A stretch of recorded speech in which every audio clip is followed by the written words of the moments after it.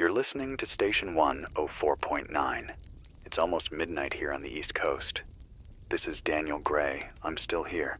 The station's running on backup power. We've got enough for one more night of broadcast unless the diesel holds. I've got no confirmation from the relay towers out west. No word from Denver. Chicago's gone dark. Seattle's been silent for days now. I don't know who's left listening, but I'm going to keep talking until I can't. If you're still out there, you're not alone. Earlier tonight, we picked up a weak signal from a ham relay near Lake Huron. A man calling himself Mason. He didn't speak long. His voice was shaking, and there was a long pause before every word, like he had to force each one out. He said they were surrounded, that they had lost the southern perimeter 2 days ago. He said they had kids with them, that the firewood was wet, that the radio was the only thing keeping them sane. Then it cut off. I hope you made it through the night, Mason. If you hear this, try again on frequency 7160. I'll keep it clear. It's been 48 hours since the evacuation order was given for the Eastern Corridor. Most people didn't get out. The highways jammed with cars, some still with headlights on, engines long dead. I saw one family yesterday, parked under the overpass near exit 42. The father was walking in slow circles around the van, holding a tire iron, just walking, over and over. I didn't stop. I don't stop anymore. There's too much risk now, and not enough time. The last weather sweep we got showed the cold front stalling in the Midwest. That means freezing rain for parts of Ohio, maybe Pennsylvania if it keeps drifting. If you're listening from those areas, find shelter now. The wind chill will kill you before anything else does. We're getting more reports of coordination. I can't verify all of them, but some come from sources I used to trust. It started small, patterns in how they moved, clusters forming near water towers, grain silos, food depots, places with value. At first, we thought it was coincidence. Then we saw them build. Yes, building not like we do, but with purpose. They stack things, bodies, crates, metal. I don't know what for. Maybe shelter, maybe signals. I don't want to think about it. I know this sounds impossible. I used to say the same thing. Then I watched them take down an outpost in less than 3 minutes. 50 people, armed, gone, no screams, just static. If you're still armed, keep your ammo dry and your fire tight. Don't waste shots. Don't attract attention. Don't try to be a hero. Heroes died in the first month. We've gotten a few messages scratched into old road signs, walls, and billboards, painted in red, black, sometimes charcoal. Some say, north is clear. Others say, don't trust the roads. But there's one that keeps showing up. In every state we've heard from, they see in silence. I don't know what that means yet, but if you do, if you've seen something we haven't, call in. Channels open, signals unstable, but we'll keep trying. There's a kid staying 2 blocks from the station. I don't know his name. He leaves me notes, slips them under the old supply door. Never seen him, just the notes. They're written in pencil on scraps of cereal boxes and receipts. He told me he's been alone for 33 days. Said his mother didn't come back from the pharmacy run. He keeps a radio tuned to this frequency by his bed. That's what he wrote. I haven't heard from him in 2 nights now. If you're still listening, kid, keep going. You're doing better than most adults I know. You're doing better than me. To those who still have power, charge your radios, power banks, anything you can. Don't rely on the grid. That's going down fast. The big stations have already gone silent.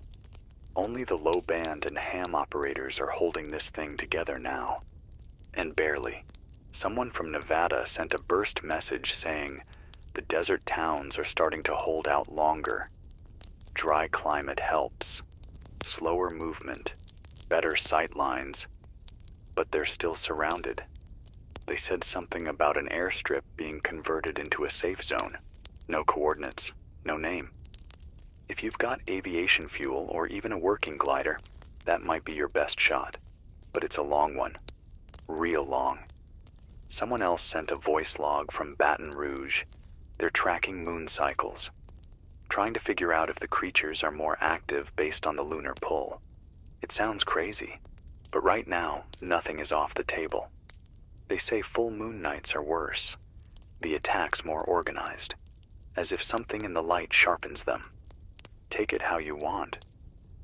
But maybe it explains why last night felt so wrong. I haven't slept since Tuesday. Not because I'm scared. I got past that stage. It's the quiet.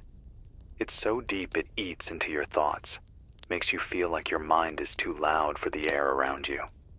Even the infected, even they don't make as much noise anymore. Not like before. Now, it's whispers, not real ones, but enough to make you check every dark corner twice. Still here. The generator's humming low, but it's hanging on. It's just after 2 a.m. here in what's left of Virginia. Sky's pitch black, no stars tonight. Clouds are thick, low, and mean. You can feel the weight of them pressing down like the whole sky's about to fall. I haven't seen a plane in over a week. Not even a drone. The sky's been empty. Like the birds gave up first. The roads are colder now. You notice it when you drive. Not in the temperature. In the silence. It used to be you'd catch a deer or maybe some dogs running wild. Now, nothing. Just long stretches of cracked pavement, wind pushing plastic bags down the lines like they're the last things alive. Got a note earlier from a group out of Omaha. They've holed up inside an old school gymnasium, reinforced the exits with overturned lockers and scrap steel. Say there's about 20 of them left. No kids, just fighters. They're burning books to keep warm, not because they want to, but because they have to. One of them was a teacher. Said the irony makes him sick every time he throws another math book into the fire. He said they had to make a rule. No crying. Said the sound travels. It's not the infected that get to you. Not really. It's what's left of the people you used to know. The faces that still have names behind them. You see someone you worked with in a grocery store. Only now they're on all fours, crawling through broken glass like it doesn't even hurt. And you have to look away. Because if you don't, you won't shoot. And if you don't shoot, you die.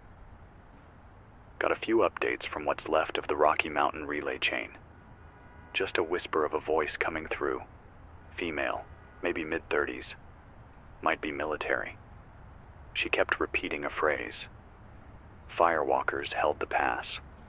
Over and over. Firewalkers. We don't know what that means yet, but if it's a code name for a group or squad, and they're holding a pass out west, maybe there's a route still open. If you're near I-70, anywhere near Colorado Springs or west of it, get eyes on the passes, but be careful. Some of them are being baited. They're setting traps now. That's not paranoia talking. We've seen it. Cars placed just right to look like they broke down, but nothing inside. Blood trails staged like a movie set. You go to help, and you don't come back.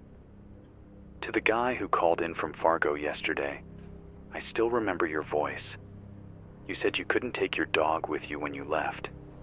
You said she kept barking and gave away your spot too many times. You said you tied her leash to the garage so she couldn't follow. I want to tell you you did the right thing, but I can't. I don't know anymore. I've stopped judging anyone for what they've done to survive. Everyone's lost something. Some people lost everything.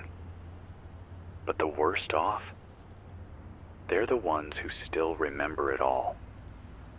The way it used to smell after rain, the noise of traffic, kids on bikes, laughter in places that aren't dreams. Now we walk like ghosts through memories, and sometimes, just sometimes, the echoes feel more real than the world outside. Someone scratched a message on the side of a propane tank behind this station. North is a lie. I've seen the same message in 3 other places: a rest stop in Maryland, a train station wall outside Harrisburg, a broken windshield near a rail yard in Cleveland. We don't know who's writing it, but they want us to doubt, to stay still, to rot in place. Don't. Even if it's a trap, movement is life. Static means death. A woman from northern Maine managed to send out a paper note by pigeon. I'm not joking. It was wrapped in foil inside a cigarette box. It took 6 days to get here.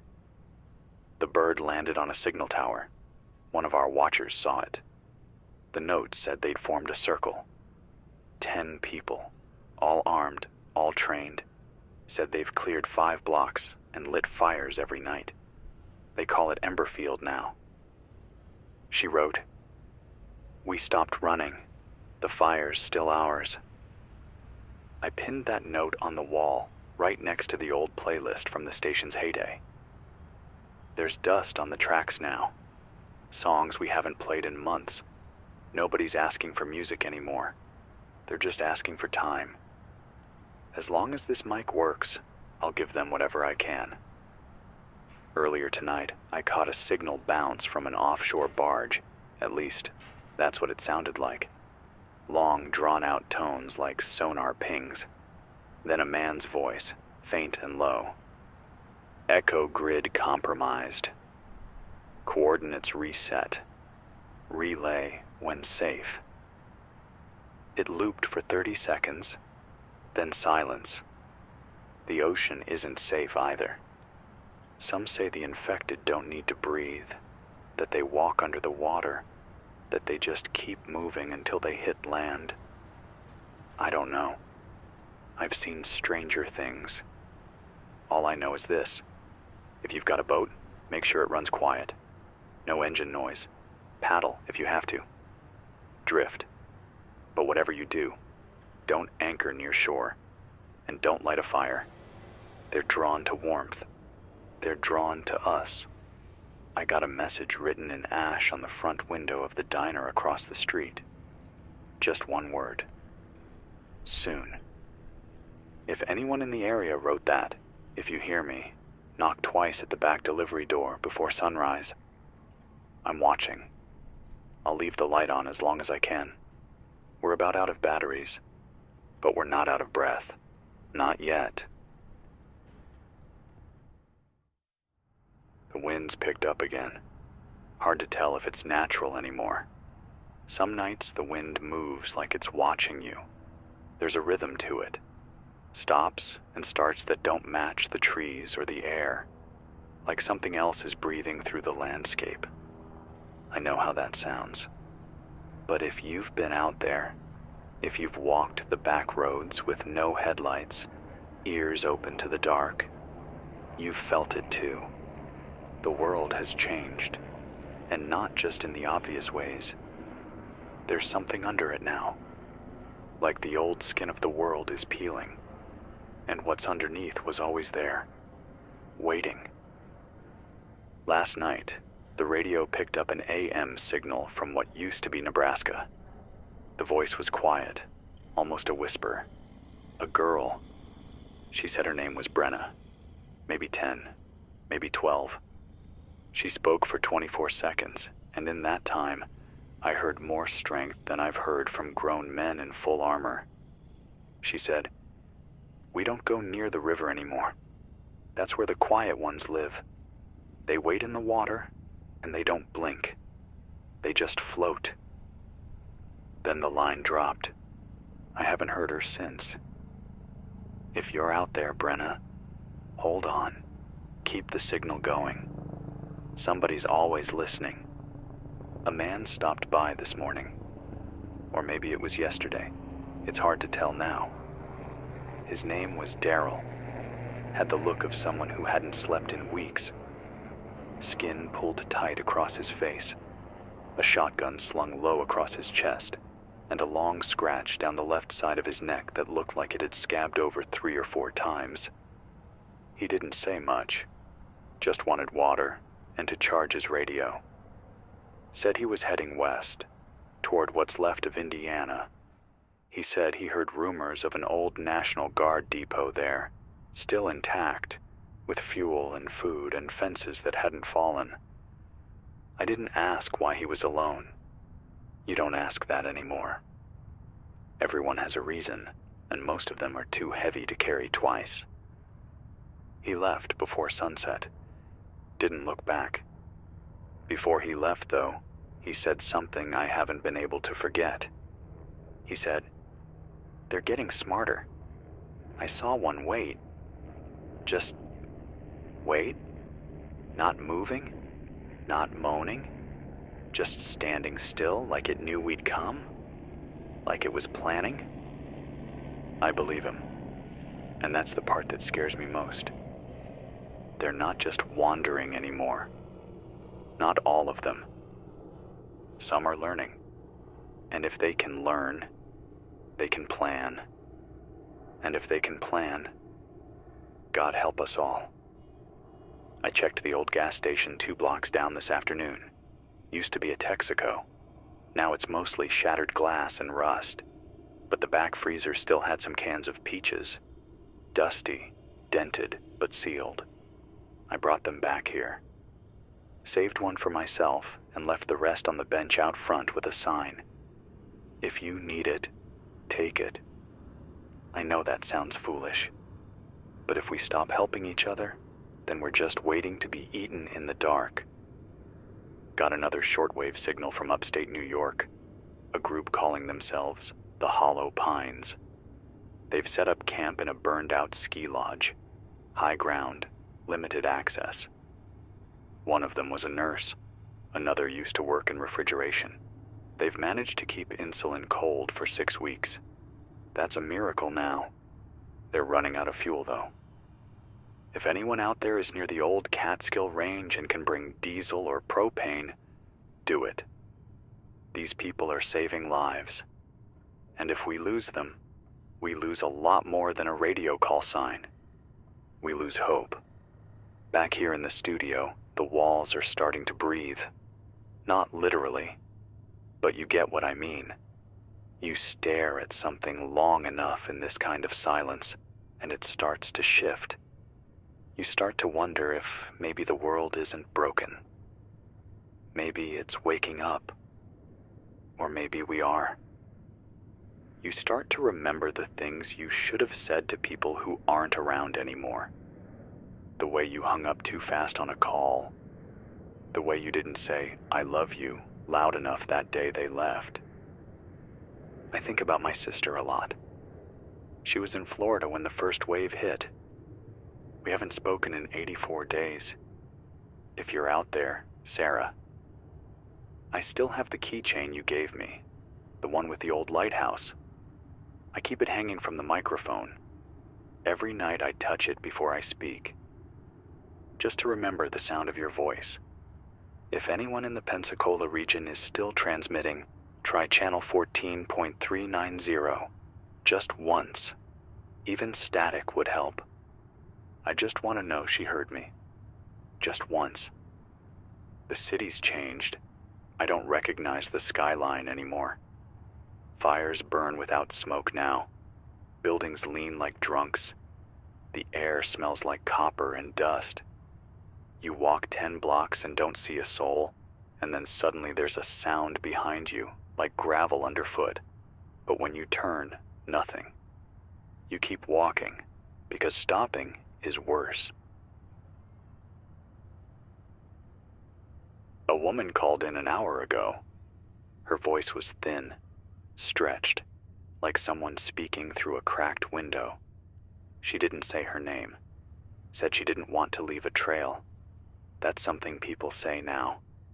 Like saying your name is dangerous. Like memory itself has teeth. She was in Tennessee, somewhere near the edge of what used to be the Great Smoky Mountains.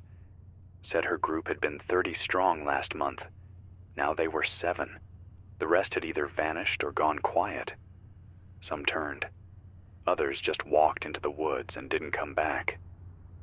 She said something strange. Said the forest changed them. That it listens in a way it never used to. Trees bending at the wrong times. Birds going silent right before the air thickens. She said the infected don't just stumble in anymore. They wait behind trees. They pick their steps. Like hunters. I don't know if that's true, but I've stopped calling anything impossible. She said something else that's been bouncing around in my skull. It's not just what they are, it's what they're becoming. I asked what she meant, but the line cut out. To the woman in Tennessee, if you're hearing this, try again. Your voice mattered tonight. There's this old street sign outside the station. It used to say Maple Avenue. Now it's been twisted half off its post, and someone spray-painted "Keep Left of Darkness" over the name. I don't know what that means, but every time I walk by it, I feel like someone's watching. Not the infected, not something with a body, just something in the corners, and I know I'm not the only one feeling it. The air's different lately. People have been saying it in their calls, in their notes, in the way they breathe into the mic, like the whole world is holding its breath, waiting for a punch that hasn't landed yet. A man named Carter left a message on the repeater near Lake Erie. Said he found a boat, a real one, not a rowboat or a raft, but an old patrol boat docked and untouched. Said the fuel was full, the keys still in the ignition. Said the only strange thing was a child's shoe on the deck. One single shoe. No prints, no blood. He left anyway. He said, "If this is a trap, I'll take the chance." Sometimes that's all we have left. The choice between a quiet death and a louder risk. If you're near the Great Lakes and you hear this, look for anything that floats. Stick to shore. Stay out of the main channels. But if you see that patrol boat, stay back. Something about that shoe feels wrong. I found an old voicemail recording system in the basement. Battery operated. Used to be for listener requests. I played through some of the old messages tonight. Most of them were birthdays and song requests. But one of them wasn't. It was from a woman named Julie. She sounded tired, but calm. She said, "If you're hearing this, it means I didn't make it. And that's okay. I had 3 good weeks with people who mattered. We danced under candlelight. We told stories. We didn't cry when it got dark. If you find this, know it can still be beautiful, even now." Then the recording ended. I copied that message to tape. I'm going to play it every hour, because people need to hear that. They need to know there's still room for beauty. The generator's coughing again. Might not make it to sunrise. If the signal cuts, I'll come back as soon as I can. But if I don't, keep talking to each other, even if it's just through notes or knock patterns or scratches on concrete. Just don't go quiet. Silence is the worst kind of death. Earlier today, I watched the sun set through the broken window near the back wall. It was red. Not just the regular kind. Deep red, like something burning on the horizon. The clouds didn't move, birds didn't cross it, and the wind just stopped. The sky held its breath, and so did I. If you're keeping a journal, don't stop. Write it all down. Even the ugly parts. Especially the ugly parts. Because someone will read them one day. Someone who didn't see this. Someone who only knows what came after. And they'll need to understand how close we came to losing everything. How close we still are. I'm going to try and get some sleep. If I can. The cot in the corner is cold, but safe enough. I'll loop this recording till the batteries give out. If you hear it, you'll know I'm still breathing. And if you're still breathing too, then maybe we're not done yet. Let me know when to continue with part 5. It's just after 5 a.m., still dark. No birds, no wind, no clouds. Just this stillness that feels unnatural, like the world's been paused and no one remembered to hit play again. I've been watching the same streetlight flicker for an hour now. It's not connected to anything. No grid, no power line. But it keeps flashing. Like it's trying to say something in a language I can't understand. Maybe I'm just tired. Maybe everything's tired. If you're awake, if you're listening, this is Daniel Gray on 104.9. Still transmitting from the edge of what's left of the city. Still trying to hold the signal. Still trying to hold on to what matters. If you've just tuned in, you're late to the end of the world. But you're not alone. There's an old man 3 buildings down who's been whittling wooden birds. He leaves them on windowsills like offerings. I asked him once why he did it. He didn't answer. Just looked at me with these pale blue eyes and said, "Gotta give the sky something to come back for." I think about that every time the static gets loud. We had a call come through earlier from a convoy outside Des Moines. 4 trucks, 22 people, 2 of them pregnant. They're moving slow, sticking to back roads, using road flares only when they need to change direction at night. Said they were following an old trail left by another group that passed through weeks ago. Chalk arrows on tree trunks, stacks of stones by mile markers, bits of red cloth tied to fence posts. A code only the desperate would notice. A trail made by ghosts for the living. They're heading towards something they heard called the Ring.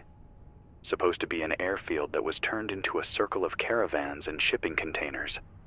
Armed perimeter, gardens in the center. No confirmed contact.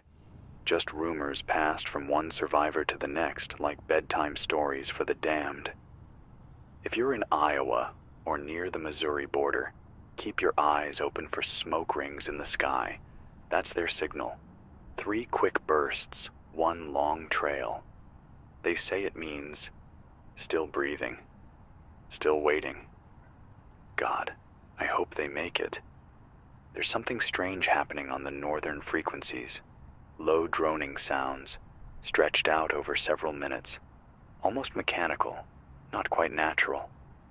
And underneath it, if you listen closely, there's a hum, like singing, but not human. It started 2 nights ago. We thought it was just bleed from another signal, maybe an old weather station loop gone wrong. But it hasn't stopped. It changes slightly every hour, like it's adjusting. Some people think it's a new type of infected. Others think it's just the planet itself, groaning under the weight of everything it's seen. I don't have answers. But I know what I feel when I hear it. And what I feel is dread. To the boy in the blue jacket who left a drawing in the drop box outside the station. I got it. It's taped to the glass right above the broadcast desk now. You drew a house with smoke coming out of the chimney, a tree with a tire swing, a dog on the porch, and the sun, the biggest sun I've ever seen, taking up half the page. You wrote, "When the sun comes back, we go home." That line broke me, because I think we all forgot what home even means now. but you reminded me. Thank you. There was a woman who used to call in every week. Her name was Rhea. She lived somewhere outside Detroit. Always had a calm voice, like she was reading bedtime stories instead of survival tips. She'd give us updates on her garden, talk about the beans she was trying to grow inside old tires. She hasn't called in 3 weeks. If anyone's in that area and comes across a rooftop with green tarps and white buckets, look for her. Her last message was, "I think the soil's finally listening." I hope she's still whispering to it. Something new's been spotted near what's left of Denver. A group moving in formation. Not fast, not clumsy, just slow, organized. Someone watching through a scope said they stopped at a playground. Just stood there. 5 of them. Not eating, not moaning. Just standing under the monkey bars. Then they all looked up at the same time. Stayed like that for 5 minutes. Then they walked away. No one knows what it means. But if they're remembering who they were, we might be too late. Got another shortwave report from what's left of the Vermont relay chain. A woman named Lisette said the snow's falling earlier than expected. Heavy flurries, winds picking up, roads almost gone. But she said something else too. Said they've started carving signs into tree trunks. Simple ones. Circles for food, triangles for shelter, stars for medicine. It's a new language now. Not for us, for whoever comes next. Maybe they'll understand it better than we did. I know this is a long night, but you're still here. And as long as you are, I'll keep talking, even if I'm just talking to myself. Because if you're breathing, then we haven't lost yet. Not really. There's something about the early morning hours, between 5 and 6, where everything feels thinner, like the dark is stretched too far, and if you push just a little, you might tear through into something else. I sit here watching the power needle drop on the panel and think, maybe that's what we're doing, tearing through. One word at a time. It's still quiet outside. No movement on the street. No flicker in the windows across from me. The sky's a dull gray now. Not light, not dark. Just muted. A limbo. And maybe that's what all of this is. A slow, grinding wait between what we were and whatever's coming next. I picked up another short burst message, faint, like a whisper behind a closed door. A man named Joel, somewhere in the Ozarks. He sounded out of breath, said his group had found something underground. Old tunnels, pre-war infrastructure, not bunkers, real maintenance tunnels with sealed doors and dry walls. He said they'd been using them to move undetected. He also said not to go too deep. He didn't say why. His last words were, "There's something down there that's not dead, but it's not alive either." Then the signal collapsed. If you're listening, Joel, try again. I've locked your frequency. You're not forgotten. The broadcast from Michigan came back for a few seconds this morning. The same family we heard from last week. The ones trapped in their attic. It was the son this time. Young. Maybe 15. Voice cracked halfway through. He said they were running out of food, that the water had turned brown, that their dad hadn't spoken since Tuesday. He ended with, "If anyone hears this, we're still here. Please don't let us die quiet."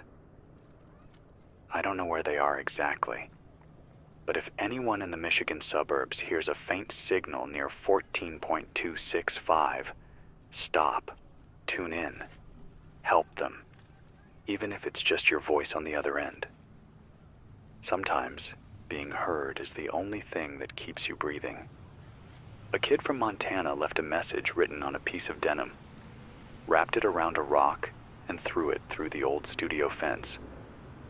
His handwriting was messy, barely legible, but it said, "I walk with the sun on my back so the shadows fall ahead. I never let them catch me." No name, no age, just that line. I've pinned it to the wall because it reminds me why I'm still here, because it reminds me that someone out there still walks toward the light. There's a woman in Kansas who says she's been planting trees, says the world needs roots again. She left a voice log where she describes digging holes in frozen soil with a piece of rebar, pressing little pine saplings down into the dirt, and wrapping their bases with whatever cloth she could scavenge. She said, "I don't know if they'll grow. I just want something to outlive this." If you're listening, tree lady, you've already done more than most. Something will outlive this, even if it's just the memory of trying. A cluster of survivors near the Canadian border managed to hold off a swarm last night. Their trick? Noise traps. Tinfoil tied to fishing line, stretched between trees. When the wind hit just right, it rattled like whispers. They said the infected hesitated. Just for a second. Just long enough to shoot and fall back. They're still alive. Sometimes that's all a trick needs. Just enough time. If you're in the forest and you have nothing else, remember, the mind plays tricks. And sometimes, if you're lucky, it plays them on your enemies too. The static's growing louder on Channel 7. That means weather's changing. Storms building west of the Mississippi. High winds. Cold air mass dropping faster than expected. If you're on the move, dig in now. Don't trust your tires. Don't count on fuel. Cold like that can freeze your skin in minutes, can make metal snap like twigs. Shelter matters more than distance now. Get warm. Stay low. And if you can't sleep tonight, that's okay. Most of us can't. But maybe someone's still awake on the other side of the silence. Maybe they're listening too. And maybe, just maybe, the space between our words is thinner than we think. This is Daniel Gray, still holding the line on 104.9. Still hoping you're out there. Still hoping for the next sunrise. Morning broke without light. It's just a gray sheet out there, sky and earth stitched together by fog. No sun, no shadows, just the kind of dim that settles into your bones and doesn't leave. I stepped outside the station for a moment, just stood there, breathing in what little air didn't taste like dust or old rain. I used to take mornings like this for granted. A stretch, a yawn, the smell of coffee from somewhere else. Now it's just silence and damp brick. Still I listen. Every hour. Every crackle of the receiver. Every scrap of voice across the wire. Somebody's always reaching. We got a burst message from a rig off the Gulf, a floating platform that's been running silent since the second wave hit. Said they're 32 strong, and they've been desalinating seawater for months. Solar-powered, fish traps, rain collection, even a little garden in crates stacked on the helipad. They don't broadcast often, said they don't want to draw attention. But they're looking for medics. 2 of their people got sick. Not from infection. Something else. Might be food-related. Might be the water.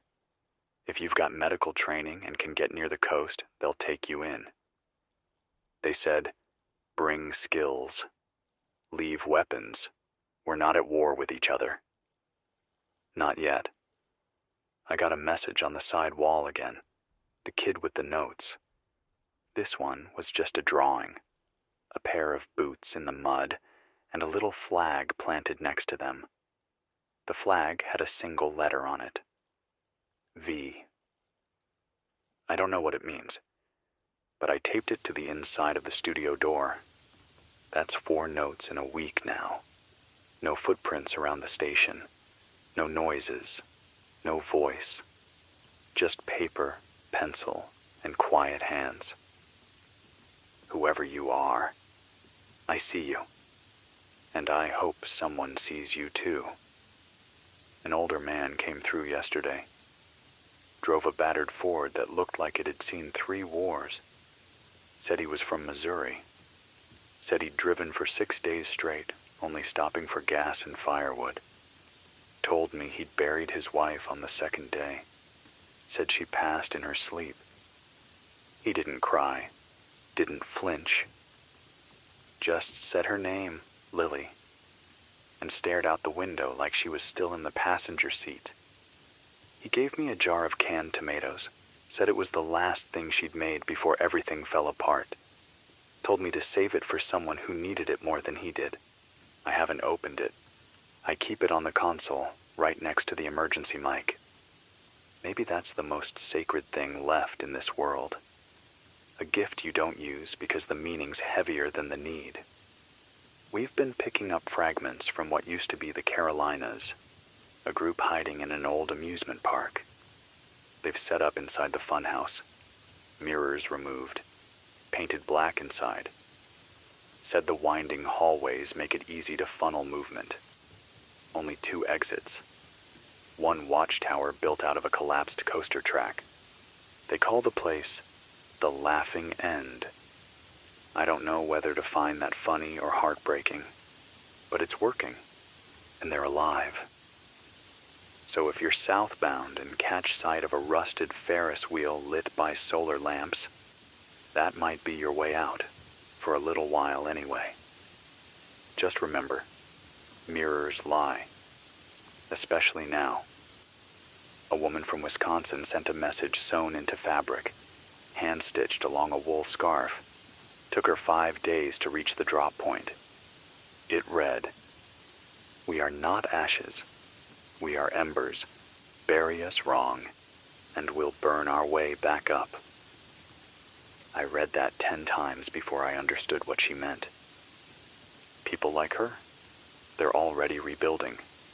Even if the walls are made of sticks and rust and old hopes patched together like quilts, they're still building. Still believing.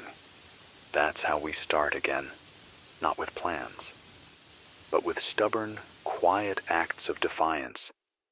A man named Isaiah radioed from somewhere in West Texas. Said they've been harvesting tumbleweed for insulation. Said the nights are too cold and the desert's no longer empty. Claimed he saw them, the infected, stacking rocks. Not like a wall, not like a message. Just stacking, over and over. Said they only stopped when the wind blew strong enough to knock it all over. Then they'd start again. He said it made him feel like maybe we're not the only ones left with ghosts in our heads. Maybe the things that walk the dark remember more than we think. And maybe forgetting is what saves us. To the woman who called in asking if it's worth it to keep going, I don't have a good answer. But I'm still here. So maybe that's the answer. Sometimes the only reason to keep going is because stopping doesn't make sense yet. And because someone, somewhere, is looking for a voice in the static. Maybe that voice is yours. It's late morning now. The kind of morning where you can't tell if the sun's really up or if the sky just forgot to be night. The fog hasn't lifted, and I don't think it will today. It's clinging to everything. The buildings, the cars, the trees that still have leaves. It makes the world feel smaller, like the horizon's folded in on itself. There's something comforting in that. The way the fog hides the broken parts makes it easier to pretend. I walked the length of the street earlier. Just needed to feel my legs move. Needed to hear my own breath. Past a laundromat that still had clothes inside, stuck mid-cycle. Water long gone. Windows broken. A red hoodie spinning gently in the breeze. No bodies. Just the memory of someone waiting. We used to wait for everything. Green lights, elevators, someone to text back. Now all we do is move. Because waiting means staying, and staying means they catch up. Still. I paused there, just for a minute. Let the quiet settle. Sometimes that's all we have left of the old world. Moments that don't hurt. A woman from Montana sent a recording. She found an old cassette deck in a fire station, dug up some blank tapes, started documenting their days, their nights, their losses, their songs. She calls it the ash logs.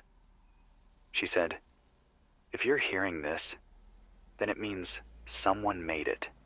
Someone carried our voices forward. That's enough for me." She sings at the end of every tape. Quiet, broken little lullabies. I've got the first one queued up. I'll play it after sundown. Let someone else carry the night for once. Someone near Salt Lake carved a message into an abandoned bus. "We are the echo. Listen back." Nobody knows who wrote it, but it's showing up in more places now. Spray painted on broken bridges, scratched into concrete, chalked onto the sides of rusted-out train cars. We are the echo. I think it means we're what's left. Not the scream, not the song, just the part that bounces off walls long after the source is gone. But echoes are still sound, and sound means someone's still speaking. So keep speaking, even if it's just to yourself. Even if it's just in the dark. An older woman, I think her name was May, called in from what used to be upstate New York. Said she'd turned her greenhouse into a safe house, covered the roof with blackout tarps, wired the perimeter with soda cans and fishing bells, keeps a shotgun under the table and a journal in her lap. She said, "I've lost everyone I ever knew, but I still talk to them. I still set plates at the table. I still say goodnight." And then she paused and added, "That's not crazy. That's memory." I told her she's right. We don't carry the dead. They carry us. There's a map here in the studio. Old paper thing, torn edges, thumbtacked to the wall behind me. Every time I get a call, I mark it. Every confirmed group, every maybe, every rumor. It looks like a constellation now. Faint little stars across a ruined land. Some of those stars have gone dark. Others have faded. But a few are still glowing. Still sending out their signals. Still saying, "We're here." So if you found a place, if you've built something, protected someone, saved a story, tell us. Call it in. Mark the map. We need more stars. A boy from Louisiana left a message on the wind. Not sure how he got it through. Might have been on a solar-powered beacon. Might have been a fluke. But his voice came through, clear as anything. He said, "I miss the sound of trains. They used to mean someone was going somewhere. Now they're just skeletons on the tracks." Then silence. No name, no location. Just that one thought. And I haven't stopped thinking about it since. How movement used to mean hope. And now it just means escape. But even escape means you're still fighting. Still trying. A couple from Nevada called in earlier. Said they'd found an old church still standing. Stained glass intact. Roof solid. Enough pews to sleep 20. They're turning it into a shelter. They lit candles for the first time last night. Said the light looked like forgiveness. I don't know what they meant, but I want to believe it's true. that maybe there's still something out there, something watching, waiting, not to punish, but to understand. And maybe, if we make it through this, we'll deserve to be understood. It's just past noon. Hard to keep track these days. The clocks here still tick, but time doesn't feel the same anymore. There's no rush, no real schedule. Just the slow passage of light and shadow as the world creaks forward, half awake, half forgotten. I haven't heard birds in 3 days, not even the crows. Something about that sits wrong in my chest, like the air's missing a layer. You notice the holes in the world more when there's nothing left to fill them. Someone left a message etched into the pavement outside the station, scratched in with a key, or maybe a nail. It says, "Remember who you were." Just that. Not who you are, not who you'll become, who you were. I sat on the curb and stared at those words for a long time. It made me think of my dad. He was a mechanic, wore the same brown jacket every winter for 20 years.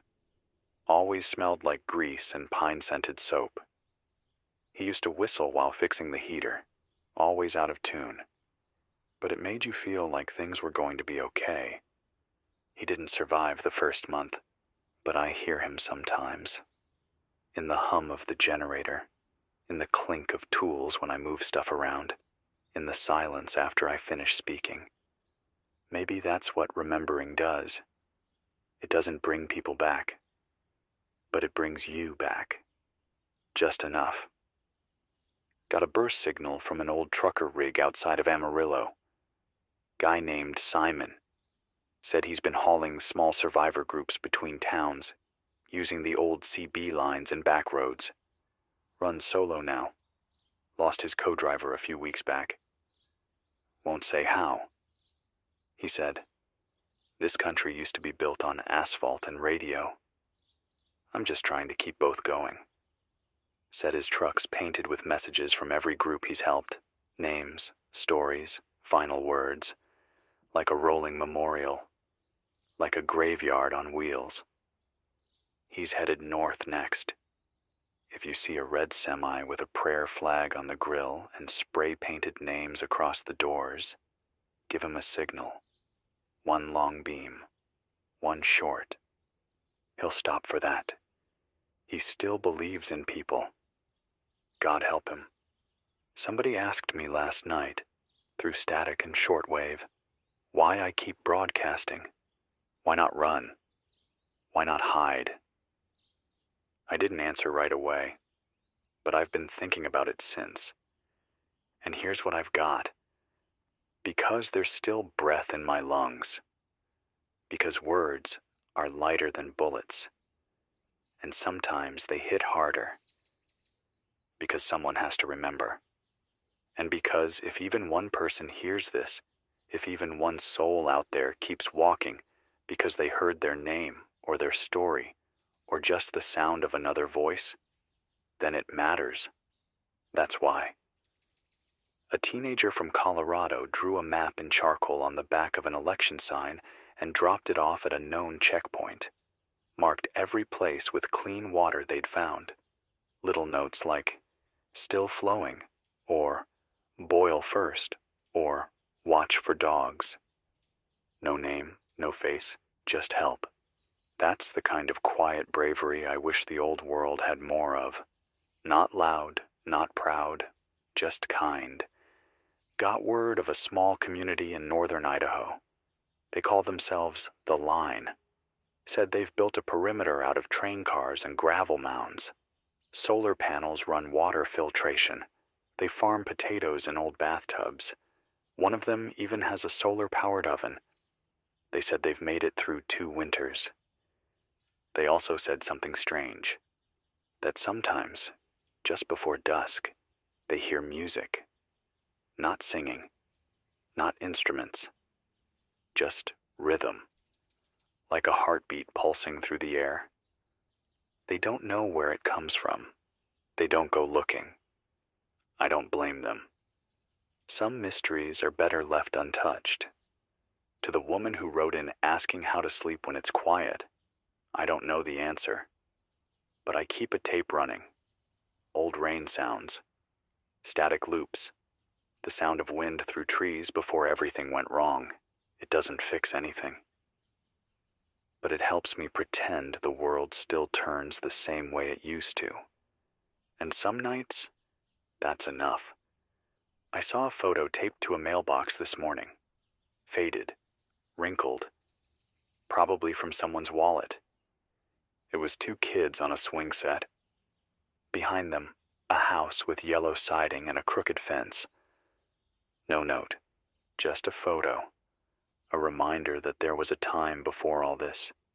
A time worth fighting for. We're still writing this story. Don't stop now. It's mid-afternoon now. Some light finally made it through the haze, but it's not warm. It's thin, cold, almost metallic. It feels more like a reflection than sunlight. Like something pretending to be day. The streets are still empty.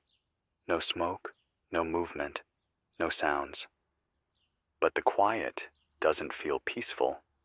It feels staged. Like the world's holding its breath before something falls apart. I keep scanning the rooftops out of habit. You'd be surprised how often they come from above now. I got a transmission this morning.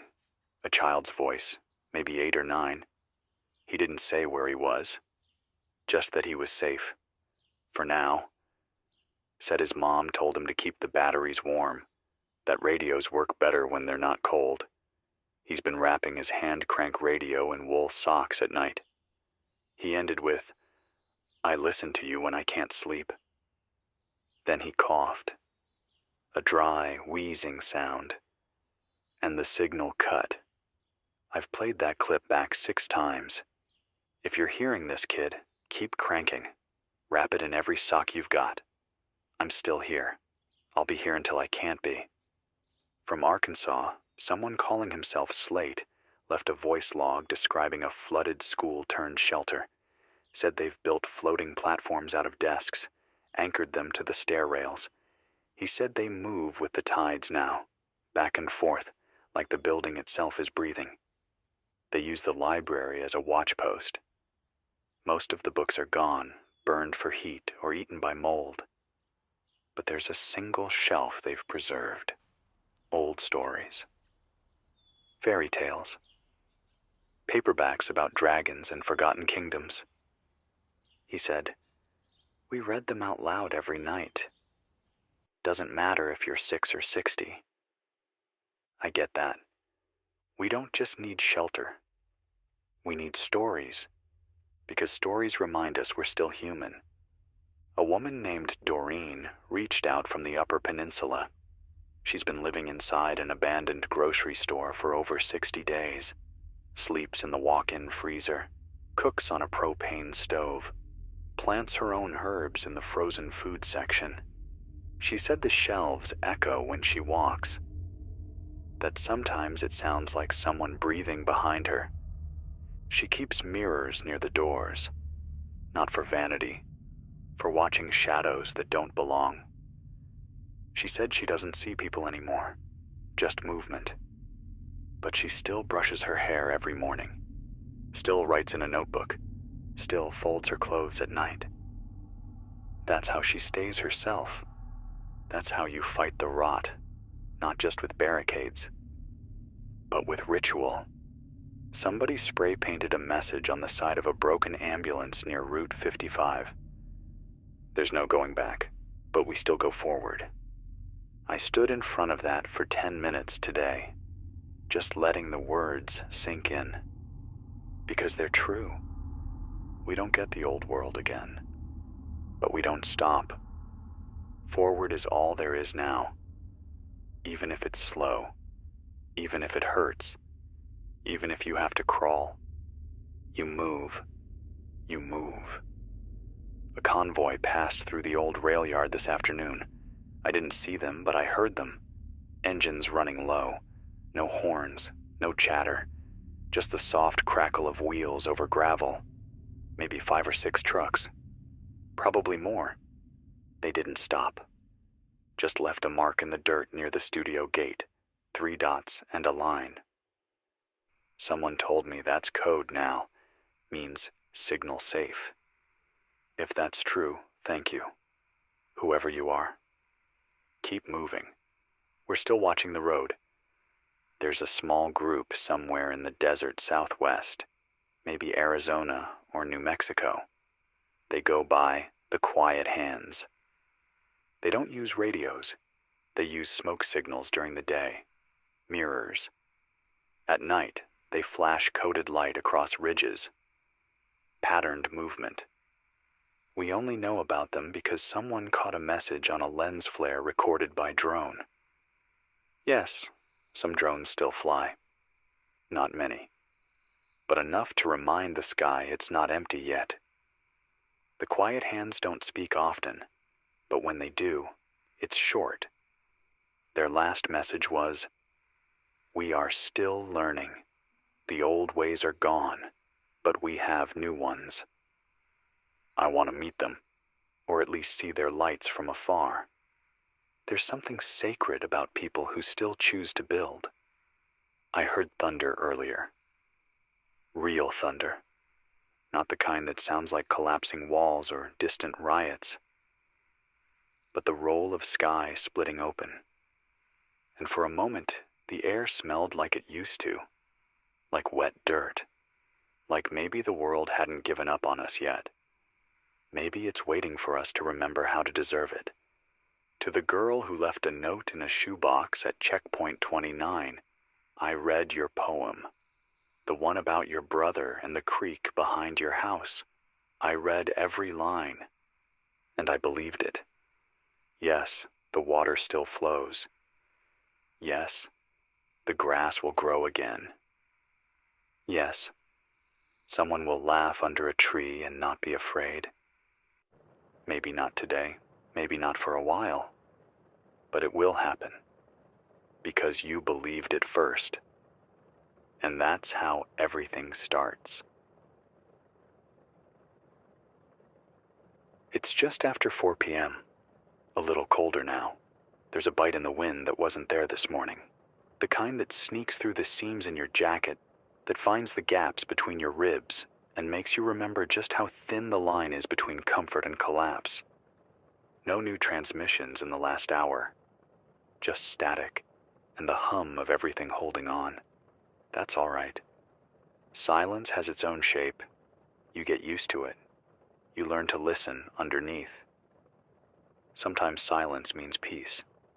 Other times, it's a warning. A man from Oregon left a recorded message on an old reel-to-reel player. Said he used to be a musician. Spent most of his life teaching kids how to find rhythm in things. Drums, shoes, spoons on tabletops. Said the world always had a beat, even in traffic, even in chaos. He's alone now. Said his drum kit is long gone, but he still taps. Fence posts, rail ties, empty cans. He said, "The day I stop hearing rhythm is the day I know I've gone too quiet to matter." I think he's right. Even now, the world has a rhythm. Not the one we knew. Not the one we want. But it's there. In the slow sway of trees that haven't given up. In the drip of melting ice on a rooftop. In a voice like mine, reaching out into the dust.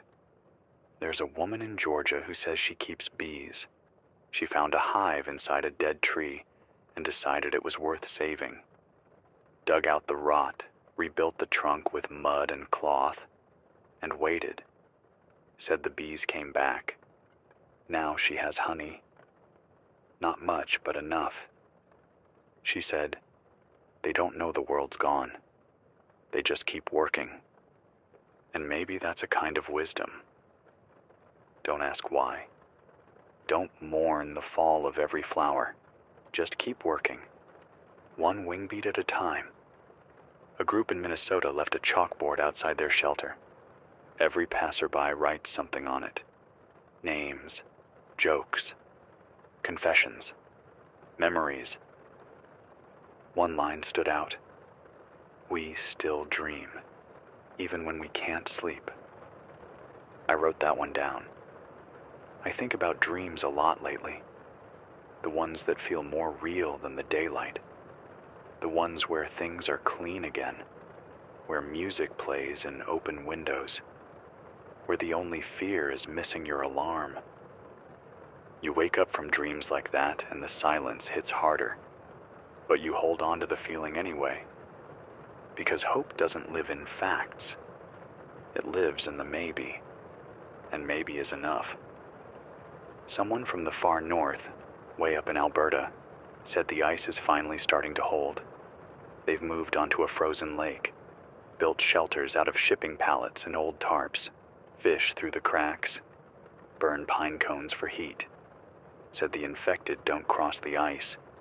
Too slick, too open, too loud. They said the sky there is so clear it hurts. That the stars feel closer. Like you could reach up and pull one down just to warm your hands. I wonder if the stars are watching us, or if they turned their backs a long time ago. There's a new phrase making its way around the shortwave loops. Heard it 3 times now from 3 different regions. One light, one truth. Nobody knows where it started. Could be code, could be a message, could be a prayer. But it's catching. Someone etched it into the hood of an overturned car near the checkpoint bridge. Another sprayed it on the side of an old water tower. And I saw it carved into bark near the southern woods. One light, one truth. I don't know what it means yet. But I say it under my breath sometimes, when the signal drops. Feels like something we're supposed to understand later, when it matters most. To the man who asked if anyone still grows food. Yes, they do. A woman near Boise grows potatoes in a bathtub. A group near El Paso has tomatoes in hanging buckets. And someone in St. Louis figured out how to sprout beans in tin cans, rotating them on strings to catch the little sun that shows up each week. It's not much, but they're alive, the plants, and the people. That counts for something. The generator's running smoother tonight. Maybe it's the new fuel mix, maybe it's luck, or maybe it's just mercy from whatever power still watches over stubborn voices and late-night signals. Either way, I'm grateful, because I still have stories to tell, still have messages to pass, still have names to speak into the static, and as long as I do, you'll hear them. You'll hear you. The sky's starting to dim again. Not quite evening yet, but the light has that tired look it gets when the sun's losing interest. Everything has a gray tint now. The cars, the glass, even the air. Like the world's been rubbed down with ash. I've always liked this hour. Used to call it the soft hour. But now it feels more like a warning. The dark comes fast these days, and it doesn't always come alone. I heard from someone outside Boise, an old school janitor named Miles. He's living in what used to be an elementary. Said he sleeps in the nurse's office, eats from the vending machines, and keeps the fire going in an old metal trash can. Said he walks the halls every morning with a broom just to hear the sound. He doesn't clean anymore. There's nothing left to clean. But he sweeps the floors because it reminds him of before. Reminds him that he was good at something. Said he found drawings on the wall of room 3A. Kids, animals, stars. Left there from whatever class made it out last. He doesn't erase them. He leaves them right where they are. Because that's what we have now. Not fresh paint, not repair. We have reminders, and sometimes those are stronger than walls.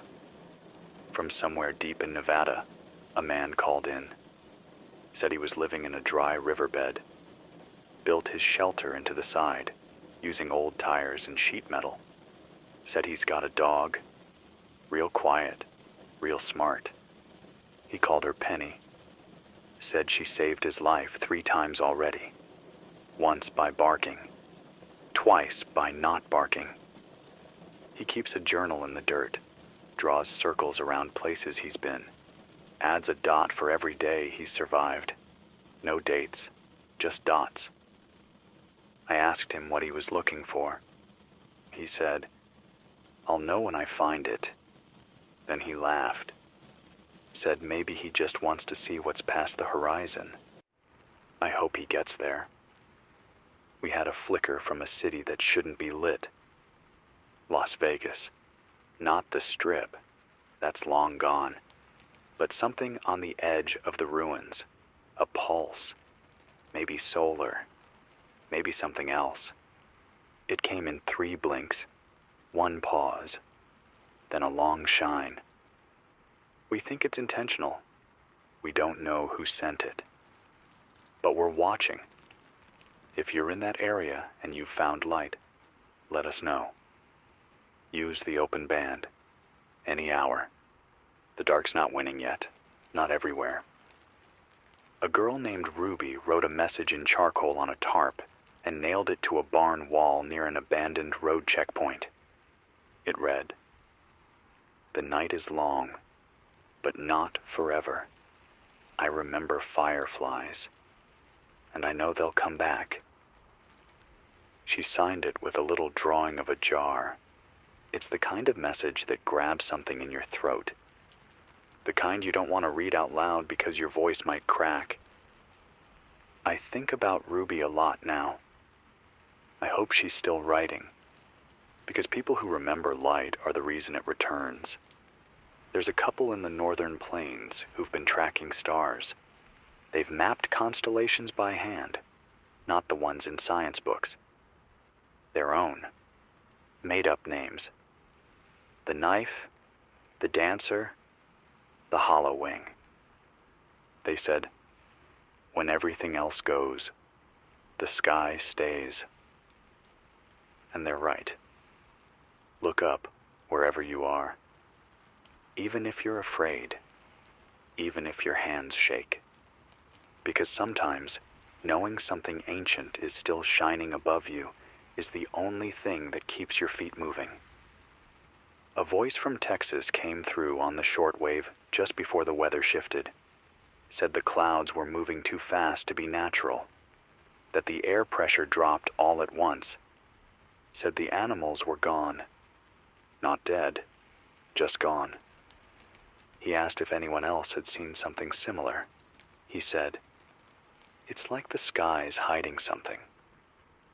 We've had 3 more calls since then. Same thing. Fast clouds, empty woods, dead quiet. If you're out there and seeing this, mark it. Record the time. Watch the moon. Something's changing. And it's not just in us. To the boy who left a stack of cassette tapes in a waterproof case under the bridge near what's left of Birmingham, I found them. I played them. You're a good storyteller. The one about the bear who learned to write made me smile. Haven't smiled in a while. Not like that. I don't know your name. You never said it. Just the bear boy in crayon on the spine of every tape. If you're still making stories, keep going, because someone's listening. I'm listening, and I'll pass them on. One story at a time. I looked out the studio window just now and saw movement. Not fast, not threatening, just a figure in the distance, standing still, watching. I didn't wave, didn't speak, just looked back. They stayed for a long time, then turned and walked into the fog. If you hear this, If you were there, thank you. Sometimes just knowing someone else is nearby is enough to keep the cold from settling in too deep. Sun's almost down.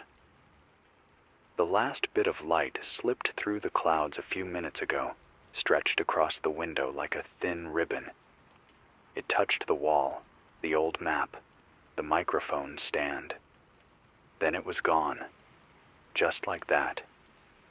Now we're back to gray, back to quiet. The street lamps don't come on anymore. Neither do the porch lights, the store signs, or the brake lights at the intersection down the hill. But I still watch. I still wait for something to flicker. Even if it's only memory. We heard from someone near the ruins of Cleveland. A woman named Tess. She says they've taken over an old movie theater, boarded up the lobby, turned the projection booth into a lookout, said they sleep in the aisles, cook in the hallway, store water behind the concession counter. But what caught me was this. Every Friday night, they spool up the generator and run old reels. They don't watch the movies for plot anymore. They just let the light run. Let it flicker. Let it remind them of what it meant to gather. She said, "We cry every time, and none of us know why." But I think she does. I think we all do. A group from Montana sent out a burst message using flash-coded light bounced off tin sheets. It took a day to translate, but here's what it said. "We built a wall of wind chimes. The sound keeps them away. It also keeps us sane." Wind chimes. Of all things. It's beautiful, isn't it? That even now, surrounded, scattered, scared, we make music. Not for survival, not for strategy, just for the comfort of it. Just to remember how. Another voice today. This one younger. Maybe late teens. Said he was part of a mobile scout team. 4 people, 1 bike, 3 on foot. They move supplies between outposts. Wear old security vests for armor. Used chalk to leave messages behind. Said he missed his little sister.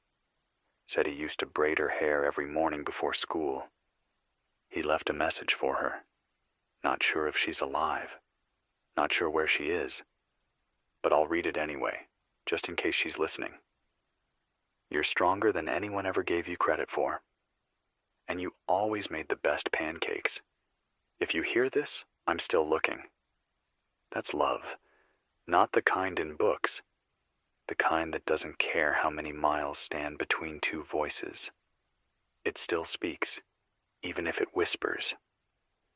I passed by an old diner today. Empty. Of course, but someone had arranged chairs at the counter like people were still coming. Set napkins down, tucked plastic forks next to chipped plates. There was even a pot of coffee warming on a camp stove behind the bar. No one was there, but someone had been. Someone had made space for others, even when no one came. That kind of kindness, that's holy now. That's what keeps the soul alive when nothing else does. A child's voice came through static just before the tower reset. A whisper, barely a sound. They said, "I can see stars tonight. Real ones. And they look like they're watching." Then, nothing. Just wind. I hope they're still looking up. I hope we all are. If you're alone tonight, and I know many of you are, I want to say this. You're not a ghost. You're not forgotten. You are still here. And that means everything. Because even one voice in the dark changes the shape of the silence. Even one breath makes the night less empty. The studio is cold now. The heater only works when I feed it bits of the old desk. I break off chunks each night. Legs, drawers, a piece of molding here and there. It used to hold tapes, paper, letters from listeners. Now it holds fire. Funny how things shift like that, how survival rewrites purpose. Night has fully settled. The air's gone still. No rustle, no rattle. Just the long, low hum of wires that don't lead anywhere anymore. I've turned off every light in the building except for the one above the console. It barely flickers now. Battery's running low. But it's enough. Enough to see. Enough to speak. Enough to keep going. I heard from someone in what used to be southern Illinois. A man named Kevin. Said he found an old church half buried in trees, just off the interstate. Roof mostly collapsed. Pews burned out. But the bell still worked. Every morning he rings it once. Not for prayer, not for warning, just for the sound. He said, if anyone hears it, they'll know there's still someone standing.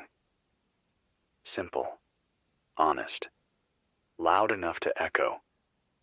That's what we need now, something that carries farther than fear. From southern Utah, a woman named Lee sent out a sketch.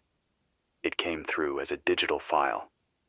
Old camera tech, battery held together with tape and cloth. It was a drawing of her home before the collapse.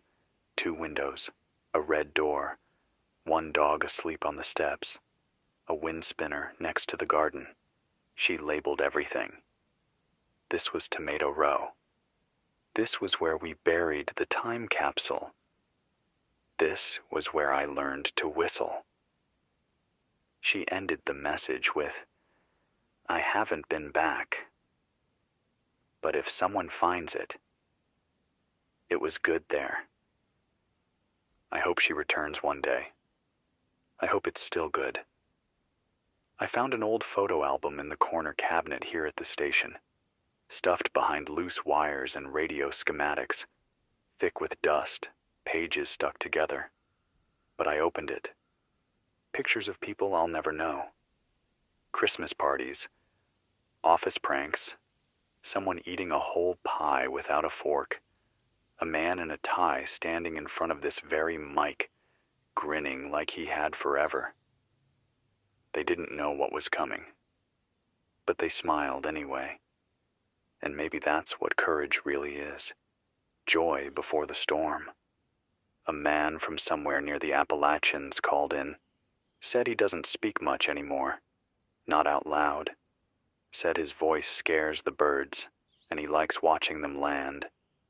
He listens instead. Listens to the creak of old floorboards, the pop of trees expanding in the sun, the buzz of flies over safe ground. He said the world talks now, just not in the way we're used to. I believe him. The world speaks. We just stopped hearing it for a while. But we're learning again, one sound at a time. To the woman who asked about hope, how do you keep it? Here's my answer. You don't. You let it keep you. You let it wrap around your ribs and hold tight, even when you're tired, even when it's foolish, even when it hurts. Because giving up is easy.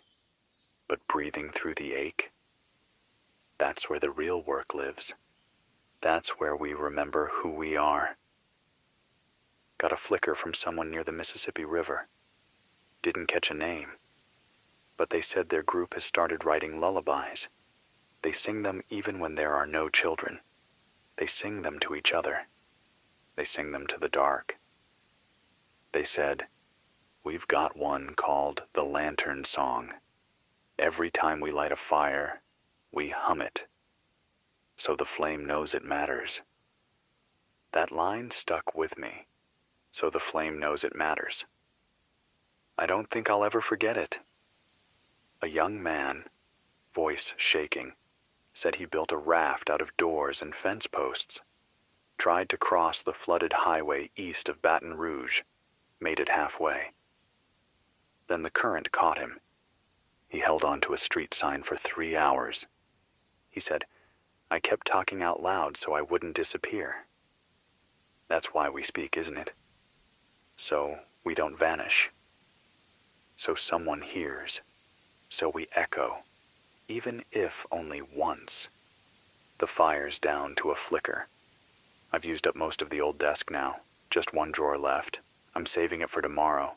A strange kind of rationing, but everything is precious now. Even wood that once held paper clips. Even silence when it's shared. It's deep night now. The kind of night that feels bottomless, like there's no ground beneath your feet. Just air and memory and whatever sound you can pull out of the quiet. I haven't seen movement outside in hours. Not even shadows. But I don't trust stillness anymore. Stillness lies. Stillness waits. Stillness isn't safety. It's the breath before. A man named Victor called from near the border. Didn't say which one. Just the edge of the map. He's traveling alone. Pulls a wagon with solar panels lashed to it. A tent, a battery, and 2 chickens in a crate. He called it a traveling broadcast. Every time he stops, he turns on a speaker and plays music.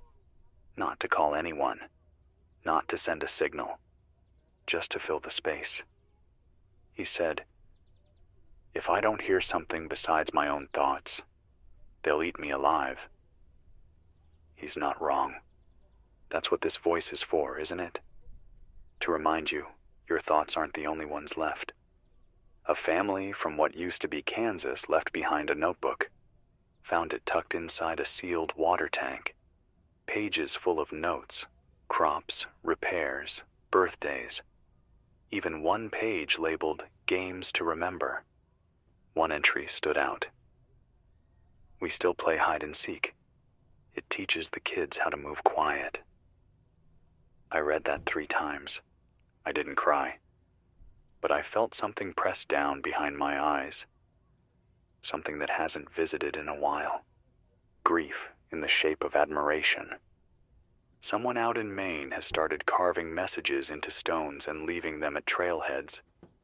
Short ones, clear ones. Turn back, clear past ridge.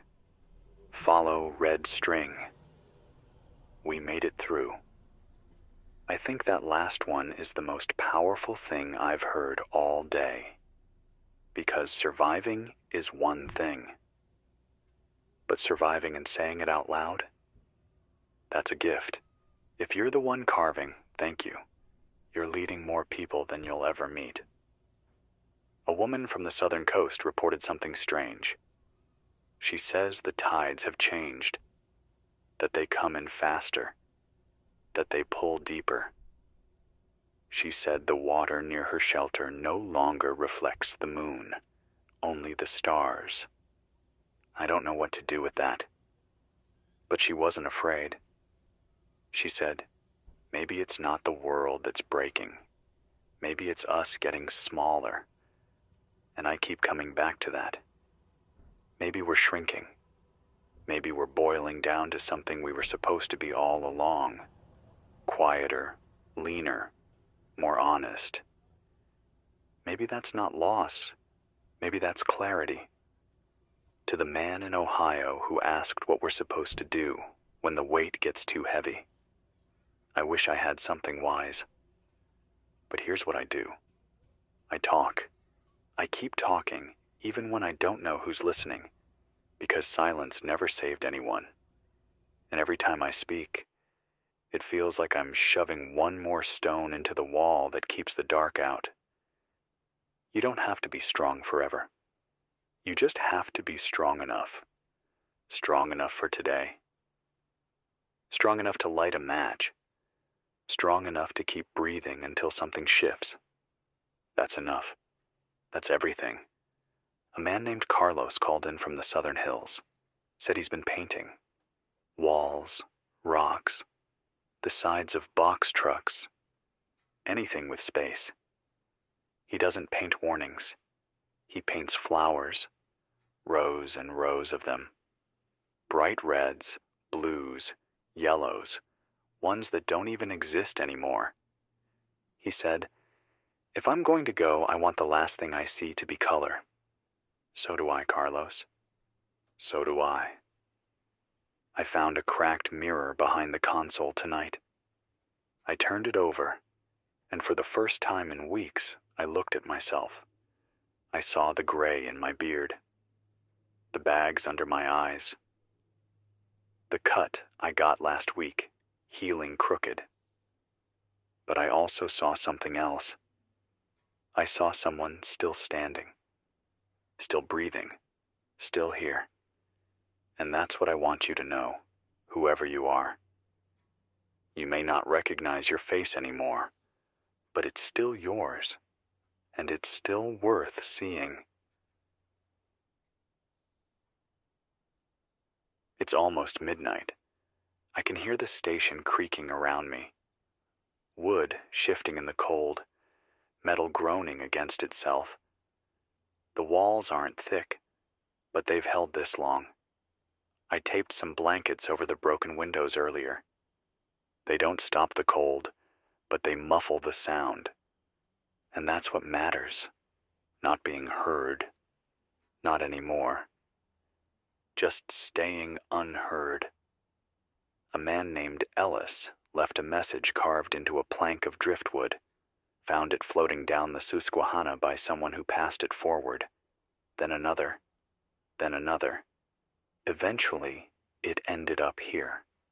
It said, "If you find this, remember, you're not made of glass. You bend. You don't break. And if you do, you rebuild." There were no dates, no names, just a smudged handprint on the back. Maybe that's all we are now. Messages in motion. I hope someone finds your words one day, Ellis. They're worth keeping. Got another shortwave hit from that family outside Michigan, the attic broadcast crew. The signal was weak, but it came through. This time it was the mother. She didn't speak long, just said, "We're down to the last wall, but we're still here. My son still smiles when we tell stories." And then she sang. It wasn't a song I knew, but it was slow, gentle, and it cracked a little in the middle. It sounded like home. And I let it play, even after the signal went dead. Because sometimes the after is where the meaning lives. Someone from northern Arizona sent a coded message using a light grid. Took us 6 hours to decode, and it was just one sentence. The birds returned this morning. We didn't move. We just listened. I cried when I read that. Not because birds mean it's over, not because they're a sign of safety, but because it means something still flies, something still beats its wings, and something in this world still trusts the wind enough to follow it home. A man named Ilyas called in with his voice low and hoarse. He didn't ask for help. He didn't ask for hope. He just asked if anyone remembered snow days. Those mornings where school closed, and you stayed inside wrapped in blankets, watching the sky pour silence onto everything. He said, "That was the first time I ever felt peace. A kid with hot chocolate, listening to the world hush itself." He said he's trying to find that silence again. If he ever does, I hope he tells us. Because maybe we all need that kind of quiet now. The soft kind. Not the dead kind. From a shelter beneath an old observatory in Vermont, someone called Eddie sent us a grainy photo. 4 people standing under a shattered telescope, looking up through the hole in the dome. There was a caption scratched into the image. We watch the stars because they don't run, they stay. That hit me hard because we've all been running, but not everything does. And maybe if we stopped for a second, if we looked up, we'd remember why we started moving in the first place. Not to escape, but to return. A man from a coastal station, east somewhere, maybe Maine, broadcast for 2 minutes before his line cut. Just enough to say this: the ocean glows sometimes. Not always. Not when you want it to. But when you're tired. When you're broken. That's when the waves shine. I've never seen that glow myself. But I believe him. Because sometimes you have to be at your lowest before beauty shows up. And when it does, you don't need to understand it. You just need to let it touch you. I walked out to the road again tonight, just to see. I left a candle in a jar on the mailbox. It's small, it's weak, but it's flame. And if someone passes by, someone cold, someone lost, they'll know someone else is still here. That matters. That's why I'll light another tomorrow, and the night after that, and everyone after until I run out of wax or breath. It's after midnight now, the hour when even the shadows grow tired. The station's quieter than usual. No buzz from the tower, no clicks from the backup relay. Just the low, constant hum of this mic, and the sound of my own breath in between words. I haven't slept in 2 nights. Not really. But I'm not ready to close my eyes just yet, because when I stop talking, the silence gets too loud. A signal came through earlier from someone riding an old freight cart down what used to be the main railway line between Indiana and Ohio. They called it the Bone Track. Said it runs quiet now. No more steel on steel, no more schedules. Just a winded squeal every couple of miles, like the rails still remember what it felt like to matter. They sleep under tarps in open boxcars, cook on stolen heat from cracked batteries, travel at night, rest at dawn. They said they saw a line of infected walking single file down the opposite track, quiet, in step, not chasing, not feeding, just walking. I asked where they thought they were going. They didn't answer. They just whispered, "I don't think they are going. I think they're returning." A boy named Mason left a message in a bottle that was found bobbing in a floodplain near Baton Rouge. Someone fished it out, read it aloud over shortwave, then tossed it downstream again. I copied it. Here's what it said.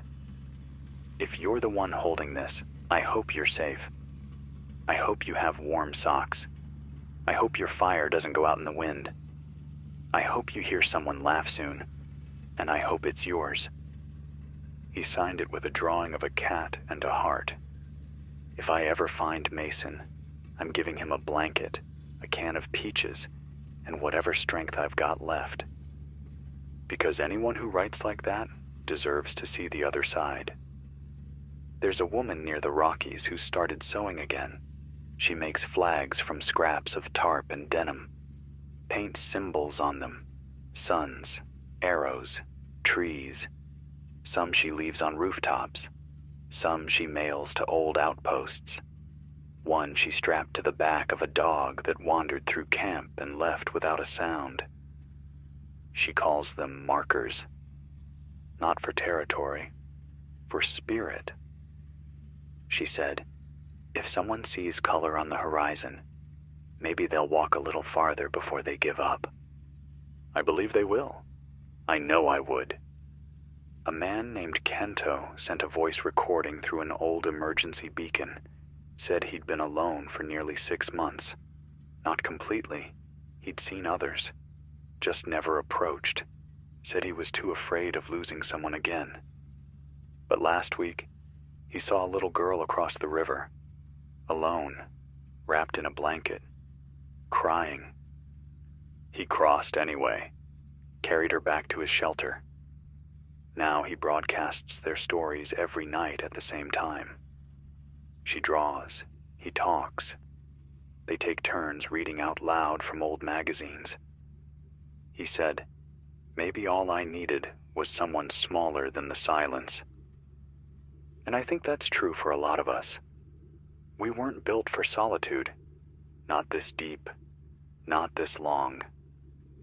Someone near Tulsa has started writing songs again. Not about loss, not about fear. Just songs. The kind that make you hum without realizing it. She strums them on a broken ukulele and sings to the wind. Said she plays one before sleeping and one when she wakes. Not to push back the dark, but to be a light inside it. I haven't heard her voice, but I've heard the silence around it. And it's softer now, like the world's listening. To whoever sent the note written on birch bark tucked inside a rusted mailbox on Route 9. I got it. You wrote, I haven't spoken out loud in 27 days, but I still mouth the words when I hear your voice. You don't have to say anything back. Just stay. Just keep breathing. That's enough. I think about all the hands out there, the ones tying knots, the ones building traps, the ones shaking, the ones holding onto hope like a thread that frays a little more each morning. If that's you, I want you to know. Your grip matters, even if no one sees it, even if no one thanks you, even if no one else is left to hold on. You're the reason the rest of us are still standing. The stars are sharp tonight, not just bright, sharp, like someone took a needle to the sky and poked holes clean through the dark. I haven't seen them like this in months. No cloud cover, no ash, just endless cold light watching from above. It doesn't make me feel small. It makes me feel accounted for. Like someone up there is keeping track of every one of us who's still moving, still breathing, still trying. A voice came in from somewhere near Fargo, said their name was Amelia, said they found an old grain silo turned lookout tower, 50 feet tall, reinforced with rebar and shipping pallets, spiral stairs welded to the outside. She called it the lighthouse. She lights a flare every evening, one red, one white. If you see it, she'll wave you in. Her only rule, no liars. She doesn't care what you've done, only that you tell it straight. She said too many people are dying with secrets clutched in their teeth. She said, if you want food, bring truth. Maybe that's what the new world runs on. Not trade, not strength, just honesty. There's a man named Thomas in what's left of South Chicago. Former teacher. Used to run a chess club. Now he leaves hand-drawn boards and little pieces carved from soap on stoops and under overpasses. Always with a note. Your move. If you win, leave the board. If you lose, reset it. No one knows how many are playing, but the pieces keep moving. And I like to think he watches from somewhere above, smiling at every pawn that makes it home. Someone out west, might have been Utah, maybe Nevada, sent in a recording of wind chimes they made out of spent shell casings and broken keys. It rang low and deep, like mourning bells. They said, we used to make music out of celebration. Now we make it from what's left. But it's still music, still melody, still proof that we can turn weapons into lullabies if we want it bad enough. A small child, no name, no location, left a note drawn in crayon, scanned and sent through one of the old relay satellites. It was a picture of a dog, a house, and a yellow sun. The only words on it were, "When it comes back, I'll be here." I taped it to the wall, right over the power switch, because someday someone will come back. And I want them to know someone waited. I keep a running list here. Scraps of paper, backs of envelopes, margins of maps, with the names of every place people say is still holding. Not guaranteed safe, not perfect, but holding. Here are just a few I've added this week. The Salt Dome camp near Avery Island, surrounded by wetlands, only one bridge in, reinforced daily. The Diggers' Shelter outside Butte, in the mines, powered by a microturbine, 57 strong. The Greenstack Tower near Asheville, vertical farm turned sanctuary. 3 floors for crops, 2 for families, 1 for song. They're not myths. I've spoken to the people there. They're tired, but they laugh, they build. They sing lullabies to babies born in the middle of all this ruin. That's not just survival, that's defiance. A woman named Joy in the North Woods said she walks every morning barefoot through the frost. She said it reminds her what her skin is for. She said pain is proof that we're still wired for feeling, and feeling means you're not gone yet. I believe her. I believe people like her are the reason the earth hasn't swallowed us completely. This mic crackles sometimes when I speak too long. The cable's fraying, the power's uncertain, but I stay close. Because what if someone needs to hear something tonight? What if this is the only voice they've heard in days? What if you're that someone? Then let this be what you hear. You are not forgotten. You are not alone. And no matter what the dark tells you, you are worth the story. The wind's picked up. Not a storm. Not yet. Just that slow, rising hum in the trees. The kind that rattles loose metal and carries voices farther than they're meant to go.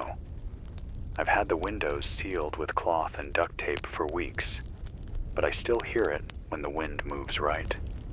The world is breathing heavy tonight.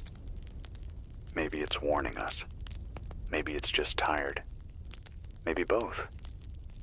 I got a shortwave hit from someone camped out in the old rail yards outside Flagstaff. Called himself Reed. Said he's a scavenger, but not for food or ammo. Said he's looking for laughter. Recordings. Old clips. Film reels. Audio files. He carries a solar rig and a hard drive and a fireproof box. Says he's saving every joke he can find. He told me, "We already lost so much. I don't want to lose what it felt like to laugh and not be afraid of the echo." I asked him if he still laughs. He said, "Not yet, but I'm getting close."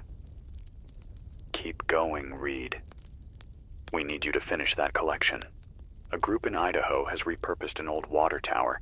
They turned it into a watch post, sure, but also a signal mirror, a drying rack, and somehow a greenhouse.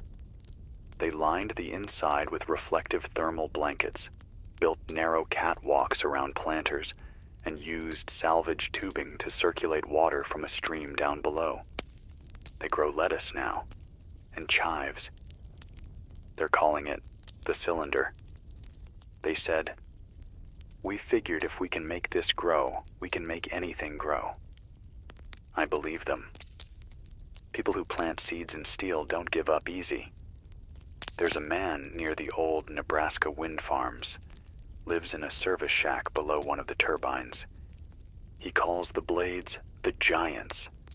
Says they only turn when no one's watching, but when they do turn, he claims he can hear words. Not in English, not in anything he understands, but he writes them down anyway. He said, "They feel like prayers from the planet, like the wind is trying to remember us." He's got a notebook full of them, covered in phonetic syllables and symbols of his own making. I asked him why he keeps going. He said, because what if it's trying to answer back? Someone near Raleigh has started baking. Not with ovens, not with yeast, with stones and solar heat and flatbread recipes scratched into wood. She makes bread, wraps it in fabric, leaves it on crossroads, truck beds, and empty doorsteps. No notes, no signatures, just warmth, folded. If that isn't faith, I don't know what is. A boy called in from somewhere near the Great Lakes, voice trembling. Said his dog's been gone for 2 days. Said he keeps setting out food, leaving the door open just a crack. He asked if dogs know how to come home. I told him yes. I told him they do. Even if the world forgets the way, they don't. And even if they never return, they remember you. That's what love does. It echoes. It leaves footprints. And sometimes, it finds its way back through the dark. Someone scrawled a message on a rusted fuel drum I passed this morning. It said, "Don't look for the world you lost. Build the one that's left." I stopped walking for a long time. Let the wind pass over me. Let the meaning sink in. Because it's true. There's no going back. But forward? Forward is still unwritten, and that means it's ours. I keep this broadcast going, not because I know how it ends, but because maybe I don't. Maybe that's the whole point. To keep filling the space with signal. To keep the fire lit. To keep saying names. To keep whispering into the dark until it whispers back. And it will whisper back. One day. Maybe it already has. The fire's almost out. I can hear the last bits of wood settling into ember. A soft crackle in the back room, like the station itself is exhaling after holding its breath too long. I haven't added fuel in hours, letting it burn slow, letting it last. Because this might be the last broadcast of the night. And maybe that's all right. There's a woman named Sarah near the Mississippi Delta. Lives in a houseboat lashed to a dead tree. She keeps watch with a fishing pole and a broken telescope. Sends handwritten messages downstream in bottles sealed with candle wax. One of them made it here. The paper was torn, water damaged, but one line was still clear. I'm not waiting to be saved. I'm waiting to matter. You do, Sarah. You matter more than you know. Someone in Northern California's been stitching maps. Not on paper, on blankets, canvas, old sheets. They mark safe paths with blue thread. They mark danger with rusted pins. They send them outward with caravans, folded tight, carried on backs. No names attached. Just sewn in the corner. We remember the routes you walked. That's what survival is now. Memory turned into material. A child in Alaska sent a message scratched onto birch bark, carried down a river, picked up by a group on the move. It read, "The sky is still blue here. The ice sings at night." I don't know their name, but I hope they keep listening to the ice.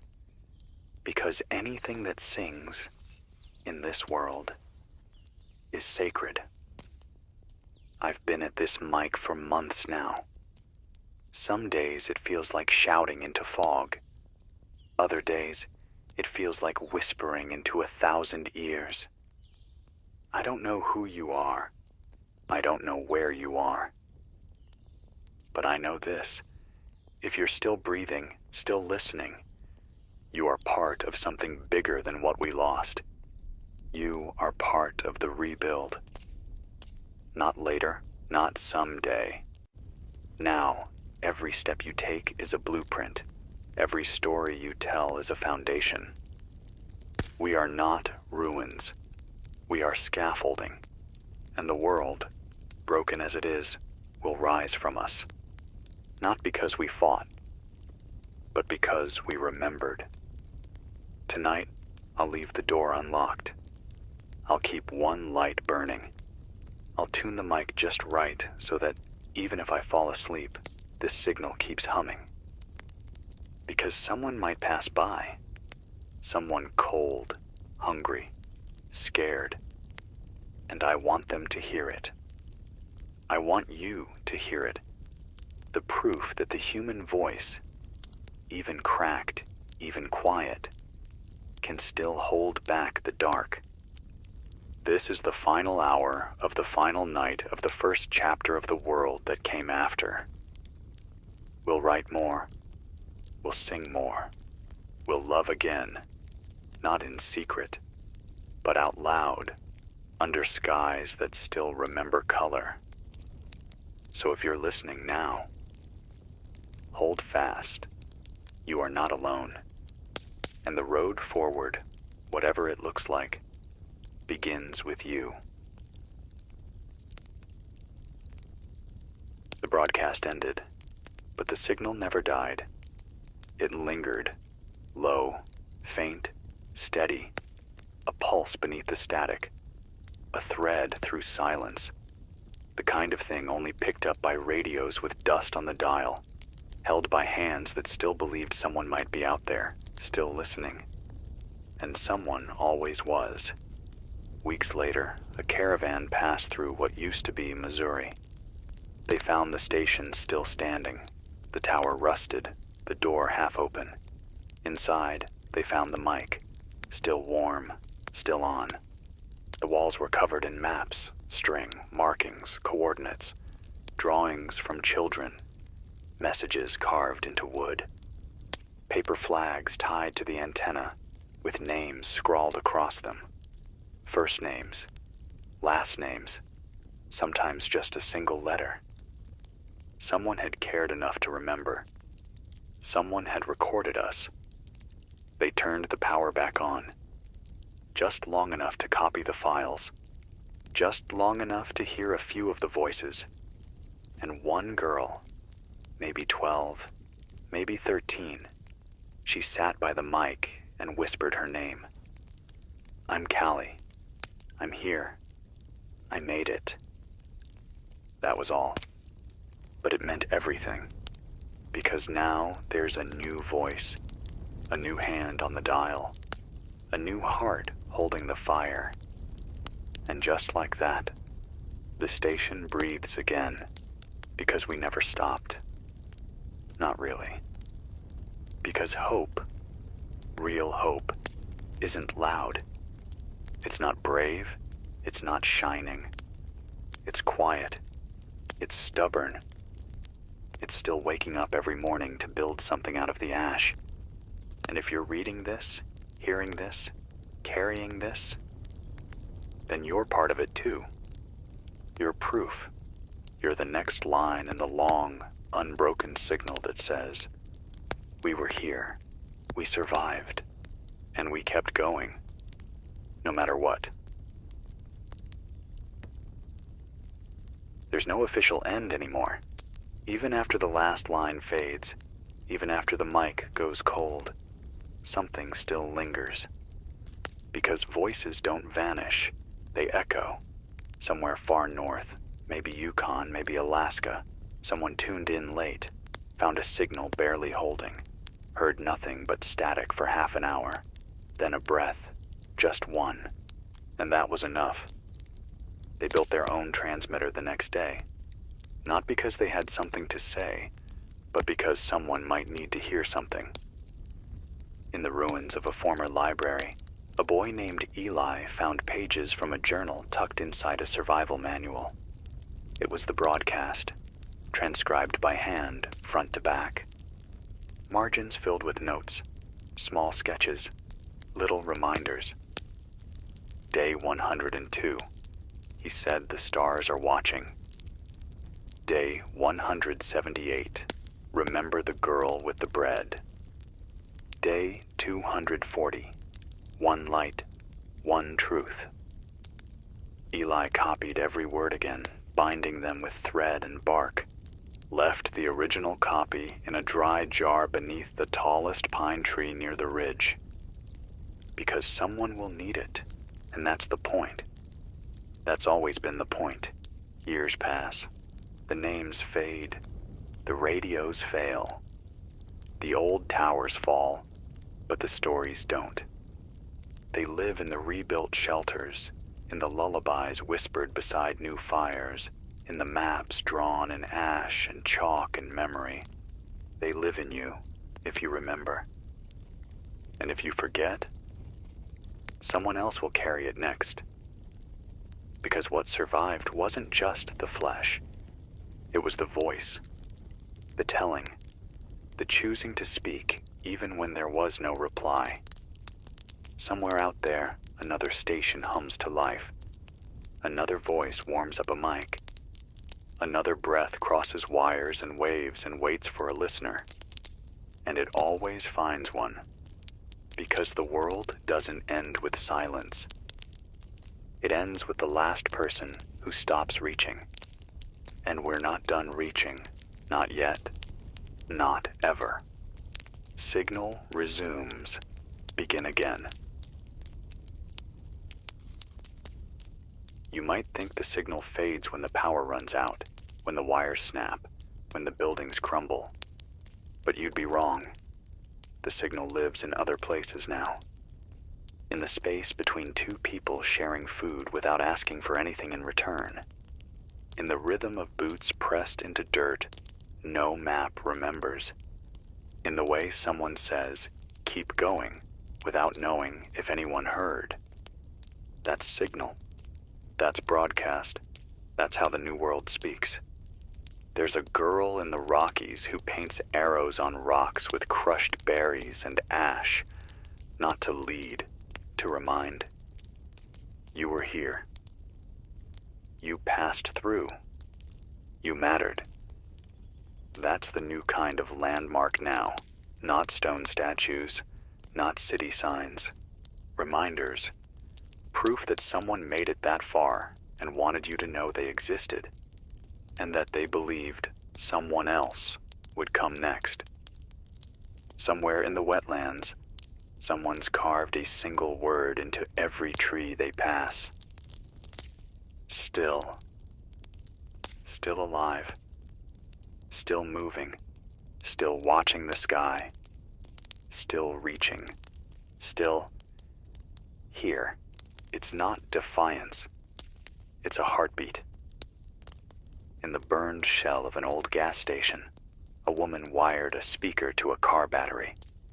Plays music from a cracked MP3 player. The same 6 songs, looped. She doesn't know if anyone hears them, but sometimes she catches boot prints in the mud nearby. Facing the speaker. Always facing, so she keeps playing. Keeps charging that battery with the sun. Keeps pressing play because maybe, somewhere, someone needed that exact chorus to remind them that life can still carry a tune. The transmission isn't one voice anymore. It's all of us. A web of stories and steps and signals passed hand to hand, breath to breath. You speak when you leave your mark.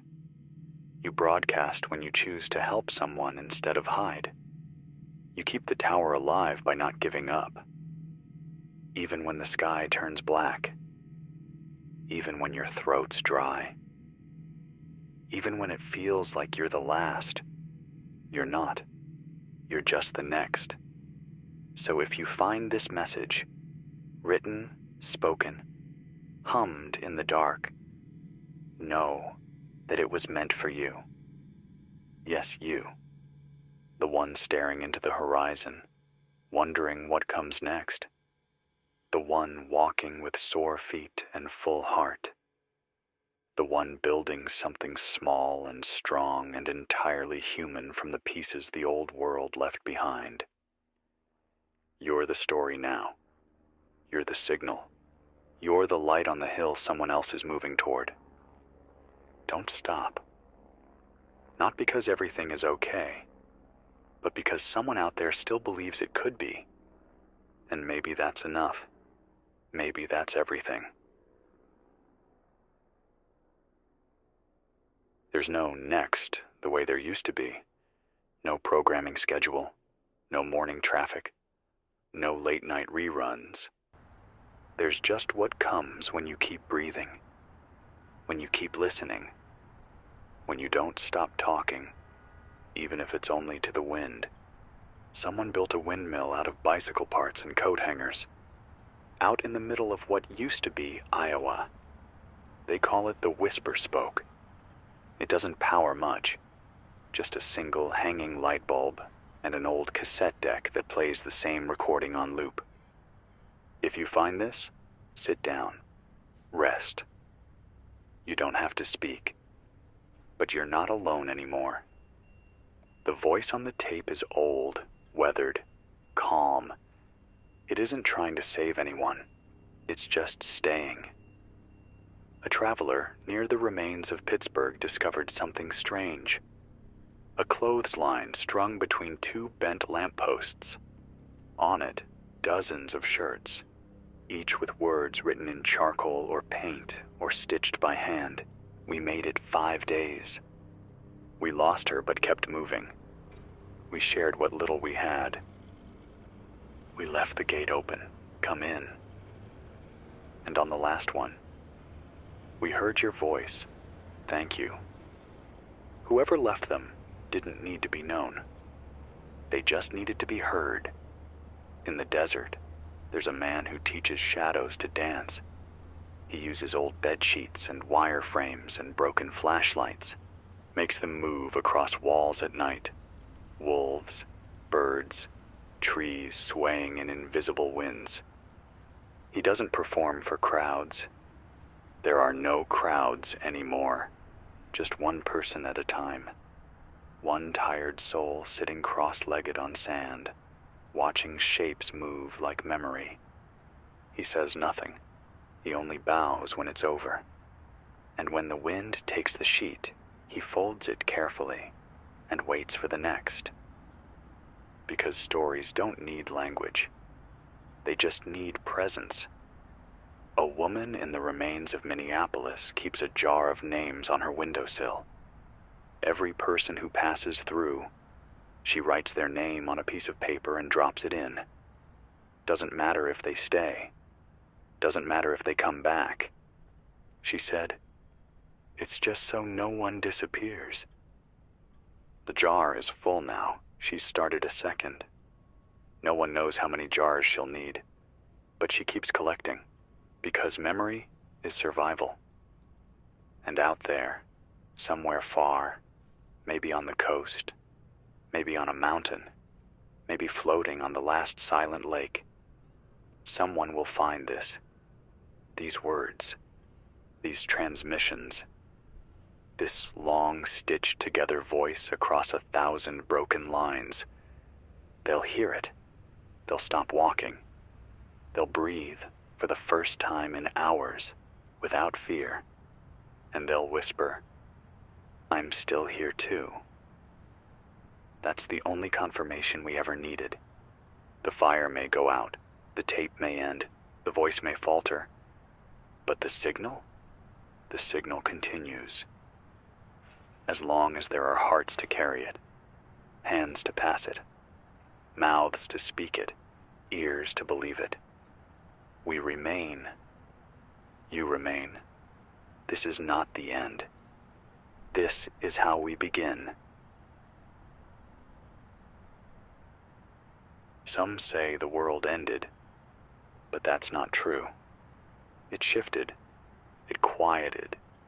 It peeled itself down to the bone, and what stayed, the voices, the warmth, the hands that still reached, that's what was left behind to begin again. And you're part of that now. If you're reading this, hearing this, remembering this, you're one of the carriers. A boy in what used to be rural Montana walks with a wagon.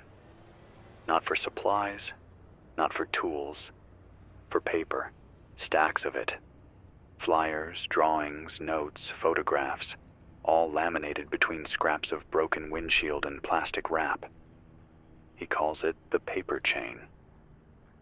Wherever he stops, he hangs the day's new sheet between trees, posts it to fences, ties it to abandoned cars, then moves on. He doesn't stay to see who reads them. But someone always does, because a story, even taped to rust, is a lantern. There's a man near the ruins of St. Louis who tattoos names on his arm. Not his name. Other people's. Only those who didn't make it. He never says them out loud. Never tells how he knew them. Just carries them in skin. He said, "The world carved holes in me. I decided to fill them back in." You can't argue with that. Some of us wear armor. Some wear memory. A woman outside the ashes of Portland draws sidewalk chalk paths between houses, swirls of arrows, stars, stick figures holding hands. She knows rain will wash it all away. She draws anyway. Because the act of coloring something that won't last is the definition of hope. And this time, someone followed them, left a flower on her porch, said nothing, just left proof that the color reached them. You want to know how to rebuild? It's not complicated. You don't need blueprints.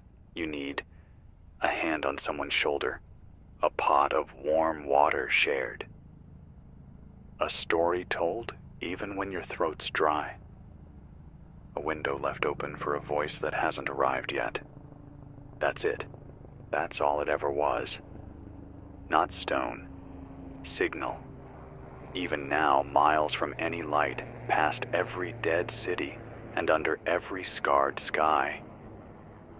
The signal moves, in stories, in names, in fire passed palm to palm.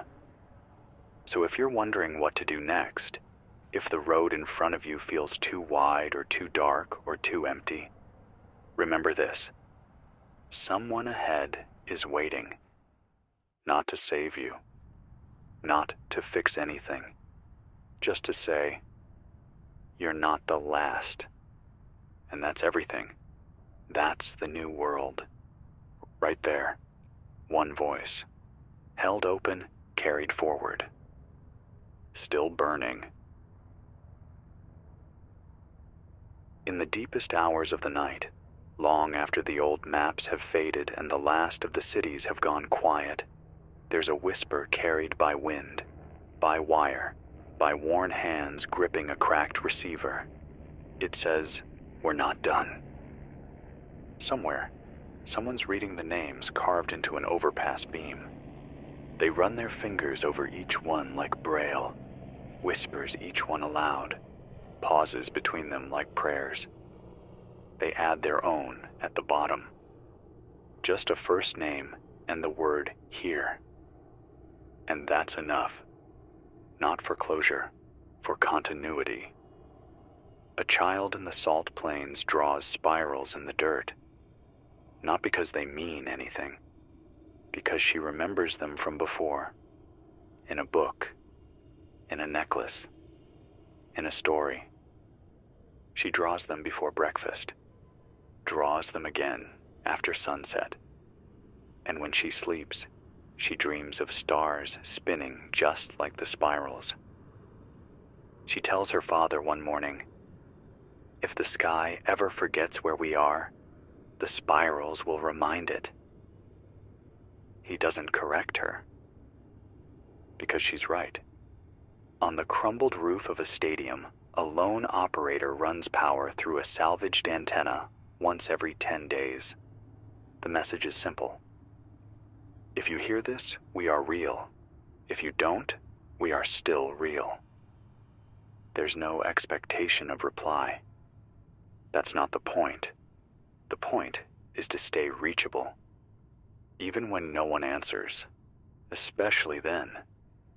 In the hollowed center of what used to be Dallas, a collective known only as Echo House meets once a week beneath an open sky. No walls, just a circle. No fire, just stories. They sit, they listen, they speak, one at a time. And every person who speaks ends with the same sentence. This is what I've kept alive. It might be a song. It might be a name.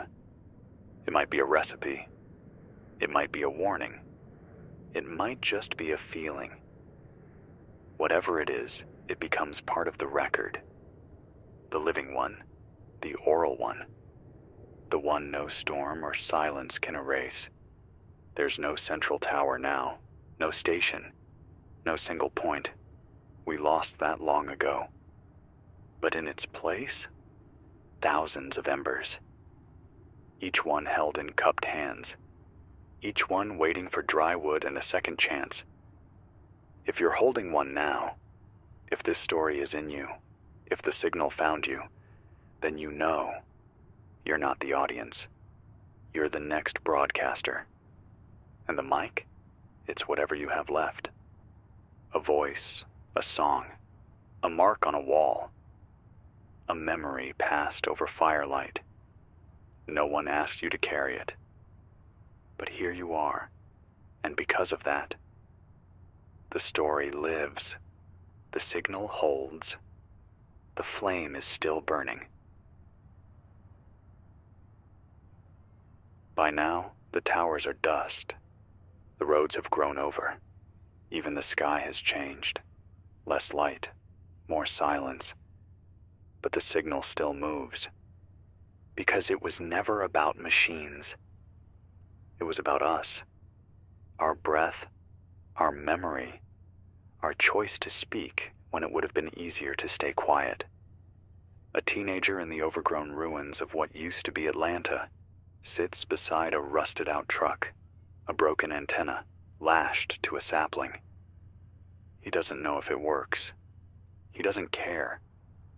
Every night, he recites the names of the people who raised him. Some are gone. One is not. He hopes she hears. That's the kind of transmission you can't measure in watts.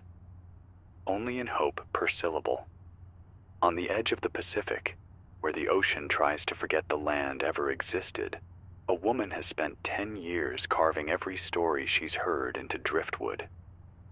She stacks them like bones in a sculpture of a tree that never lived there. She calls it the root. People pass through, leave their own, add branches, tie cloth, sing to it when the sky is kind. Some leave without adding anything. They just sit. They don't need to build, just witness. In what's left of the Appalachian Trail, someone strings up cans filled with stones. They rattle when wind cuts through. A language only the cautious understand. Each rattle is a phrase. Each silence is a warning. And between the echoes, someone adds new threads, tin bells, feathers, keys. They don't speak, but their presence says, "You're being watched, and you're not alone." Further north, inside the skeleton of a ferry long since stranded on dry land, a small group hosts signal nights. Once a month, they gather in a circle with nothing but memories in their voices. One person speaks at a time. The rule is simple. Say what should not be forgotten.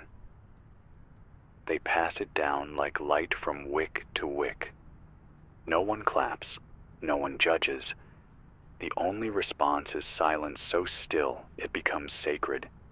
You've walked far to get here. Across ruin, across fear, across the crushing weight of forgetting. But now you know, this isn't the end of the story. Not by miles, not by centuries. It's just the edge of the page. And there's always another. Always one more voice. One more mark in the dust. One more person brave enough to carry something forward. And now that person is you. So write it, speak it, draw it, sing it into the sky if you have to. But do not let it die with you, because the world doesn't survive on power or plans or order. It survives on carriers. And you, silent, strong, scarred, are the last frequency still broadcasting, until the next one joins you. And they will, because someone always hears, and someone always answers. The page is ash, the wires are rust, but the story is still warm. And in the quiet that comes after everything is broken, a single sound remains. I'm here. A girl named Wren walks the frozen edge of what was once Lake Superior. She carries no map, only a cloth pouch full of pebbles, each marked with symbols in red ink. She places one wherever she rests, never two in the same place, never backtracking. She doesn't know who will find them. But she knows someone will, because that's how it's always worked. One step forward, one marker left, and a hand reaching, unseen, for whoever might be next. In the high desert, a man with no name digs shallow pits beside old radio towers. He buries things, batteries with hand-scrawled labels, seeds wrapped in wax paper, letters, some opened, some not, small radios sealed in plastic. He marks the ground with 3 stones and walks on. Some say he's gone mad. Others call him the last archivist. But it doesn't matter what name he wears. He's not doing it for credit. He's doing it because this is what we do. When the sky falls, when the old gods leave, when all we have is time and memory and each other. We bury hope like treasure and trust someone else will dig it up. A new voice came over the band today. Crackly, uncertain, young, sounded like a boy no older than 10. He read from a book, stumbled over the words, paused when the static got loud, and then, without warning, he laughed. Software real, like he forgot where he was, like the pages reminded him of a world that wasn't covered in dust. Then he said, "If anyone hears this, my name's Jamie. I'm reading so I don't forget how." Then silence. Not empty, just full of everything that matters. We used to think the world would end with a bang, but it didn't. It ended with people whispering to each other in the dark, refusing to forget. And now it begins again, one whisper at a time. You've heard the long story now. You've walked the long road. You've seen how a voice becomes a beacon, how a name becomes a flag, how a step becomes a trail. So, take what's been left here and go. Go make more light, more names, more ways forward. Because as long as one person speaks into the quiet, the world will never, ever end. No music cues, no applause, no dramatic fade in. Just you, and the quiet, and the choice to fill it. You won't know who's listening. You won't know when. But you speak anyway. Because someone always comes looking. And when they do, whether tomorrow or in 100 winters, what you leave behind may be the only thing that reminds them the world once burned, but didn't disappear. So what do you say? You say what matters. You speak the names that never made it past the smoke. You describe the stars above your campfire, even if no one else sees them tonight. You tell the story of the bread you shared with a stranger, who never said thank you, but left their gloves behind when they went. Just in case, you tell the truth that it was hard, that it is hard, that some nights you wanted to walk into the dark and never turn back, but you didn't, and that matters. You're still here, and that alone is a message. You can speak it into a radio. You can write it on a wall. You can whisper it into a child's hair while they sleep. You can hum it under your breath as you rebuild what you can. Just don't let it die with you. That's the only rule now. Carry the signal, even when your hands shake, even when your voice cracks, even when there's no one answering back. Especially then, because that's when it matters most. So go ahead, take a breath, steady your voice, look out into whatever remains, and begin. Say the words no one else can say. Say them now. We're listening. We always were. You breathe in. The air is cold, still, dry. The world doesn't ask anything of you. It doesn't need you to be brave or loud or certain. It only needs you to begin.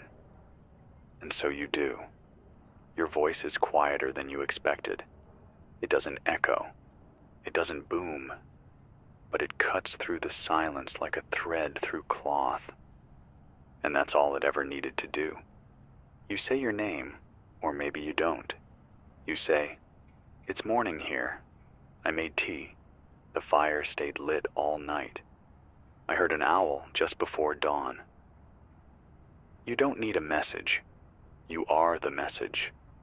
Somewhere, across valleys you'll never walk, through forests you'll never name, a broken radio comes to life for the first time in years.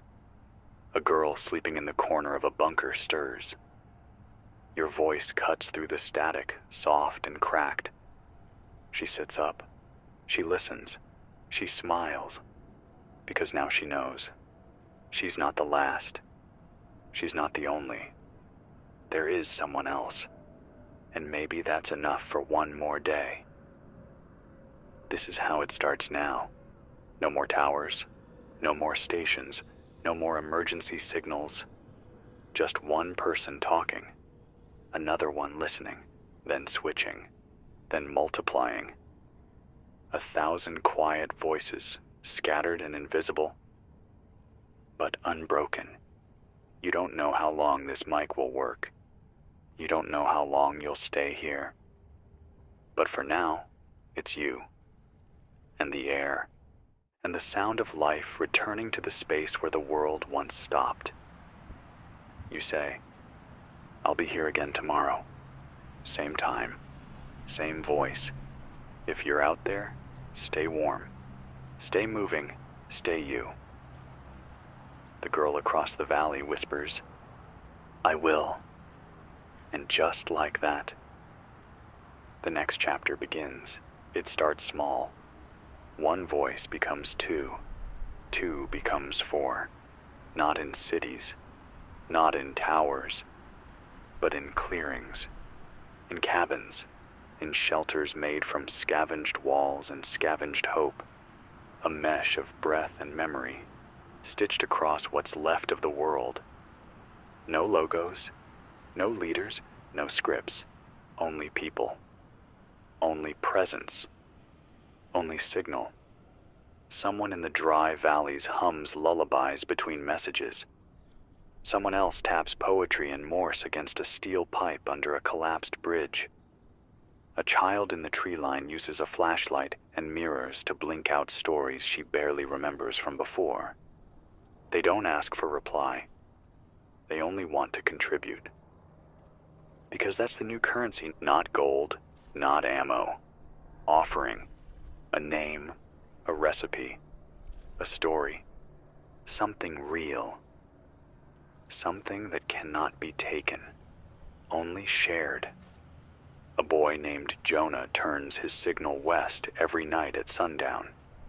He doesn't say much, just still breathing, still watching the clouds, still remembering your voice.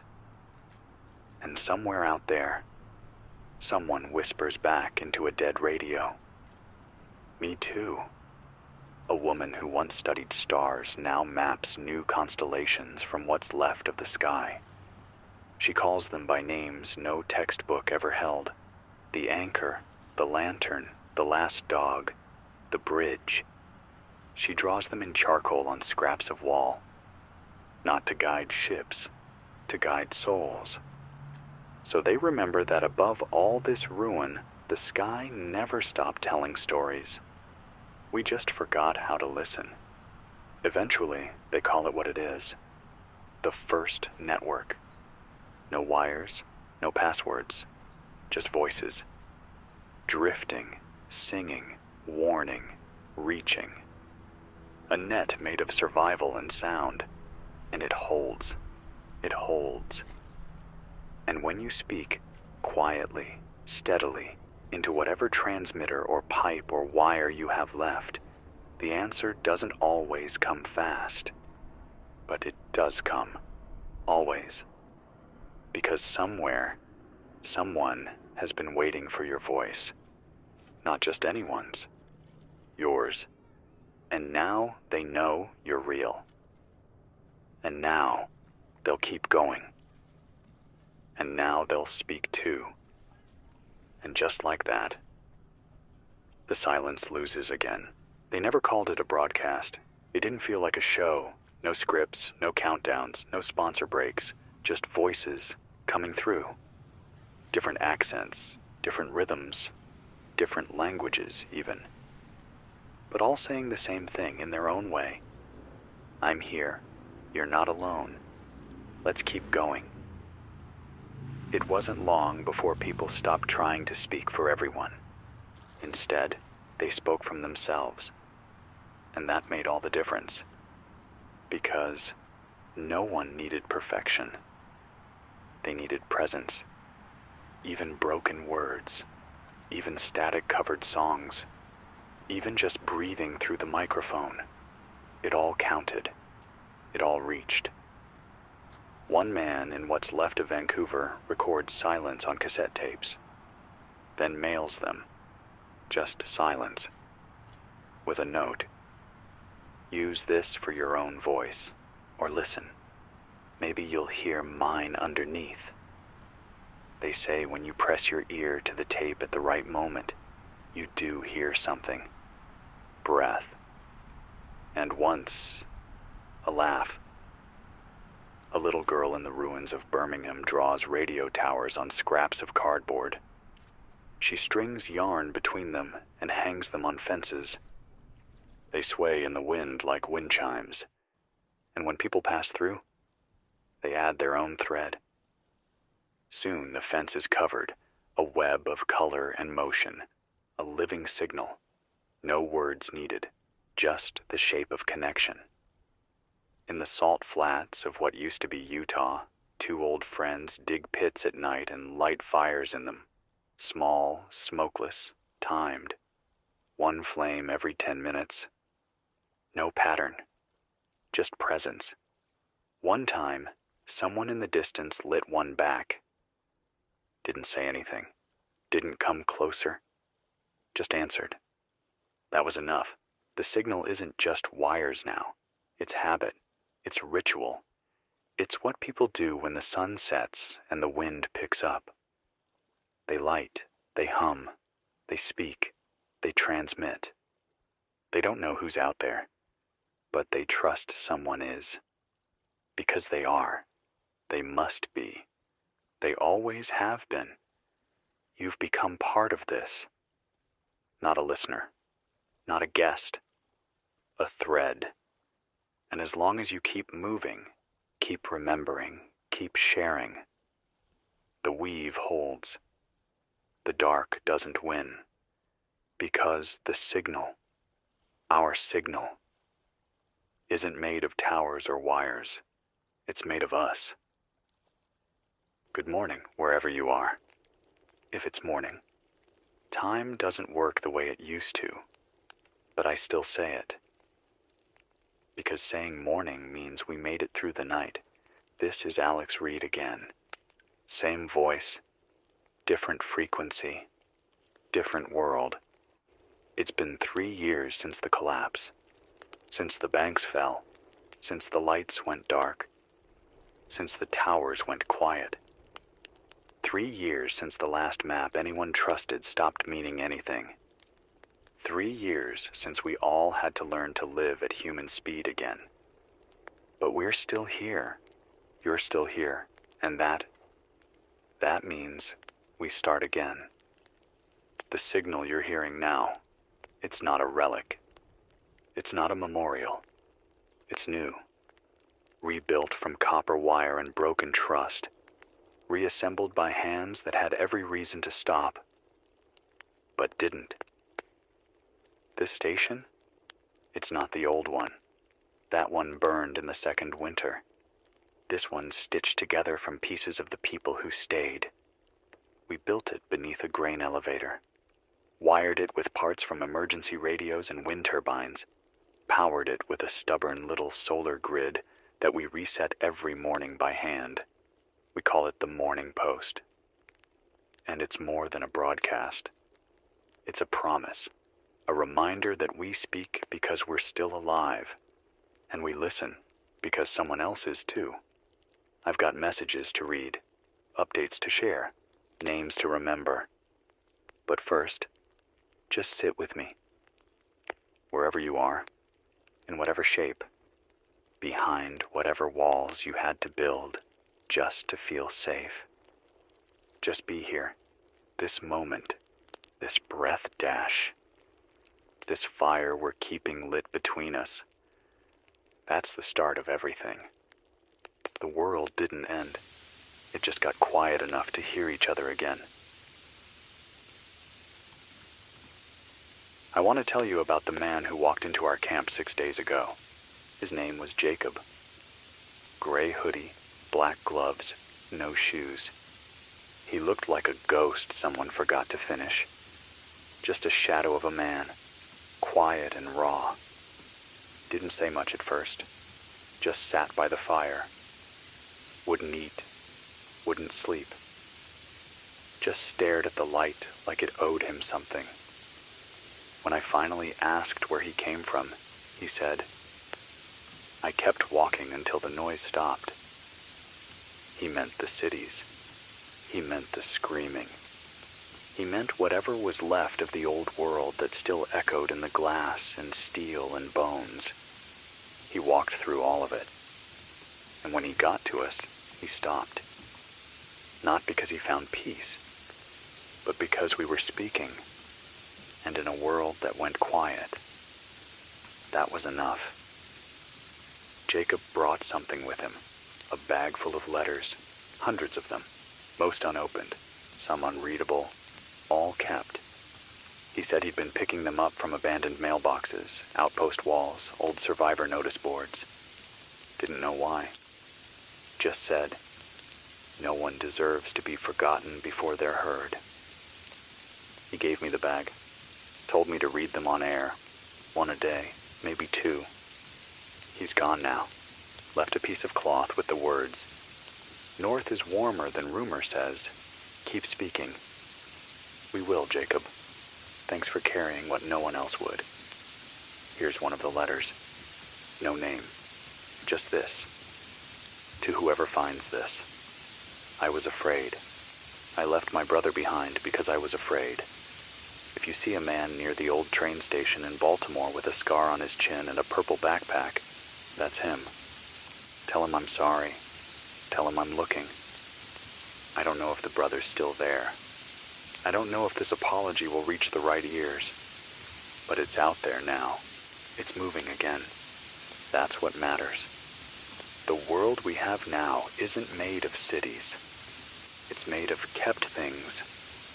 Letters, promises, stories told by firelight, signs left on trees, a blanket handed to a stranger with no name. That's what survived. That's what we are. Not the steel, not the flags, not the systems. Just the things we chose to keep. Tomorrow I'll tell you about the convoy from the Rockies. Tonight I'll light the east signal fire early. The wind's picking up. But before I sign off this hour, if you're out there, if you've kept something, anything, a name, a photo, a piece of cloth with a date on it, hold on to it. And when you can, pass it forward. Because that's how the world rebuilds now. One kept thing at a time. This came in on a scratched disc tucked inside a first aid tin. No note, no name, just a voice. A low, tired voice. You can hear the wind howling through a broken window behind her, a truck engine sputtering, someone coughing. But her voice? Steady. She says, "We left the Rockies with 4 trucks. Lost 2 before we hit the plains. Got caught in a storm, then lost another to a collapsed bridge. We don't know how many miles we've put behind us. We just call them songs now." That was a 3-song trip. This stretch feels like 6. It helps. There are 9 of us left. We call ourselves the convoy. Not because we're strong, but because we're still moving. And we sing at night. Not for comfort, not even for hope. Just to make sound so the dark doesn't forget we're here. That disc looped at the end. Just her voice humming something soft. Maybe a lullaby. Maybe the last thing she remembered from the old world. I let it play for an hour. No one in camp spoke. We just listened. Like we were holding a hand across time. We think the convoy's still out there. Someone saw tire tracks heading southeast 3 nights ago. Fresh ones. The kind made by a truck that hasn't quit yet. Someone even swears they heard singing downwind of the grain silos.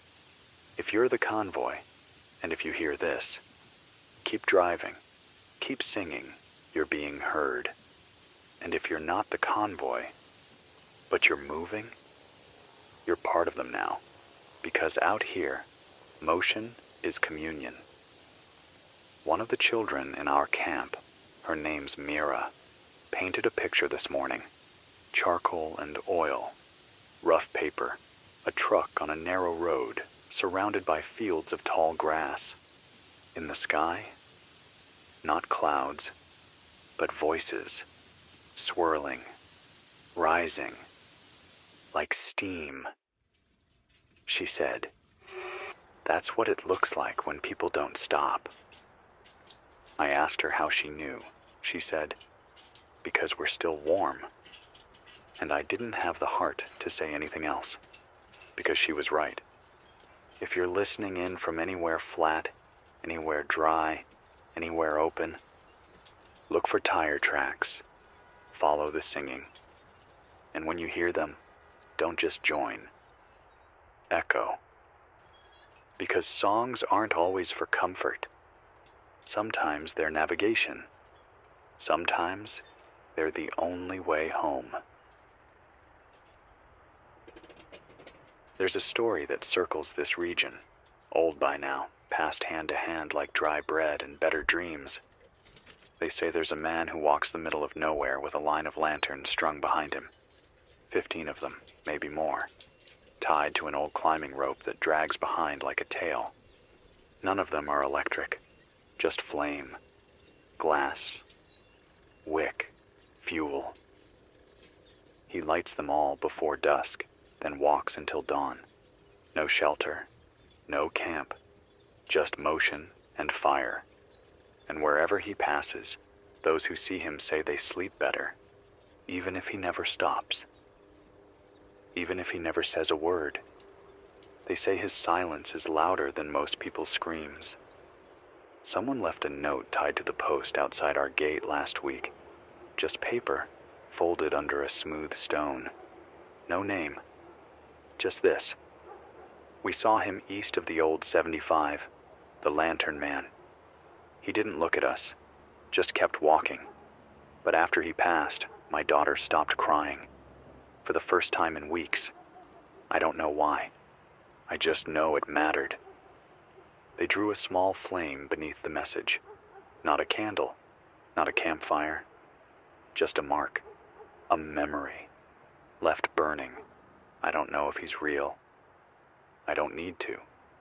Because sometimes what we believe in becomes the thing that keeps our feet moving. And maybe we need the Lantern Man more than we need certainty. Back when the world was still pretending everything was fine, we used to talk about legacy like it was a monument, a company, a title. But now, legacy is a flame that moves, a warmth that travels, a light that someone else sees from far away and says, I think I'll keep going.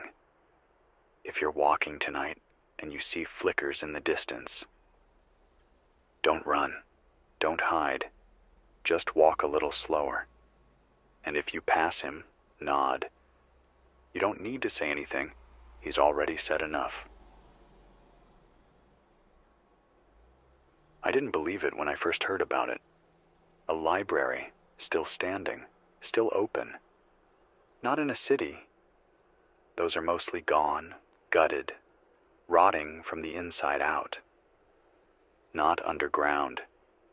There's no power grid left to speak of. Just out there, on a hill, near a broken highway, in a place where the wind never quite stops. They call it the Listening Library. Not because it holds books, though it does, but because it holds recordings. Hundreds of them, maybe more. Each one left by a traveler who stopped, sat, and spoke. There are no guards, no locks, no trading post. Just a single rule etched into the wall near the front door. Leave a story. Take only time. A woman named Danny came through our camp last month. She'd been there. Walked 4 days with blisters and no clean water just to find it.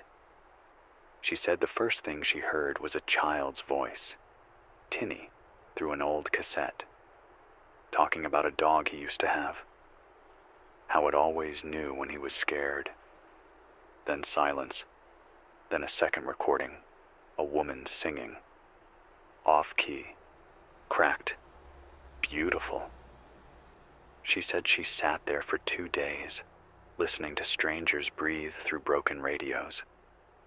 She left her own message behind, too. Didn't say what it was. Only said, now I'm part of the quiet. That's what the new world feels like sometimes. Not war, not chaos, just a long, deep quiet that we each fill in our own way. Some people build, some carry, some burn, some walk, some singing, and some leave their voice behind in a room full of other voices, so someone else knows they were real. If you're near the base of the old 61, near the stone mile markers and the concrete barrier that's split in half like a tooth cracked down the middle, there's a path. It curves northwest. It climbs. At the top, there's a library. It doesn't demand anything from you, but it will listen. And in a world like this, that might be more than most of us ever got. Her name was Neela. She arrived with nothing but a canvas satchel and a roll of paper tied with shoelace. She didn't speak for the first 2 days. Just sat near the stove, her eyes tracing every wall, every window, every exit. When she finally opened her bag, we understood. She was a cartographer, a memory keeper. Not the kind who draws borders, the kind who draws routes through grief. Every map she unrolled was alive, not GPS, not contour lines, stories. One showed a trail of hand-drawn lanterns between broken towns. Another, a faded route where someone named Eli left stones marked with red X's, safe for one night. Another, a riverbank marked only with the word, sang here, loud. Neela didn't just map where to go. She mapped where people had felt something. We gave her a wall, let her pin up as many maps as she liked. Over time, people added to them. Not with precision, not with measurements, just memories. Passed through here with a friend. Warm water under the rocks. Don't go here. The silence feels wrong. She kissed me at this junction. I still dream of it. Every mark, a heartbeat. Every scribble, a life not lost to the static. Neela left 2 weeks later. Didn't say goodbye, just pinned a final sheet to the wall. A single word written across a black line. Still walking. And under it, a dot. No label, just a place and the date. If you find a map tied with string in a lost bag, or folded in the pocket of a jacket swinging from a wire fence, stop. Unfold it. Trace the lines with your finger, and leave a mark of your own. Because the world's not made of coordinates anymore. It's made of testimony, and every path you take might become the one someone else needs to survive. It hadn't rained in weeks. The kind of dry that cracks the skin on your lips, that makes wind feel like sandpaper. The kind where people stop hoping and just start enduring. Then, one morning, before dawn, no warning, the sky just opened. Cold, hard, relentless. Buckets from nowhere. No thunder, no wind, just straight rain, falling like it had been waiting to land. We ran out, mouths open, faces turned up like sunflowers, starving for something soft. Some cried. Some just stood still and let it soak through to their bones. But the strangest part? The sound. Not the rain itself. Something else. Music. Faint. Carried by the wind. Low notes at first, then melody. Not from a radio. Not from a speaker. From somewhere. We followed it. 12 of us, all in coats and soaked boots, walking into the downpour with no plan but a direction. The music grew clearer. A piano, something soft, played with care. And beneath it, voices, singing old, off-key, but steady, not for performance, for memory. We found them in an abandoned amphitheater. 30 or 40 people, soaked and smiling, gathered around a tarp-covered upright piano missing 3 keys. A man in a red coat was playing. Didn't even turn when we approached, just nodded, and kept playing. The song was one I barely remembered. A lullaby. Something from a time before collapse, before crisis, before the dollar died and the lights went out. They were singing not to survive, but to remember being alive. We stayed there all day. No one spoke. Just sang. When the rain stopped, the piano was moved back under cover. The players packed up. The crowd dispersed without a word. One of them handed me a small wooden coin. Etched into it, "The choir moves." They weren't performers. They were witnesses. They carry songs through dead towns and broken fields, and they leave them, like breadcrumbs for the spirit. So the next time it rains, and you think you hear music, follow it. And if you can't, sing anyway. because sound carries farther in the rain, and someone might need your voice just to keep walking. There's a hum you get used to when you live underground, a kind of electric silence, like the walls are still remembering the machines that used to run there. That's how it felt when we stumbled into the basement of an old courthouse outside what used to be Des Moines. Dust thick enough to write your name in. Broken tiles, mold on the north wall, and in the back, behind a rusted door and a stack of waterlogged file boxes, a broadcast room, intact. Mic still mounted, console still bolted, the red light still faintly flickering. No power, but someone had hooked it to a crank generator. A sign above the desk, carved into the paneling with a pocket knife. Leave something behind. We spun the crank, sat down, pressed record, and we listened. Because there were tapes, not labeled, not cataloged, just stacked neatly in boxes one after the other. Messages, hundreds of them. People passing through, leaving their voices in the dark. A woman describing the way her daughter's hair smelled before the collapse. A man reading from a list of names he said belonged to his neighbors, all of them gone. A child singing a made-up song about soup and bravery.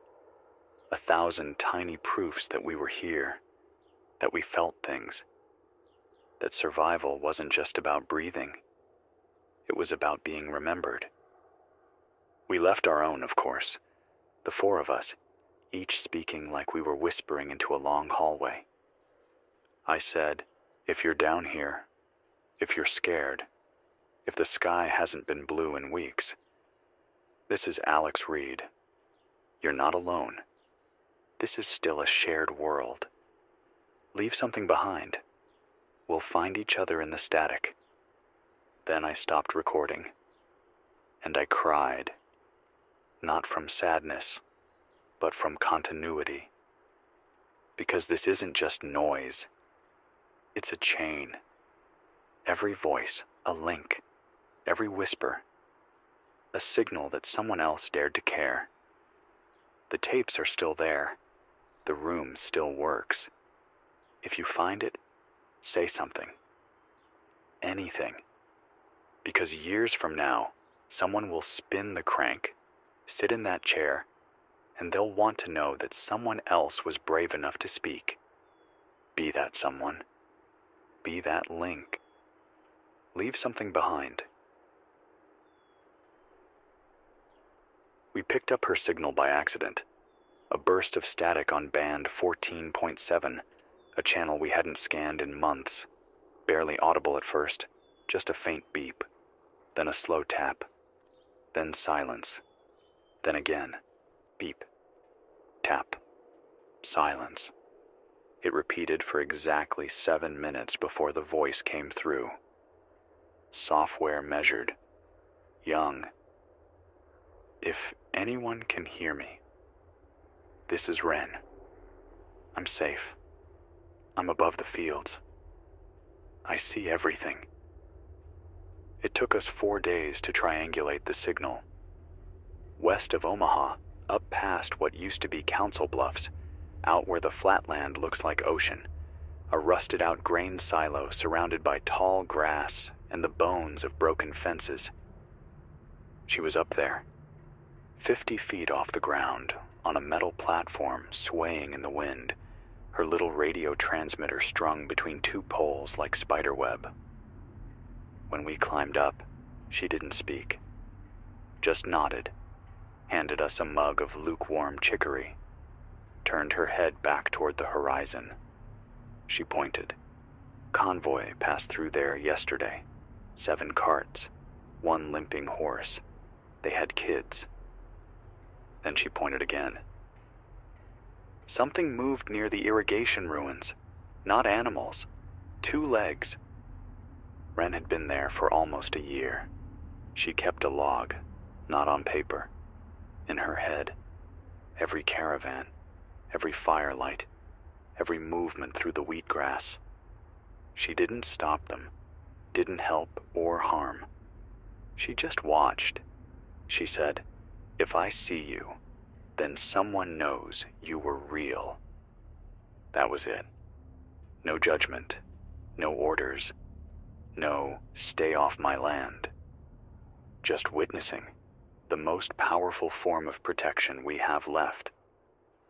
She asked us not to stay, said she liked knowing we were out there, but she needed her height, her silence, her job. So we left her 3 new batteries, some dry beans, and a windbreaker. She gave us coordinates to share on the air.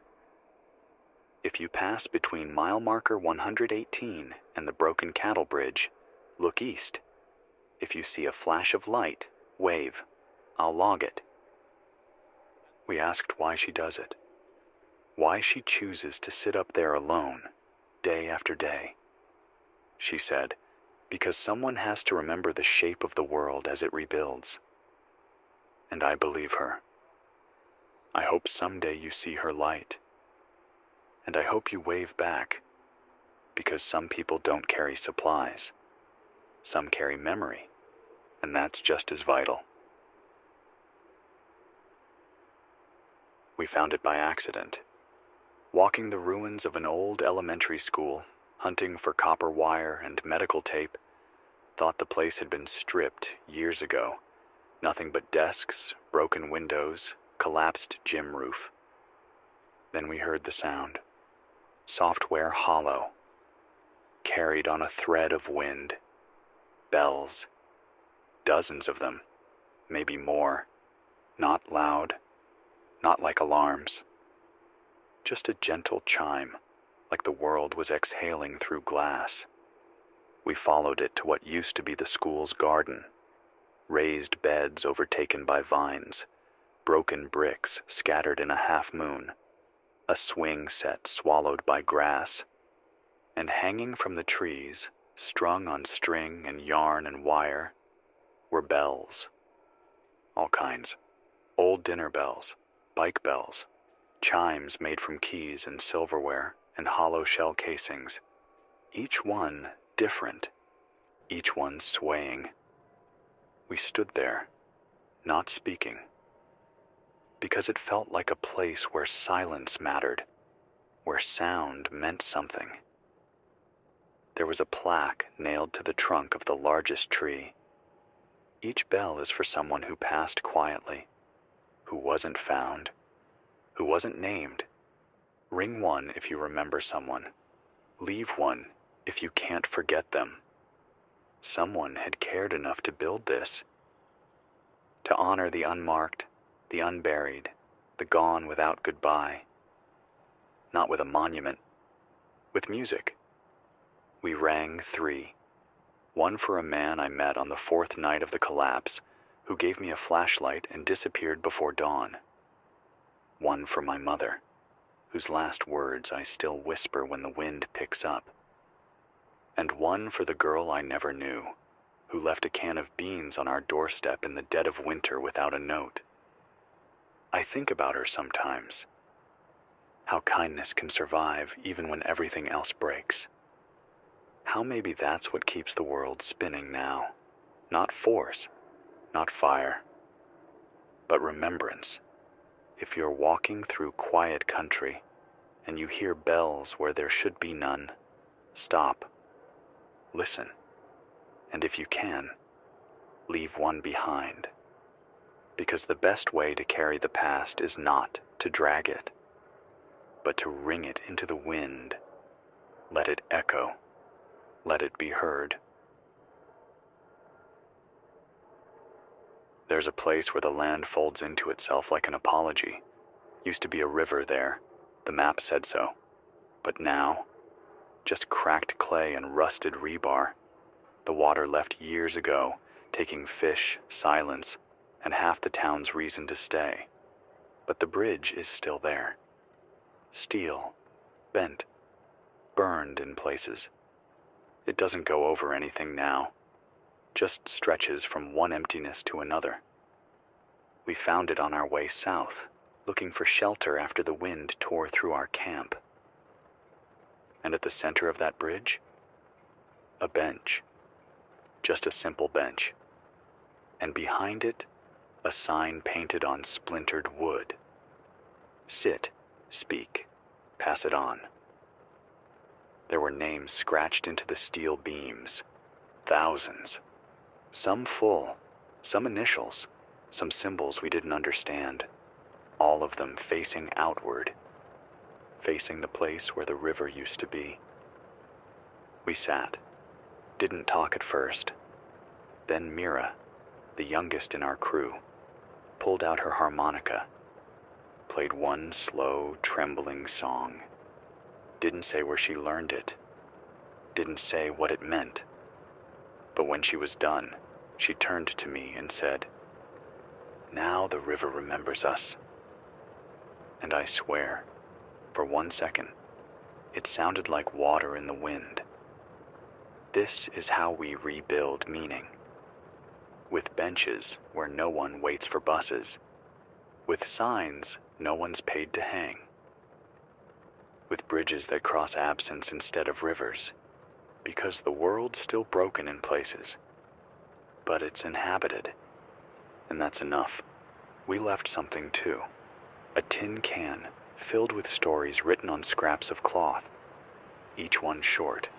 Each one real. We tied it to the railing with fishing line.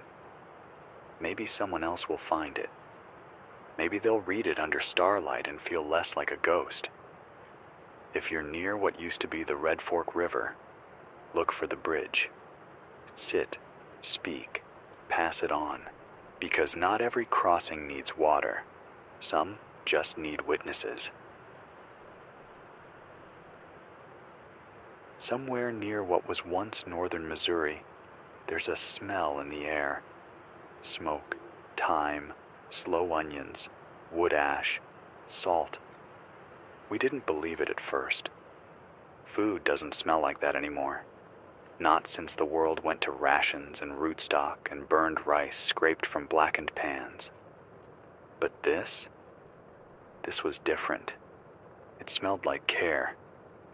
Like someone was making something for someone else. So we followed it.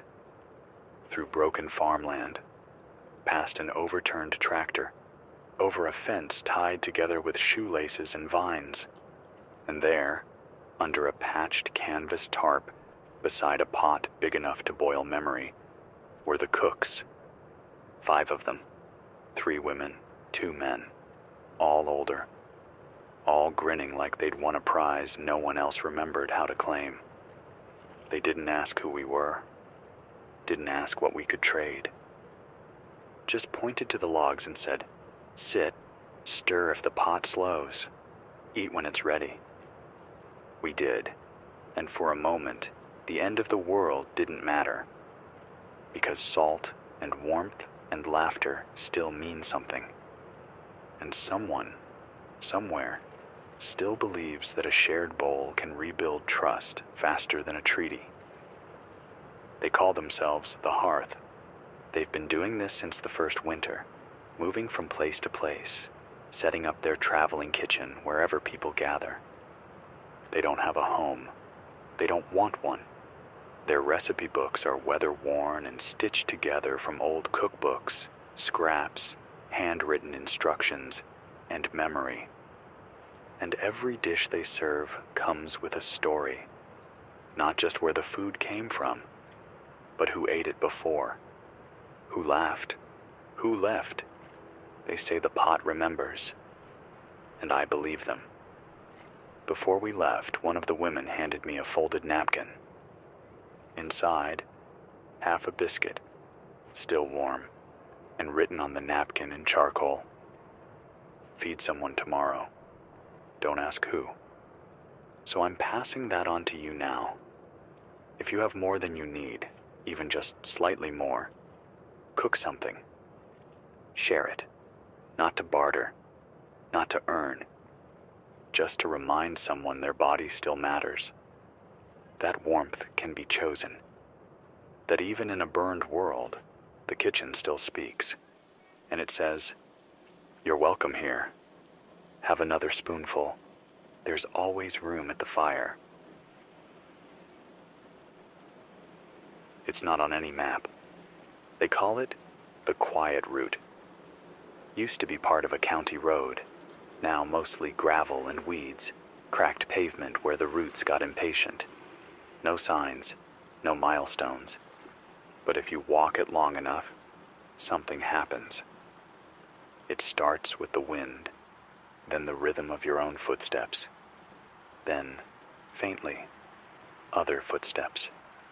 Not behind you, not beside, under, like memory etched into the ground itself. We met a man on that road, Elias, beard like a briar patch, voice like pine sap, slow, sticky, deep. He'd been walking it for years, back and forth, never past sunset. He said, "Some places don't echo sound. They echo choices."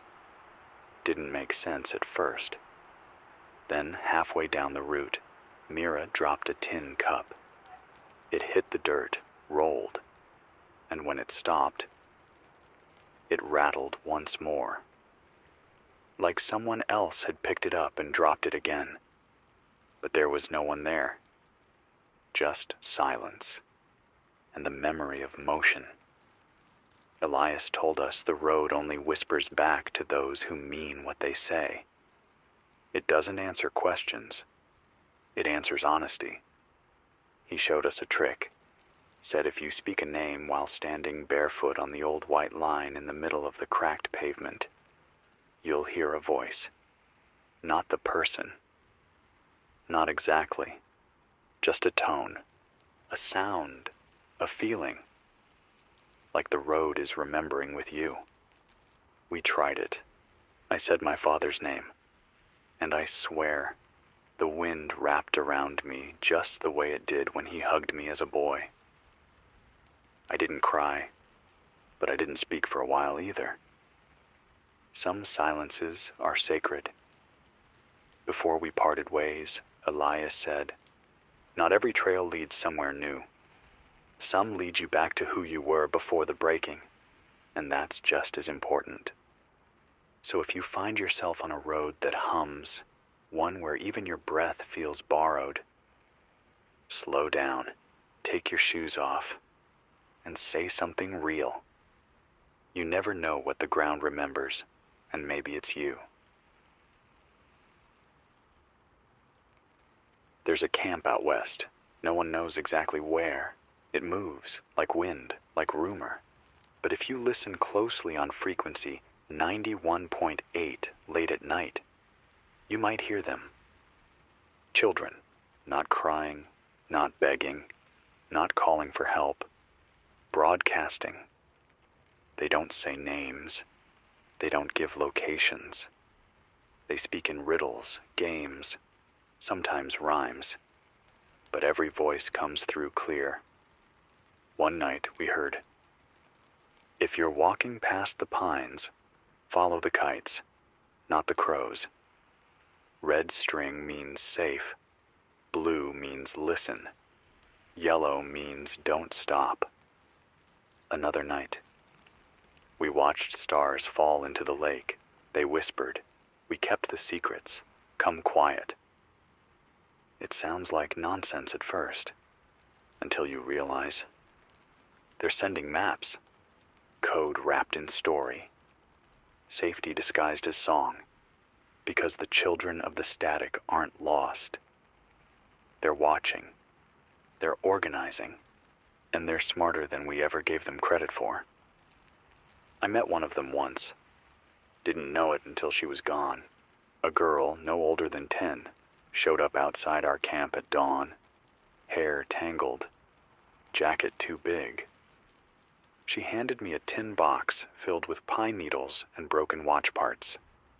Said, "This one's safe for 5 nights. After that, listen to the wind." I didn't understand. But we listened. And 5 days later, the wind changed. Brought with it the sound of tires, a convoy, a threat. We had time to hide because of her. When we went looking, she was already gone. But the box, it hummed when we held it, like it still had something left to say. The static on 91.8 doesn't last long, only an hour or two a week.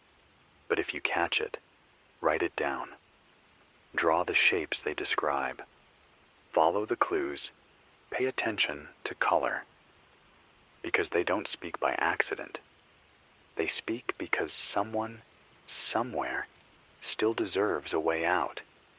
And if you hear laughter just under the white noise, don't be afraid. That's not madness.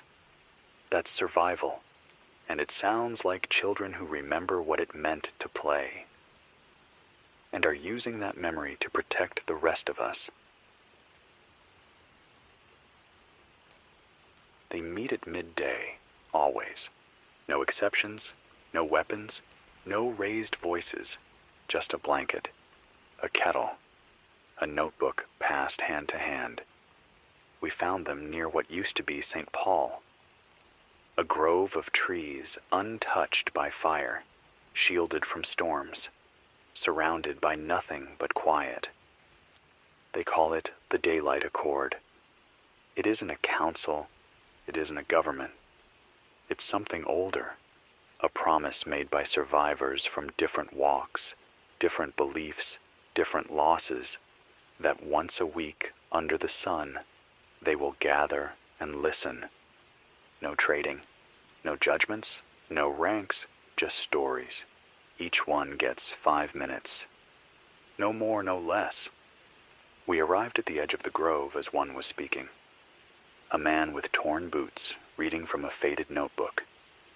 He spoke of a dog who stayed with him for 22 days in a collapsed parking garage. How he shared every meal, even when it meant starving. How the dog barked once, saved his life from a falling beam. Then, one morning, it was gone. No goodbye, no body, just an empty collar and a paw print in the ash. He said, "Some love doesn't need explanation. Some debts are too sacred to repay. I speak her name once a week, so the silence doesn't win." Then he sat down. No applause, just nods. The next person stood up and began their 5. We were invited to speak too. Mira read a poem. I told the story of the listening library. Others offered fragments, songs, drawings. One woman passed around a necklace of bones, each one carved with a date. Every voice mattered, because in the Daylight Accord, no voice is wasted. When the sun reaches its highest point, they end. Always. No matter who hasn't gone. Because the rule is simple. Let light guide us. Let shadow rest. Then they pack up. No handshakes, no farewells. Just a whispered sentence as they leave. See you in the brightness. If you find a gathering in a clearing, no signs, no guards, just faces turned to the sky, stop. Don't speak. Not right away. Listen. And if they invite you to share, do it. Because the world isn't rebuilt with plans. It's rebuilt with witnesses. The first time we heard it, it didn't sound like anything at all. Just a dull knock, then silence, then again, 3 times, then 5, then none. We thought it was interference. Then we realized the pattern. Morse, crude, off-tempo, almost desperate. We didn't catch the whole message at first. The static was thick, the sky low with smoke, but one phrase came through clean. We are alive. Still beneath. Beneath. We scanned again, boosted the gain, waited. Then it came again, Slower. Sublevel 4. Tunnel collapse. 12 remaining. Air stable. Please respond. It had been a week since the last quake. We hadn't thought anyone could have survived it. But there they were, somewhere underground, holding on, speaking with batteries and scraps of wire. And hope. So much hope. We traced the signal to a collapsed metro line just outside what used to be Minneapolis. Concrete sheared in two, rebar like ribs, tunnels full of standing water and time. It took 5 days, 3 injuries, 12 feet of digging, and then a voice. Real, gasping, human. You got us? We answered. Yes. That was all they needed. They cried. We cried. Nobody spoke for a long time after that. Sometimes words come second to the relief of not being alone. We pulled them out one at a time. Teachers, mechanics, a nurse, a child named Evan who hadn't spoken in 3 weeks, but started laughing the moment he saw a dragonfly land on Mira's shoulder. They thought the world had gone quiet, had given up, had forgotten. But we didn't. The signal was small, yes, but it reached. It always does if someone's listening. They left something behind before we sealed the tunnel. A small wooden box filled with battery-powered radios, each one labeled with names. In case others are out there, they'll know someone made it. We've been distributing them since. Call them hope transmitters. Call them testaments. Call them whatever you want. Just keep them charged. And when you hear tapping in the silence, don't doubt it. Someone's still trying to reach you. And someone will. Not every place that survived turned inward. Some reached out. Outside the ruins of what used to be Boulder, there's a wall. Built from scavenged brick, broken furniture, collapsed signage, chunks of highway concrete, even the frame of a rusted-out bus. It's 12 feet high, 100 feet long, maybe more by now. But it's not for defense. It's not meant to keep anyone out. It's meant to remember. It started with a single phrase, painted in black tar. If you are here, write what matters. And they did. In ink, in chalk, in blood sometimes. Messages, drawings, fragments of song lyrics, maps to caches, quotes from mothers, jokes only one person would understand. Over time, the wall grew. Not just in size, in memory, in weight.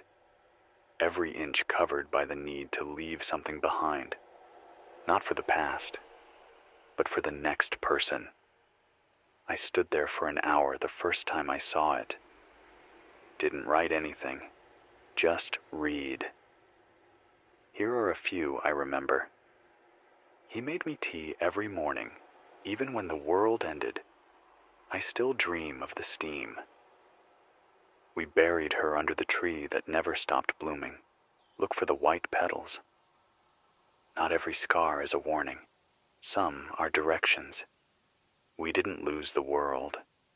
We gave birth to a new one, screaming and red-eyed, and now we're learning to raise it. Eventually I did write something. Simple. One line in charcoal, smudged but legible. The signal still moves. I turned around. Mira had added her own, just below mine. And we're still listening. You don't need to be near Boulder to build one. Start with a wall, any wall, or a post, or a door, or a fence that no longer guards anything. Invite stories. Don't curate. Just collect and let it grow. Because long after we're gone, someone will see it, and they'll know we were here. We felt We remembered, and we spoke. There's a plateau east of the Rockies, dry, flat, mostly barren. Not much grows there now. The sun scorches it in summer. The frost eats it in winter. Wind howls across it all year long, carving the dirt into long, shallow ripples like waves that forgot how to move. But someone's been leaving mirrors, hundreds of them. Small ones, cracked ones, shards from cars, compact cases, broken monitors, staked into the ground with sticks and twine, tilted up toward the sky. At first it looked random, like some strange kind of art. But the longer you stand there, the clearer it becomes. They're aligned, everyone angled just slightly, catching sunlight at different times of day, and when the sun hits them all just right, around dusk, the entire plateau lights up like a field of stars. We found a message burned into the edge of a tin sign nailed to the largest post. When the world went dark, I made it shine again. No name, no instruction. Just light. Just reflection. People talk about it now like it's sacred. The sky mirror, they call it. A place to stand and remember what light feels like. Not just heat or visibility, but hope. Direction reminder. And in the middle of it all, there's a single broken chair. People leave things there. Letters, flowers, names written on cloth, bottles filled with stories. A photo of a wedding no one attended, tucked into the dirt. Nobody takes. Nobody speaks. They just leave something and go. Because the sky mirror isn't a shrine, it's a promise that no matter how far we fall, someone will still find a way to point the light back up. If you pass through the flatlands at the edge of sunset and see the flash of mirrors turning gold, stop. Stand still. Let it wash over you. Because for a brief, fragile moment, the sky remembers you, and the signal reflects everything you've carried. They started showing up about a year after the third blackout, not all at once, not in packs, just one at a time. Matted fur, makeshift collars, antennas strapped to their backs, made of scavenged metal and wire, shortwave transmitters powered by motion. They carried messages, sometimes audio, sometimes pulses, sometimes coordinates encoded in clicks and whines. People call them signal dogs. They're not owned, they're not trained, but they carry, and they return. The first one we met came into camp limping, gray-furred, one ear torn, a small radio module strapped to its ribs with an old belt. We fed it, cleaned the wound, and as it slept, the transmitter clicked to life. 3 beeps. A pause. Then a voice. This is Unit B, out of what was once Ashford. Water safe near milepost 47. South trail compromised. Fires seen in the east. Then silence. Then again. Over and over. A signal in motion. A warning carried by muscle and instinct and the need to keep others alive. Some say the dogs are former rescue units, bomb squad strays, search and rescue retrievers that survived their handlers. Others think it started with a single person, a woman in the mountains who wired up her mutts and let them go, hoping they'd connect what no tower could anymore. Either way, they're out there. We've seen at least 4 in the last month. One dropped a wrapped note in Mira's lap. It read, "They're closing roads near the divide. Reroute. Trust the dog." We did, and 3 days later, heard rumors of a mudslide that took out the canyon road. The dog had known before the dirt did. Now we carry food for them. We leave charging pads in sun-washed fields, mark safe stations with a chalk paw print on the ground. It's the least we can do. They don't ask for anything, but they carry everything. If you see one, don't chase it. Let it come. Listen closely, because what it brings may save you, or warn you, or just remind you that connection still exists, even without wires, even without words. Just loyalty, just movement, just the need to deliver hope. We met her under a broken billboard that once advertised interstate insurance. The top half was gone, blown away in some storm years ago. All that remained was a faded phrase, "We've got you covered." She had a cart with wheels that barely turned, one arm in a sling, and a voice like wind in tall grass. Barely above a whisper, but certain. She didn't ask who we were. She didn't care what we were carrying. She just said, "Give me the names." At first, we didn't understand. Then she opened the cart. Inside were dozens of books, hand-bound, thread-stitched, wrapped in plastic to protect them from the elements, each one marked with a letter. Each one filled. Names. Written carefully, legibly, one per line. No commentary. No cause of death. Just names. She called herself the Keeper of Names. Said the job wasn't hers to choose. It just was. The moment the signal started failing and the world slipped into fire and silence, she began collecting. Not just those we lost, but those still here. Because someday, someone will rebuild.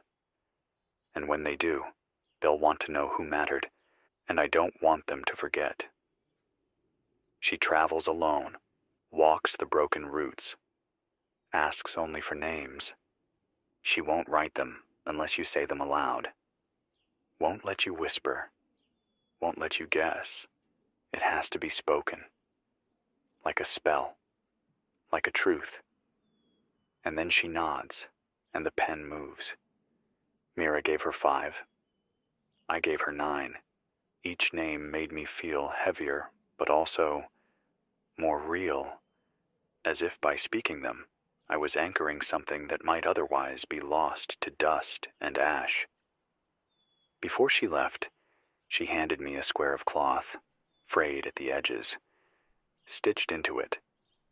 You live twice. Once when you breathe, once when you're named after. She turned and kept walking. Her cart squeaked. The wind picked up. And she was gone. If you meet her, offer your names, the ones you carry, the ones that haunt, the ones no one else remembers. She will. She always will. It's not a hospital. It's not a shelter. It's not even a station, really. Just a one-floor brick building with a roof that caves in slightly on the western side. A few solar panels propped up with branches. A faded sign above the door that used to say something about weather. Now it just says, "You can rest here. We'll keep the fire."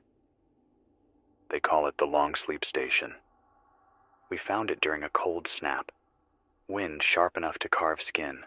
Sky low with clouds that didn't break for days. Our gear was wet, morale lower than the frost line. We were looking for cover, not comfort. But inside was warmth. Not just temperature, kindness. Blankets hung on lines to dry. Candles melted into the floor like old prayers. A table with cups, a box of herbs, a dented tin kettle still steaming, and 4 people. Old, quiet, not surprised to see us. One of them said, "Come in. You don't have to talk. You can sleep. So we did. For the first time in what felt like months, we really slept. Deep, dreamless, safe. When I woke, someone had left a note on my boot. You don't have to earn rest. You only have to need it. And for some reason, that hit me harder than any warning or memory or signal ever had. Because survival taught us to move, to build, to defend, to broadcast. But it never taught us to pause, to just be still and let someone else hold the watch. The long sleep station doesn't keep a ledger. There's no logbook, no questions, no expectations. But near the back wall, someone had etched a single sentence into the wood with a penknife. This is where I remembered I was human. That's all they want from you. To remember, to soften, to wake up a little less alone. We stayed for 2 nights. Didn't speak much. Didn't broadcast, just breathed. And when we left a thermos and a pair of clean socks behind, small offerings to the firekeepers. They didn't say goodbye, just nodded, and went back to tending the heat. If you're wandering and the cold won't leave your bones, and the world feels too sharp to keep walking, look for a squat brick building with warmth behind the windows. There's a station waiting, and someone's already stoked the fire. You're allowed to sleep. You're allowed to stop. You wouldn't notice it unless you were walking slowly. Just a shallow groove in the dust, a loop traced in wind-blown earth. But if you step inside, something happens. The sound changes. The wind softens, and the silence becomes aware. They call it the circle in the sand. No one claims to have made it. No one admits to guarding it. But people return, always at night, always barefoot. We found it by accident, out past the Badlands, where the roads split and the signs mean nothing, and direction becomes a matter of memory and instinct. It was Mira who stopped first. She knelt down and whispered, "Do you feel that?"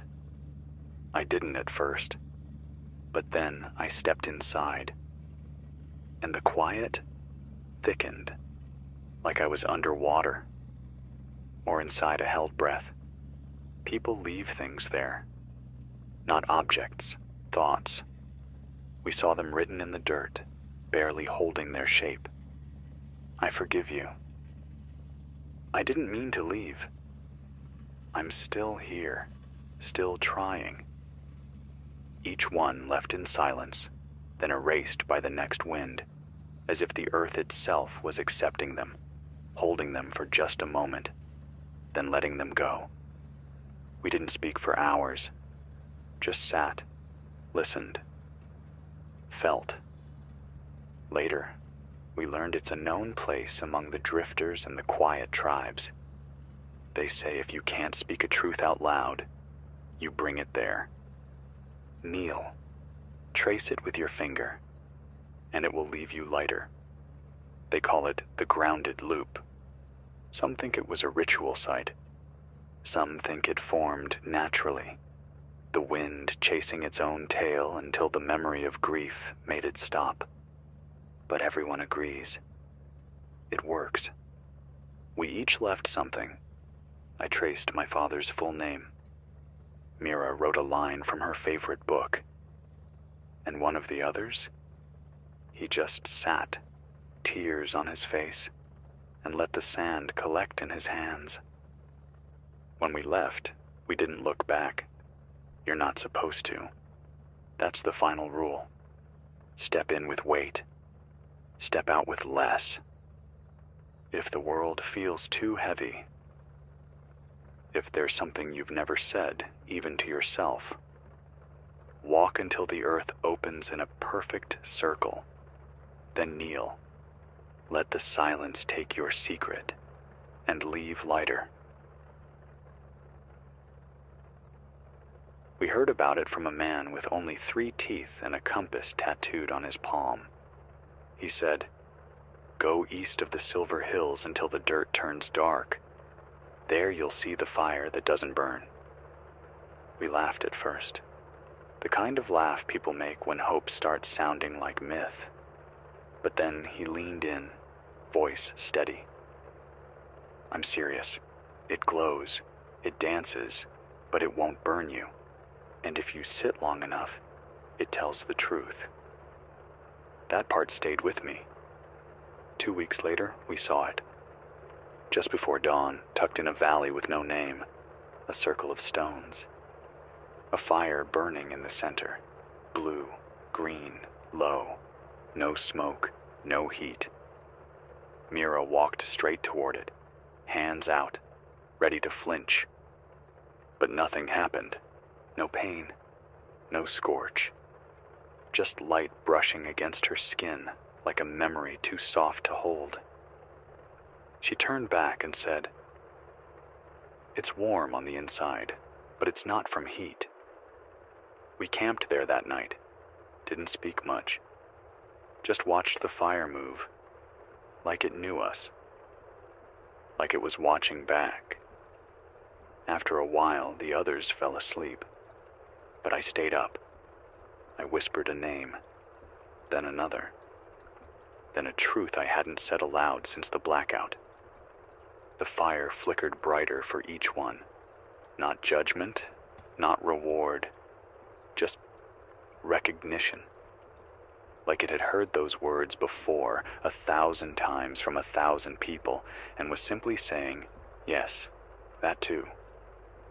In the morning, the fire was gone. No ashes, no coal, just the ring of stones and a single black feather resting in the center. I took it with me, not as a keepsake, as a reminder. Some places don't exist to be used. They exist to witness. And if you meet one, you speak. Because there are truths we can only say near fire, and there are fires built to hold them. If you're wandering east of the Silver Hills and the dirt turns dark under your feet, stop. The fire may already be burning, and it won't burn you. It will just ask, "What is real?" And it will wait for your answer. It's not long, barely 30 feet across. The stream underneath is shallow, barely a whisper, more stone than water. But the bridge? It listens, not to footsteps, not to weather, to voice. We found it near the edge of what used to be a logging town. There was no sign, no marker, just the bridge. Wood worn smooth by time and names carved so deep they looked fossilized. And on the far post, scrawled in paint now cracked from too many winters, "Speak across it. Don't look back." At first, we thought it was just another relic, one of the countless spots that used to mean something before everything broke. But Mira stepped up to the edge and whispered something, a question. Soft, like it wasn't meant to be heard, and the air changed. Not cold, not hot, just full. Like the world had turned its head slightly toward her and said, "Go on." She didn't tell us what she asked, but she crossed slowly, stopped in the middle, and whispered again, this time louder. The sound didn't echo. It folded in, absorbed. When she stepped off the other side, her face was different. Not lighter, not sadder, just still. We each tried it. No one said what they heard, or if they heard anything. But we all crossed slower than we meant to, and no one looked back. They say the bridge is old, not the wood, the place. That long before collapse, people came there to unburden, to speak into the space between here and there, and to let the bridge carry it away. It doesn't respond, not in words, but if you're honest, really honest, something happens. You feel it in your chest, like your ribs got wider, like your voice made more room in the world. We left a ribbon tied to the far railing, red, fluttering. It didn't say anything. It didn't need to, because the bridge already knew. If you find it, the one that crosses almost nothing and hums like a tuning fork when the wind is just right, stop, speak, then cross. But don't turn around. Not because it's cursed, but because it heard you, and you don't have to repeat yourself anymore. There's a room deep in the ruins of a courthouse somewhere near the old Illinois state line. The rest of the building's barely standing, vines through the windows, half the ceiling gone, rain pooling on courtroom floors. But in the basement, down a spiral stair lit by shards of sky, there's a room that stays dry. And in the middle of that room, a clock, but not like the ones we used to know. It doesn't keep time. It marks it. The numbers on its face don't loop. They rise, no hands, no ticking, just one digit changing, slowly, every dawn. A brass plate below the clock reads, "Since the recounting, 3,472 days." We asked the woman tending the candles what that meant.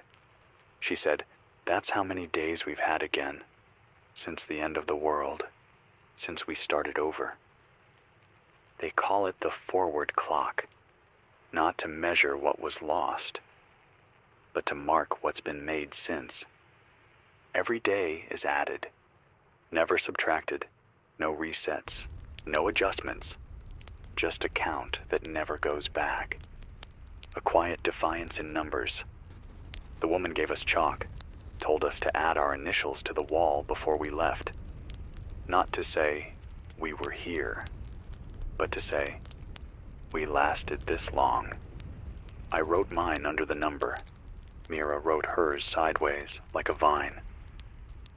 Another traveler, someone we hadn't seen before, knelt down and wrote 2 names. One crossed out, one circled. When we asked why, they said, one gave up, the other didn't. Then they stood, nodded once, and left without another word. The forward clock doesn't promise a future. It doesn't reward you for counting. It just reminds you. You didn't stop. You made another day. That matters.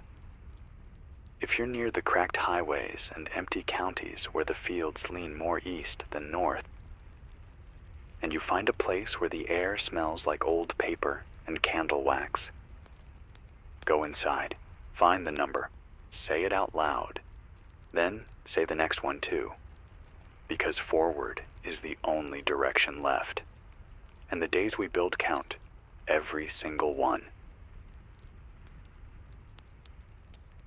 They don't travel like the rest of us. You won't find them during daylight. You won't hear their feet on gravel or their voices at campfires. You'll find them in the rain. Always the rain. The first time I saw them was near the hollowed-out train yard west of what used to be Peoria. Storm clouds had been hanging low for hours, and when the first drops fell, we found cover. But they walked into it. 5 of them, hoods pulled tight, faces turned upward, packs soaked. One of them carried a flag, not a banner, just cloth, dark and heavy, dragging water as it moved. They didn't stop, didn't look, just passed us, boots splashing through the mud. like they were following something only they could see. Later, we learned the name: rainwalkers. They move only when it pours, sleep when it's dry. Wait for the clouds. No one knows how many there are. Maybe 10, maybe 100. They don't talk much, but they deliver. Old messages, lost coordinates, names etched into plastic, photos wrapped in wax paper, pieces of broken tech protected by plastic shells. One survivor swore she got a water-purifying rig from a rainwalker who didn't even speak, just handed it over in a thunderstorm, nodded, and kept going. Another said they heard a rainwalker singing in the middle of a downpour, a lullaby, ancient and cracked. They carry the forgotten. They walk when the sky cries, because that's when grief lets go. That's what someone told us. I believe them. Mira left a message near the red water tower on mile 58.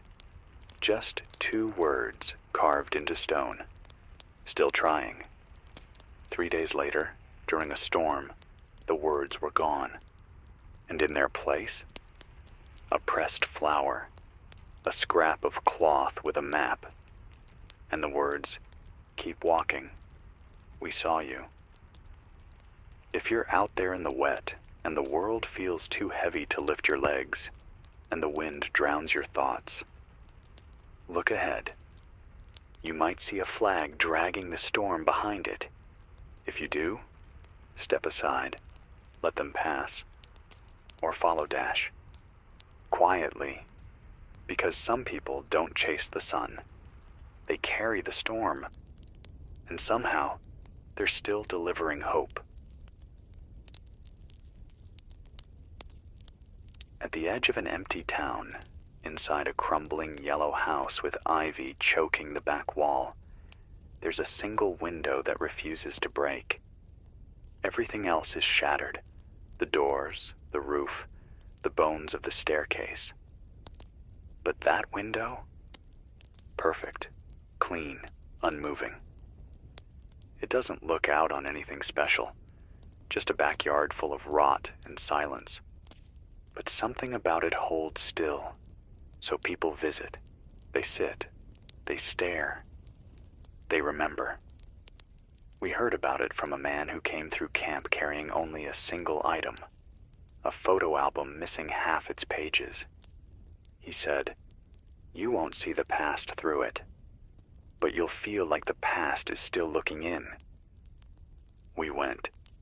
Took a day to reach the house, another to clean out the room. Dust ankle deep, wallpaper peeled like skin. But the window? Untouched. We sat there for hours, didn't speak, didn't move. And after a while, the silence inside the glass became louder than the wind outside it. That night, someone left a note on the sill, a scrap of denim with ink that bled from rain. She used to stand here, watching the birds. I hope she still sees something flying. The next morning, the scrap was gone, replaced with a feather.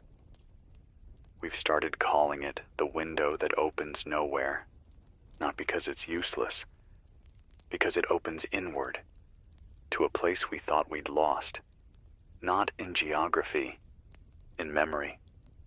It doesn't transport you, it reminds you that you're not only built from what you've endured, you're built from what you've missed. If you find it, if you're lucky enough to sit before the glass that never breaks, bring something. Not to give, just to place. A button, a story, a smile you haven't used in a while. The window won't take it, but it'll reflect it.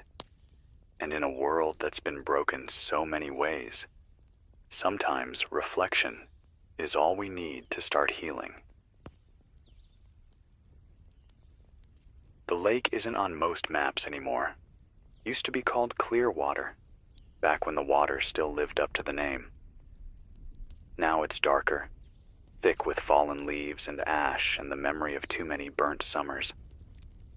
But sometimes, if you're quiet, really quiet, you'll hear her. A voice, not above, not around, below. It started as a rumor, travelers talking in half-whispers near barrel fires. If you wade in waist-deep just before dawn, you can hear her. Not words exactly, not language, just presence. Some say it's a lost broadcaster, someone who drowned with her transmitter still clutched in her hands, the lake turning it into a low, endless echo. Others think it's the lake itself. She's not speaking. She's remembering. We camped by the shore for one night. No wind, no birds. Just the slow lap of water, and that feeling like someone was listening too closely. Mira went first, walked in barefoot, stopped at her waist, closed her eyes. I watched her face go still. Not afraid, not sad, just open. When she came back, she said, "I didn't hear a voice. I heard a lullaby I forgot I knew. I tried it too, didn't expect anything. But when the cold hit my ribs, I heard my brother's laugh. Not real, not exact, just the shape of it, curled in water, and a word I hadn't heard in years. Stay, not a command, a comfort." We left a radio at the shore, switched on and tuned low, not to transmit, to receive. And when we left in the morning, the static was gone, just the sound of breath through reeds. Maybe her, maybe memory, maybe just water becoming voice. If you pass a lake that feels older than its trees, don't throw stones. Don't shout. Wade, listen, and leave with one less weight in your chest. Some echoes don't want to haunt you. They just want to be heard. It's hidden deep in the ridgelands, past where the asphalt cracks into dust, where the trees lean in like they're whispering secrets to each other. No signs, no trails, just a turn in the wind, and a feeling, soft as breath, that something's waiting. We followed that feeling, and we found the orchard. Rows and rows of apple trees, some dead, some blooming, some twisted into shapes no orchard should hold. But every single one hummed. Not a song, not static, not voice, just vibration. Like the trees were tuning themselves to the grief in the soil. Mira pressed her ear to the bark. She said, "It's like they remember every name ever said near them." And I believe her. Because as we walked, the hum changed, shifted pitch, shifted rhythm, as if responding to our presence. At the center of the orchard stood a tree with a trunk split like an open palm. Inside, someone had carved a bench. On the bench, a box. And inside the box, paper.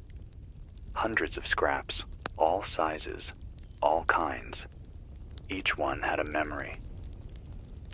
He kissed me here the night before the flood. I left her scarf in the third row, still tied to a branch. Take it if you're cold. This is where I told the truth. We sat. We read. We added our own. Mira wrote. I sang here. Not for survival. Just to remember what singing felt like. I wrote. We listened, and they listened back. They say the orchard isn't real, that it shifts, that it disappears, that if you try to find it again, it won't be there. But that's not the point. It was there when we needed it. It hummed when silence became too heavy, and it held the memories we couldn't carry alone. If you're walking the ridges and the wind changes direction for no reason, follow it. You might find trees that remember you before you arrive. And if you hear the hum, don't be afraid. Just listen, because this world may forget names, but the orchard doesn't. Out near the spine of the northern ridgelands, where most maps go gray and the roads vanish into moss and stone, there's a cabin. Not much from the outside. Wood barely holding together, chimney sagging, windows long gone. But if you step inside, the walls are alive with paper. Pinned, taped, folded, hung from nails, stuffed into jars, tucked beneath floorboards. Every one covered in the same thing: lines, arrows, phrases written like they were caught mid-breath. Wind from the southeast, humming. Wind carried the smell of pine and something like smoke. It whispered her name. I didn't imagine it. The man who lives there, if you can call it living, is always listening. We found him sitting on the floor, eyes closed, face turned toward a crack in the ceiling. Didn't look up when we came in. Didn't need to, he said. North wind's too quiet today. That's how I knew someone was coming. He calls himself nothing, refuses a name, says he gave it to the wind years ago. Let it carry his memory for him. Let it take what the world tried to bury. Every day he listens, not for storms, not for danger, for messages.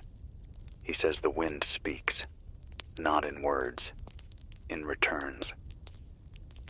You speak into the world long enough, it starts speaking back, not directly, not kindly, but truthfully.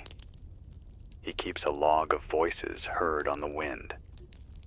Not just gusts, not just breezes. People. Mothers calling children. Lovers whispering apologies. The soft exhale of someone dying and not afraid. He hears them all. He doesn't judge, doesn't repeat, just records, so that someone, someday, will know what the world actually felt like after it ended. We asked him why. Why paper? Why stay? Why listen to something no one else can prove? He said, because the wind never lies. People do. Memory does. But the wind just carries.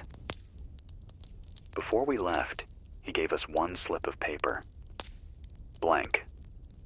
Except for 2 words. It heard.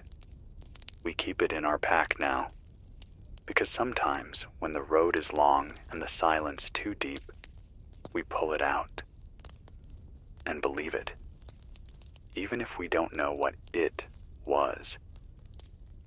If you find a place where the trees lean without touching, and the air feels like it's waiting to be understood, pause, turn your head, close your eyes, and just listen. You might not hear words, but you might feel seen. It's inside a train car, one of the old kinds, long, rusted, burned out in patches, balanced at a crooked angle on tracks that don't lead anywhere anymore. No markings on the outside, just a small sign hanging from a bent nail. Drop it. Read one. Take none. Inside, letters, hundreds, thousands, tied with string, folded into boots, stashed in cracked drawers, pinned to the walls in looping lines like garlands. Everyone sealed, everyone unsent. No one guards it, No one organizes it. But every traveler who's been there knows, if you open a letter, you leave one too. Not a trade, not a punishment, a balance. Because this isn't a place of messages. It's a weight exchange. Some letters are short. I still smell your soap when it rains. The radio stopped working, but I pretend you're still talking. Some are pages long, full of apologies or explanations or grief too complicated to speak aloud. We each opened one. Mine said, "I never told you how scared I was, not of the collapse, of living through it." Mira's was different. She didn't read it aloud, just folded it, placed it in her chest pocket, and cried, the silent kind, the kind you don't try to stop. We wrote ours later that night. Mine was to someone I hadn't thought of in months, a name I thought I'd lost in the static. I didn't say much, just, "You were right." I stayed. And sometimes that hurts more than going. I folded it, tied it with string, and tucked it under the floorboard where the light hit just right. They say if someone reads your letter and understands it fully, not just the words, but the feeling behind them, you'll feel a pressure lift from your ribs. Just slightly, just enough to breathe deeper the next morning. I believe it. We all left lighter. If you're moving through the dead rail lines and spot a car standing alone in a field of nothing, go inside. Don't take anything. Just read, write, and let go of whatever you've been holding in your throat too long. Because some letters aren't meant to arrive. They're meant to be released. It starts at dusk, every fifth night, across a stretch of valley just west of the dead grid. Small lights flicker to life, one by one, across the ridges, like stars deciding to walk the earth again. But they're not fires. They're lanterns, each one perched on a pole, spaced exactly 70 paces apart. Old glass lanterns, the kind you might find in basements or thrift stores before the world fell apart. Clean, intact, some tinted blue, some orange, some flickering like heartbeat signals. No wires, no visible power source. But they glow, and they lead somewhere. The locals call it the lantern line. No one knows who started it. No one's ever seen someone light them. But they appear, always the same pattern. Always when night feels too thick to move through alone. And when the sun rises, they vanish. Not shattered, not melted, just gone. Like they were never there at all. We followed them once. Took hours. Mira counted 53 in a row before we stopped. They curved gently through the hills, cut through a grove of pines so silent we could hear our own blood, wound past a church with no roof, paused at a field of rusted bikes, then nothing. The last lantern stood atop a rock, burning brighter than the others. Beneath it, scratched into the stone, "This is far enough. For now." We waited, but no new lights appeared, so we slept. And when we woke, the lantern was gone. But the warmth it gave us stayed. Some say the lantern line is a test. Others say it's a rescue path, laid out by someone who walks further than the rest of us ever dare. But I think it's a promise that there will always be a next step. Maybe not visible now, maybe not easy, but it'll appear when the dark is thickest, when the fear is loudest. A light will show up, and it will say, "This way," just one more. If you're out there and the night feels endless, look up, look ahead. You might see a glow. Follow it, just to the next one. You don't need the whole path, just the next step. It doesn't come from a tower. There's no frequency to tune to, no call sign, no intro music. But when the sky goes quiet and the wind lies flat, you might feel it, a presence more than a sound. They call it the silent broadcast, and it speaks in everything except words. We noticed it first on the 4th night of winter. No signal on the usual channels. Our battery dying, our crew low on warmth and lower on hope. And then, out of nowhere, the tension lifted. The air felt softer, not warm, not loud, just safe. Like someone else was awake, watching the dark with us. We all felt it at once. No voice, no message, just the sense of not being alone. Later, we found others who'd experienced it too. A scavenger said it came to him after his leg broke in the middle of a frozen field. I couldn't call out, he told us, but I felt like something was telling me, stay still. Help is near. And then it was. A mother who'd lost her son during the first wave said it visited her each year on the day he vanished.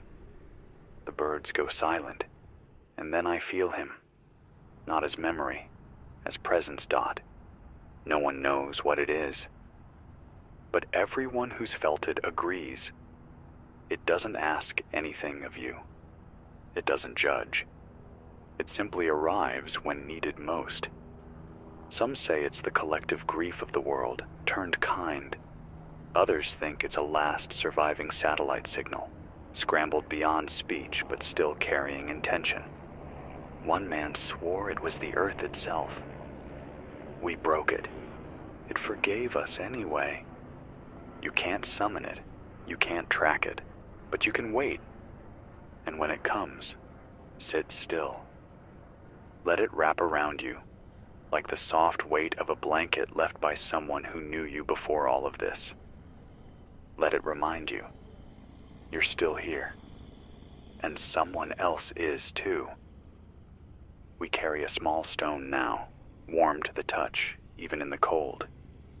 We found it the morning after the silent broadcast passed through, sitting on the snow, undisturbed.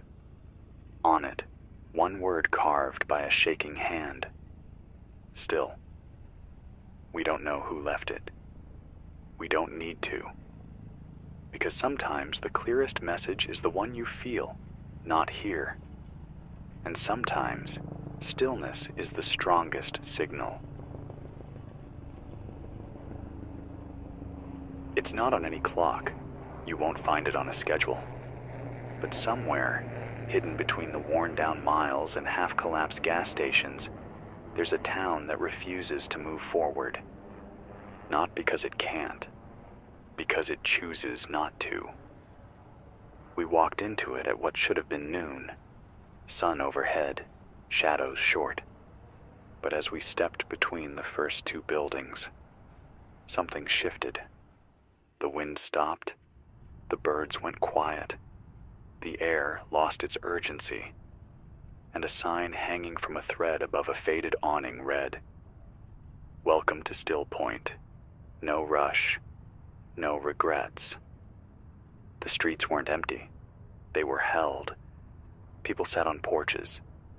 Kids chased each other across cracked pavement like the world hadn't ended. A man with no shoes swept the sidewalk in long, slow arcs, but no one looked at us. Not with fear, not with surprise, just calm, like we were expected, like we'd finally caught up. We found the town square by accident. There was a clock tower, tall, old, beautiful in its way, but the hands didn't point to any time. They pointed in, both of them, straight toward the tower's center, unmoving, balanced. At the base, a plaque read, "This place does not forget. It simply refuses to rush remembrance." A woman named Aya gave us fruit from a tree behind her home. She didn't ask what we needed. She didn't ask where we came from. She just said, time stopped because we didn't want it carrying everything away. That night, we stayed near the well. No one asked us to, but no one asked us to leave either.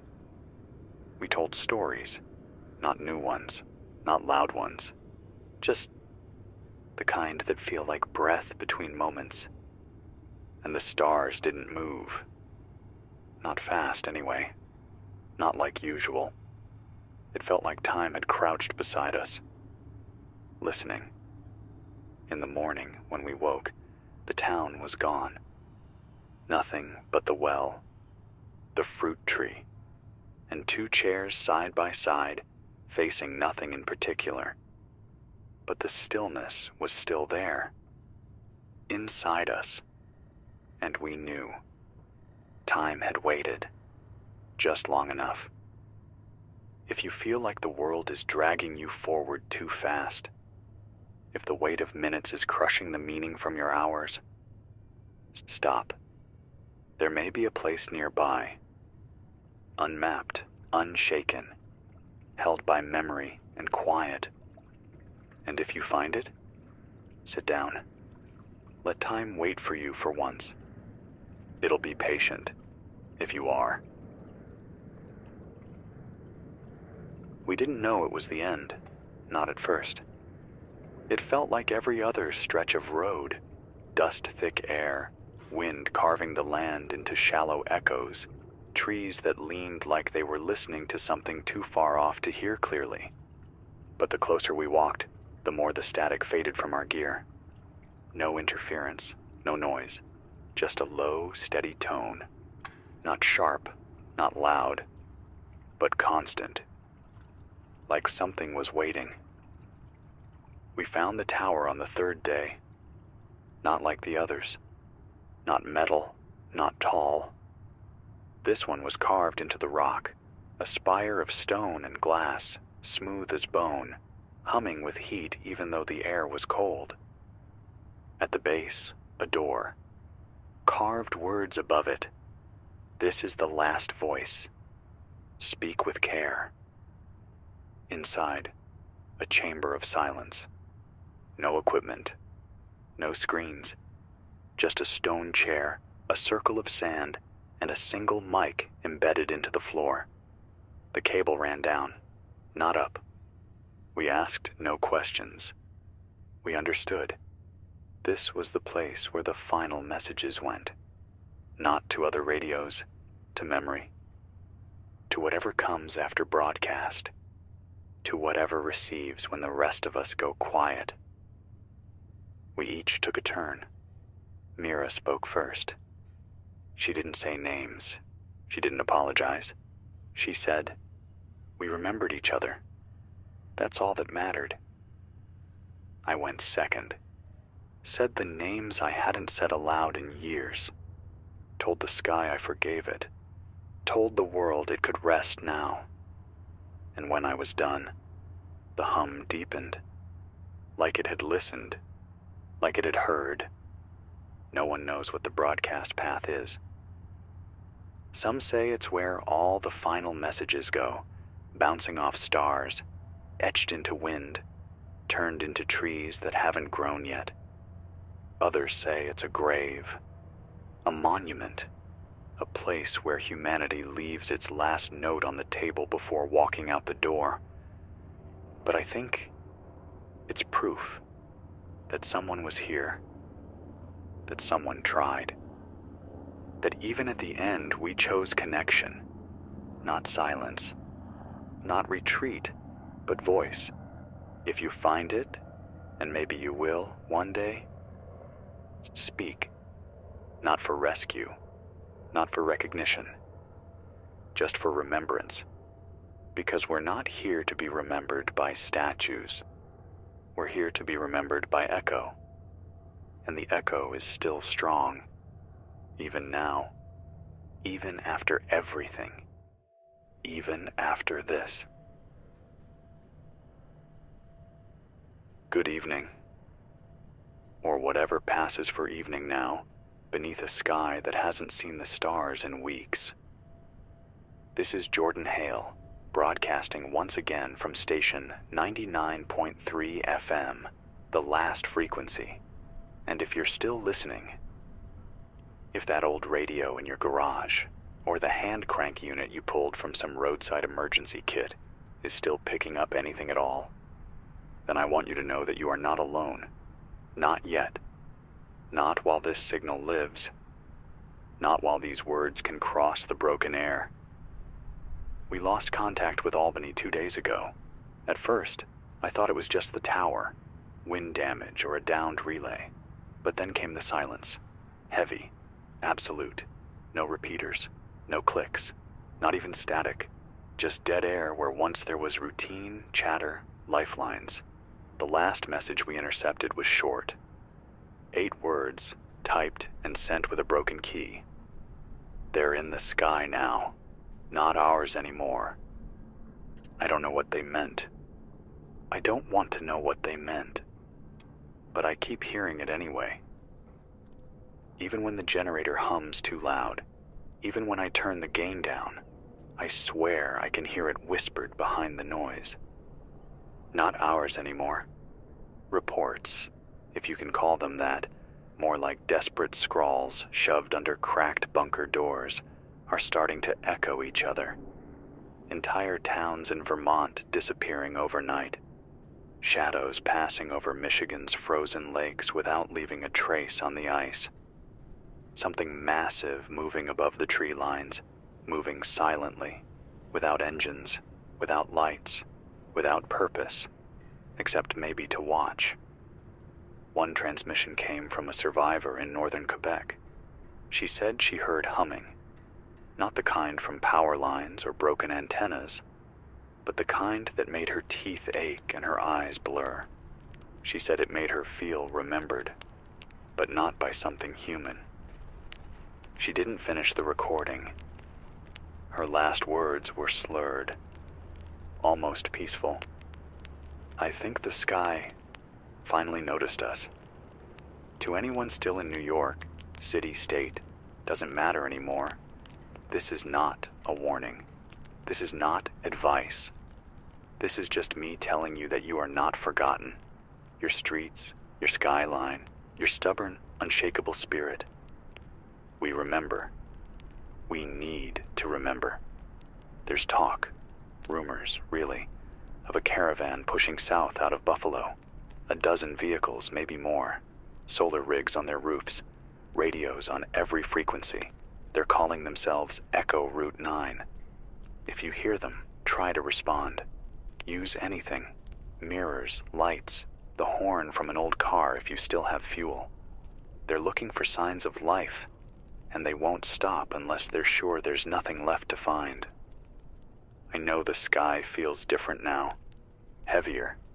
Lower. Like it's waiting for something. Some nights, I sit on the roof of this battered station and look up, wondering what it would feel like to see stars again. Not because I want to wish on them, just to know that something that far away could still shine, could still burn, could still matter. But all we see now is the swirl, ash, dust, cloud, and maybe something else. If you've seen it, if the sky changed for you, write it down, scratch it into bark, carve it into the back of an old photograph, say it out loud into a recorder, even if the batteries won't last. Give the future something to work with. Something that proves we noticed what was happening before the silence swallowed it all. This is Jordan Hale, still breathing, still speaking, still hoping someone's out there to hear this. I'll be back on the air at first light, if the sky lets me. Until then, hold your ground. Guard your signal. And don't look up unless you're ready to be seen. We're still here, somehow, still broadcasting. This is Jordan Hale, again. If my voice sounds different tonight, it's because I haven't slept. Not really. The generator's been sputtering all afternoon, and I've had to restart the damn thing 3 times already, each time wondering if it's going to be the last. But we keep going, don't we? We whisper into wires, into static, into broken skies. Not because we think someone will answer, but because we can't stand the thought of silence answering instead. I heard from someone outside Syracuse, a scratchy, half-decoded burst that slipped through the ether like a dying breath. He said he was hiding in a laundromat with 6 others. Said they had a solar array on the roof and an old HAM unit that only worked when the clouds broke. Said they'd seen something move between the buildings. Tall, slow, and humming in frequencies that made your nose bleed if you listened too long. But what got me was what he said after. We stayed because the dryer light still worked. It felt like the last bit of normal we had. It hit me harder than it should have, the way he said it. Like a confession. Like he was ashamed for caring about something so small. But that's the truth of survival, isn't it? It's not always about fighting. Sometimes, it's about preserving one tiny flicker of before, even if it's just the glow of a dryer bulb in a room no one will ever fold laundry in again. I wonder what we've all chosen to hold on to. What small, broken comforts we've tucked away in our pockets while the world collapsed around us. For me, it's this microphone, this desk, this room, filled with old cables, dented cans of beans, and maps that don't matter anymore. There are nights I want to run. Just leave it all. But I don't, because somehow, this battered transmitter has become the only heartbeat I still trust. And if it's beating, maybe I still am too. I've been asked, through letters, cracked recordings, sometimes even on air, why I keep calling this the last frequency.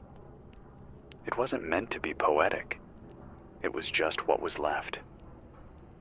I went up and down the dial after the blackout. Everything else was gone.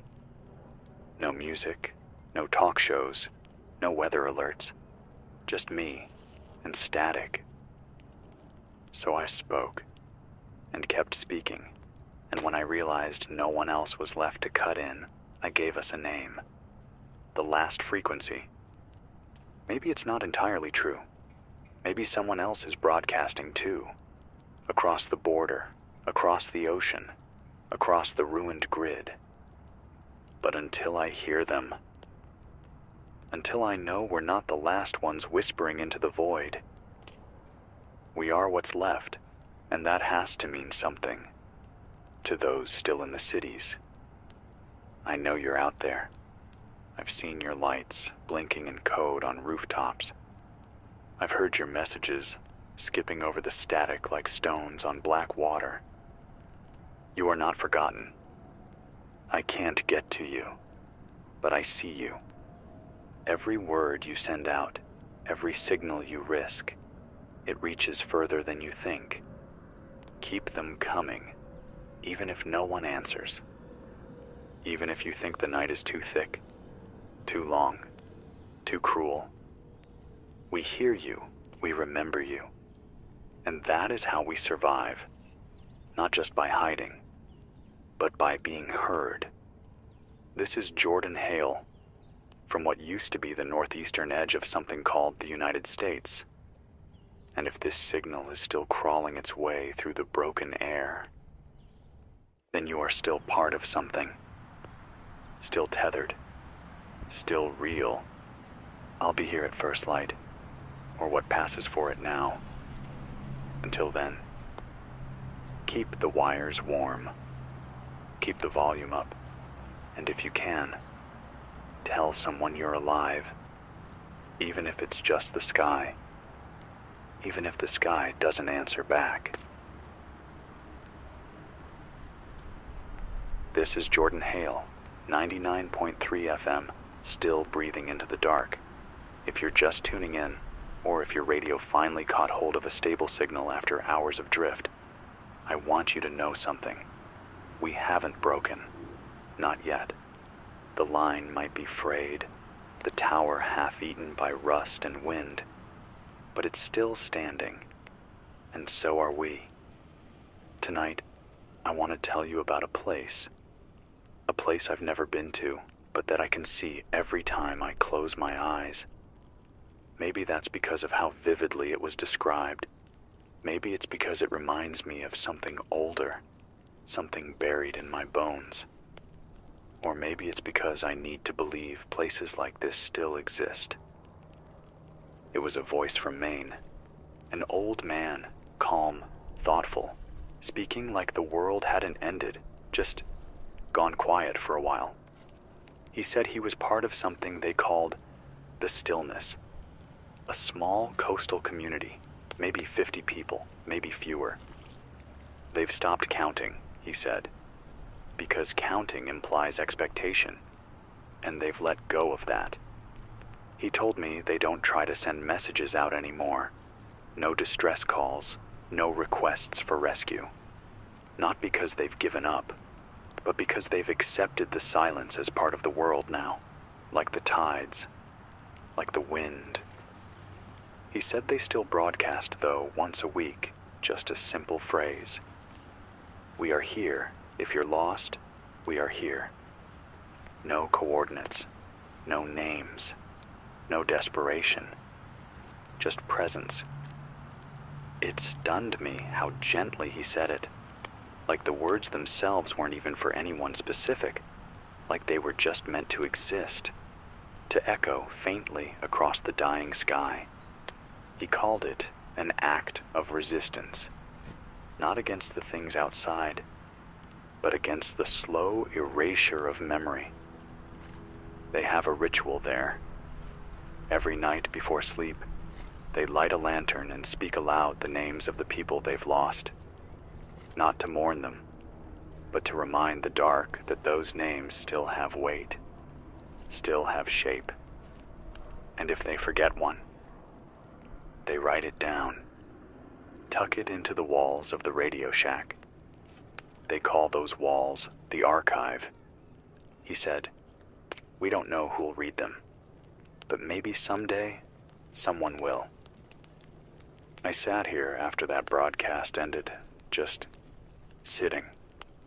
Didn't talk, didn't write, just listened to the hum of the transformer outside, the occasional pop of distant wind snapping across the busted tree line.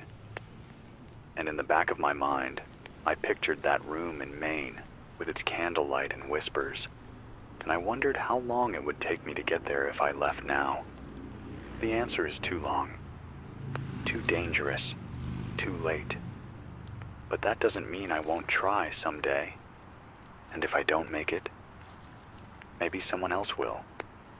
Maybe one of you, out there, listening in the dark with cracked hands and a heart full of gravel and sparks, will find your way to that coastline. And when you do, tell them I heard them. Tell them I remembered. If you're in the southern corridor, we've heard new interference patterns, thick blocks of radio fog spreading up through Tennessee and into the Carolinas.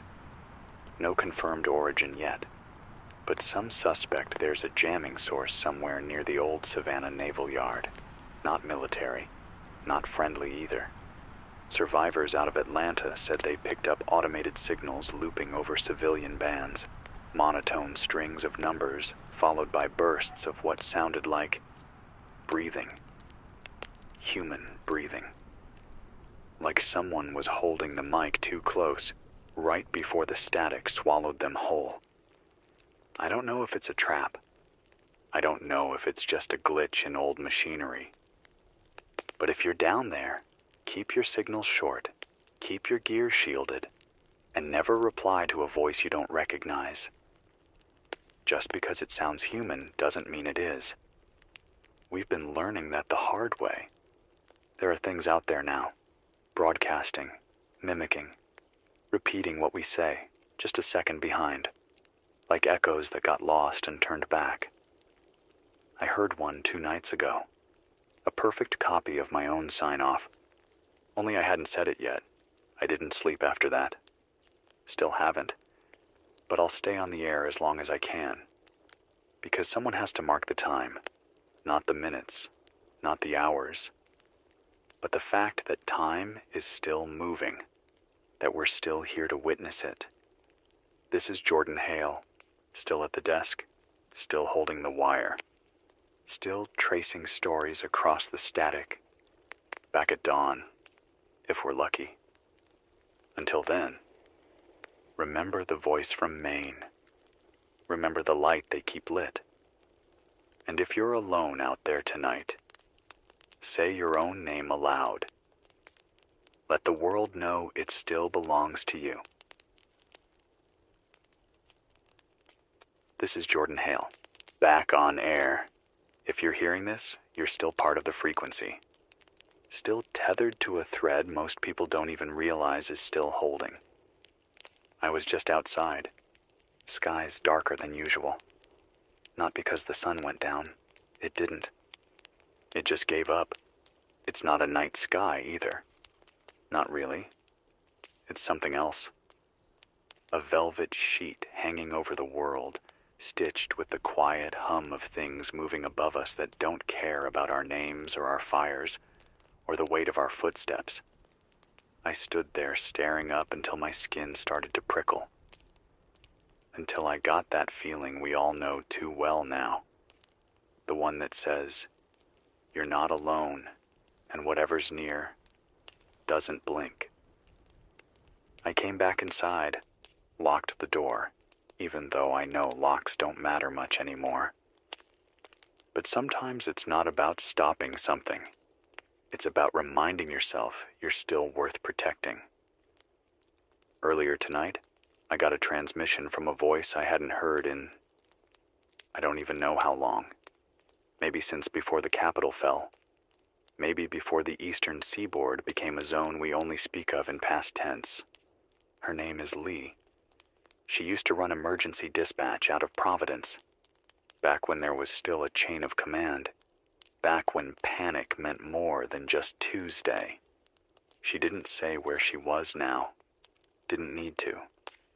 I could hear it in the way she spoke, the echo behind her voice.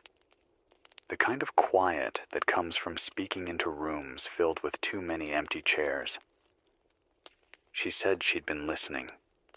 Said she hears this broadcast every third day when the interference breaks just long enough for a few syllables to crawl through. She told me, your voice reminds me that not every day has to be the last one. I don't know what to do with that. It's the kind of sentence you want to fold up and keep in your coat pocket, not for warmth, just to have. So when everything else burns, you can take it out and read it again. And remember that once, someone said your voice made the world less empty. Lee says she's tracking a signal, a pattern really. She thinks it's coming from inside the old Appalachian tunnel networks, somewhere deep where the earth still remembers how to protect people. She says it pulses, regular, intentional, not machine, not weather, not background hum, something deliberate, something alive. She's heading that way in a convoy, just 3 people, 1 working radio, and a rusted-out utility truck powered by sun and prayer. She asked me not to tell anyone else, so I'm not. I'm telling you, because if you're still listening, that means you're part of this now. Not a nation, not a mission, just a circle of sound, the last kind of safety we have. Sometimes I wonder how much longer we can keep going. Not biologically. Biology is stubborn. It'll keep chewing through ash and metal and cold wind long after we forget why. I mean emotionally. I mean spiritually. I mean, how long can we keep telling stories to one another through static and rusted wire, pretending that it's enough? And then I hear a voice like Lee's, and I know the answer. As long as there are voices, there is meaning. As long as someone speaks, someone will respond. Even if it's a week later. Even if it's the last breath before the lights go out. Even if it's just a whisper saying, I'm still here. So tonight, if you've got a candle, light it. If you've got a notebook, write your name inside. If you've got a wall, scratch the date into it. Let the world know you didn't disappear quietly. Let it know that someone marked the hour. And if the sky hums above you, if the trees shake without wind, if you feel watched but not threatened, just acknowledged, don't panic, just speak. Even if no one answers, the silence will carry your name forward. And that might be enough. This is Jordan Hale. The wires are still warm. The mic is still open. I'll be here until the light returns, or until I run out of stories to tell. Either way, I'll go down talking. Because if the sky wants silence, it's going to have to earn it. Stay with me. Stay alive. More soon. It's Jordan again. I don't know what time it is. The clock stopped being honest a long time ago, and the sky isn't giving away any secrets tonight. Just a dull red haze hanging like breath on glass, low and slow, and not moving anywhere fast. I was halfway through boiling some rice when the backup generator kicked into this slow, choking rhythm, coughing like something trying to forget how to die. I thought it was done. Thought maybe I was too. But the lights stayed on, just barely. Enough for me to get back to this mic. Enough to say this. I heard something. Not a person. Not a voice. Not even a signal in the usual sense. It was low. Deep.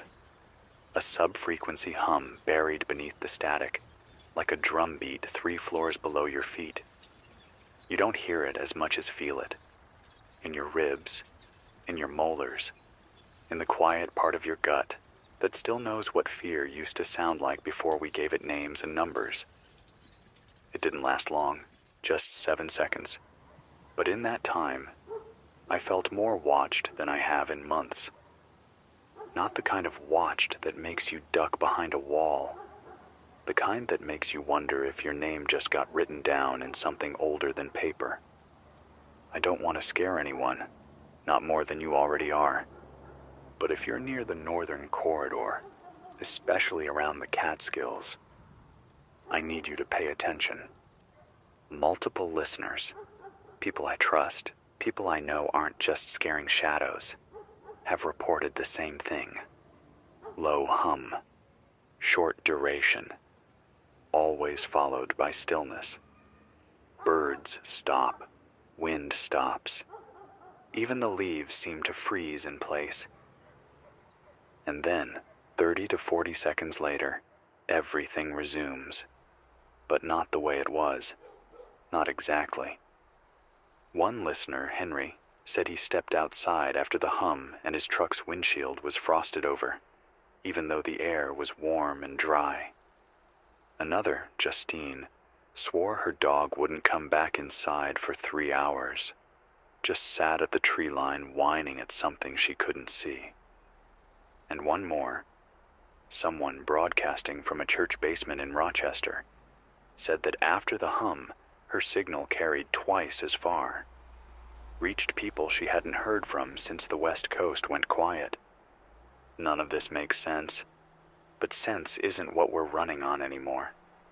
We're running on instinct, gut, noise, and the idea, the hope, that something on the other end of all this might be worth the crawl.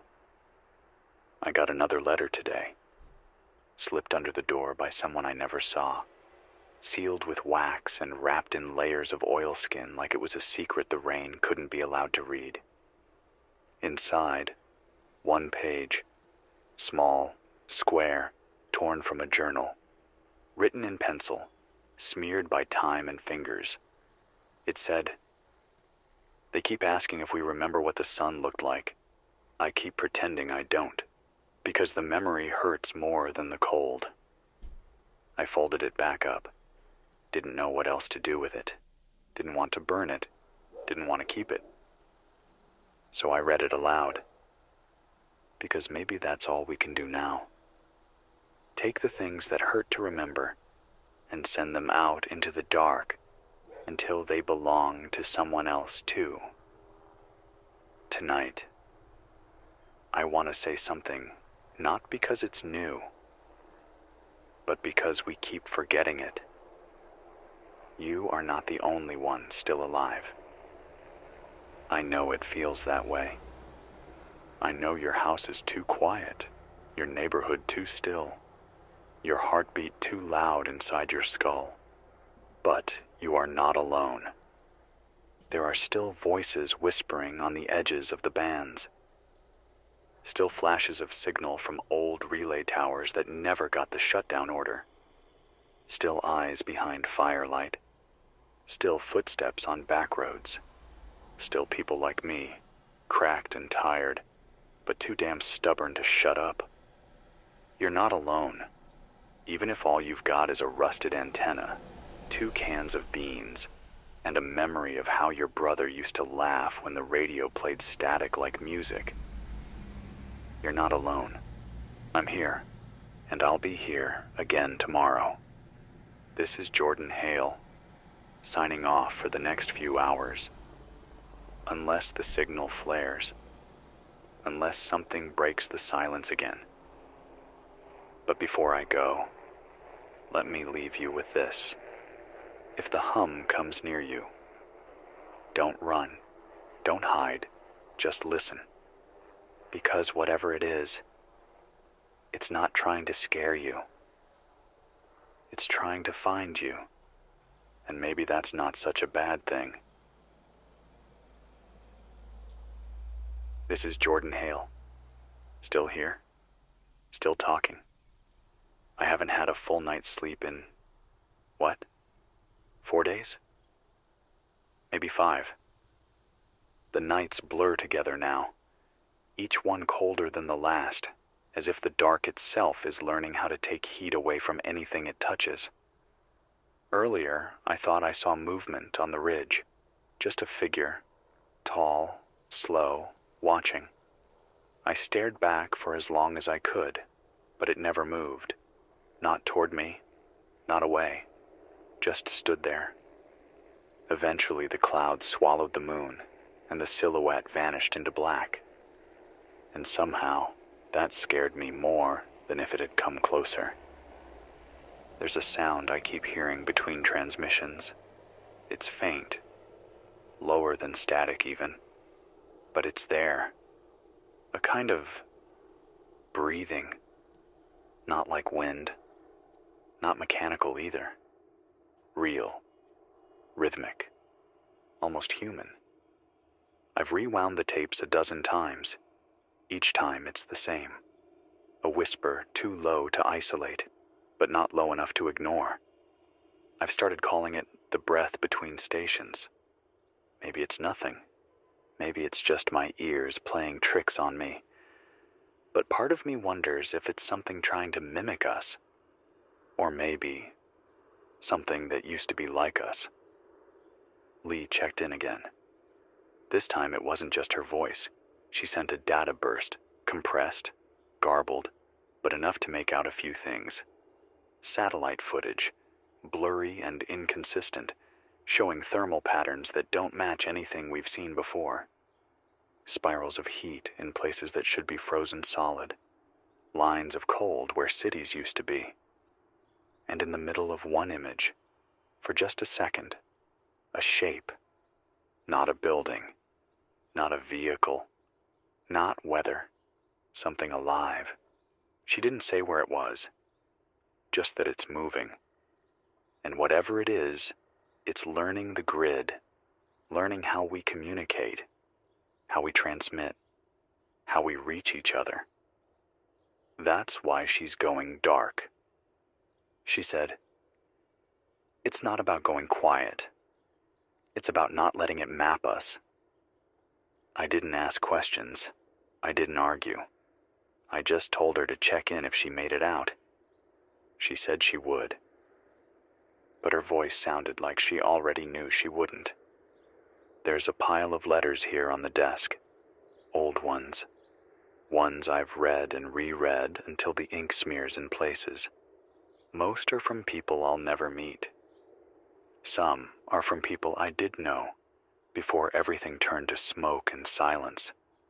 But they all say the same thing, in their own ways. Please don't let this all be forgotten. That's what this is really about, isn't it? Not survival, not escape, remembrance. Because if no one remembers us, then it's not just that we died. It's that we never existed. So I read the letters. I answer what I can, and I keep this station alive, one heartbeat at a time. Tonight, someone lit a flare on the southern ridgeline. Just one. Bright orange, cutting through the fog like a scream. I don't know who it was. I don't know if they're still alive. But I'm going to keep broadcasting until I find out. And if you're out there, if you lit that flare, thank you. Not just for the signal, for the reminder that we still burn, that we still want to be found. This is Jordan Hale, and as long as my voice can cut through the dark, I will not go quiet. Not tonight.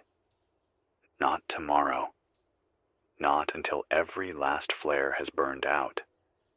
We are still here, still reaching, still remembering, and the dark hasn't taken that from us yet. This is Jordan Hale, 99.3 FM, the last frequency. There's a kind of quiet you only hear after you've spoken something aloud that wasn't meant for anyone else. A truth too raw to touch, but too real to bury.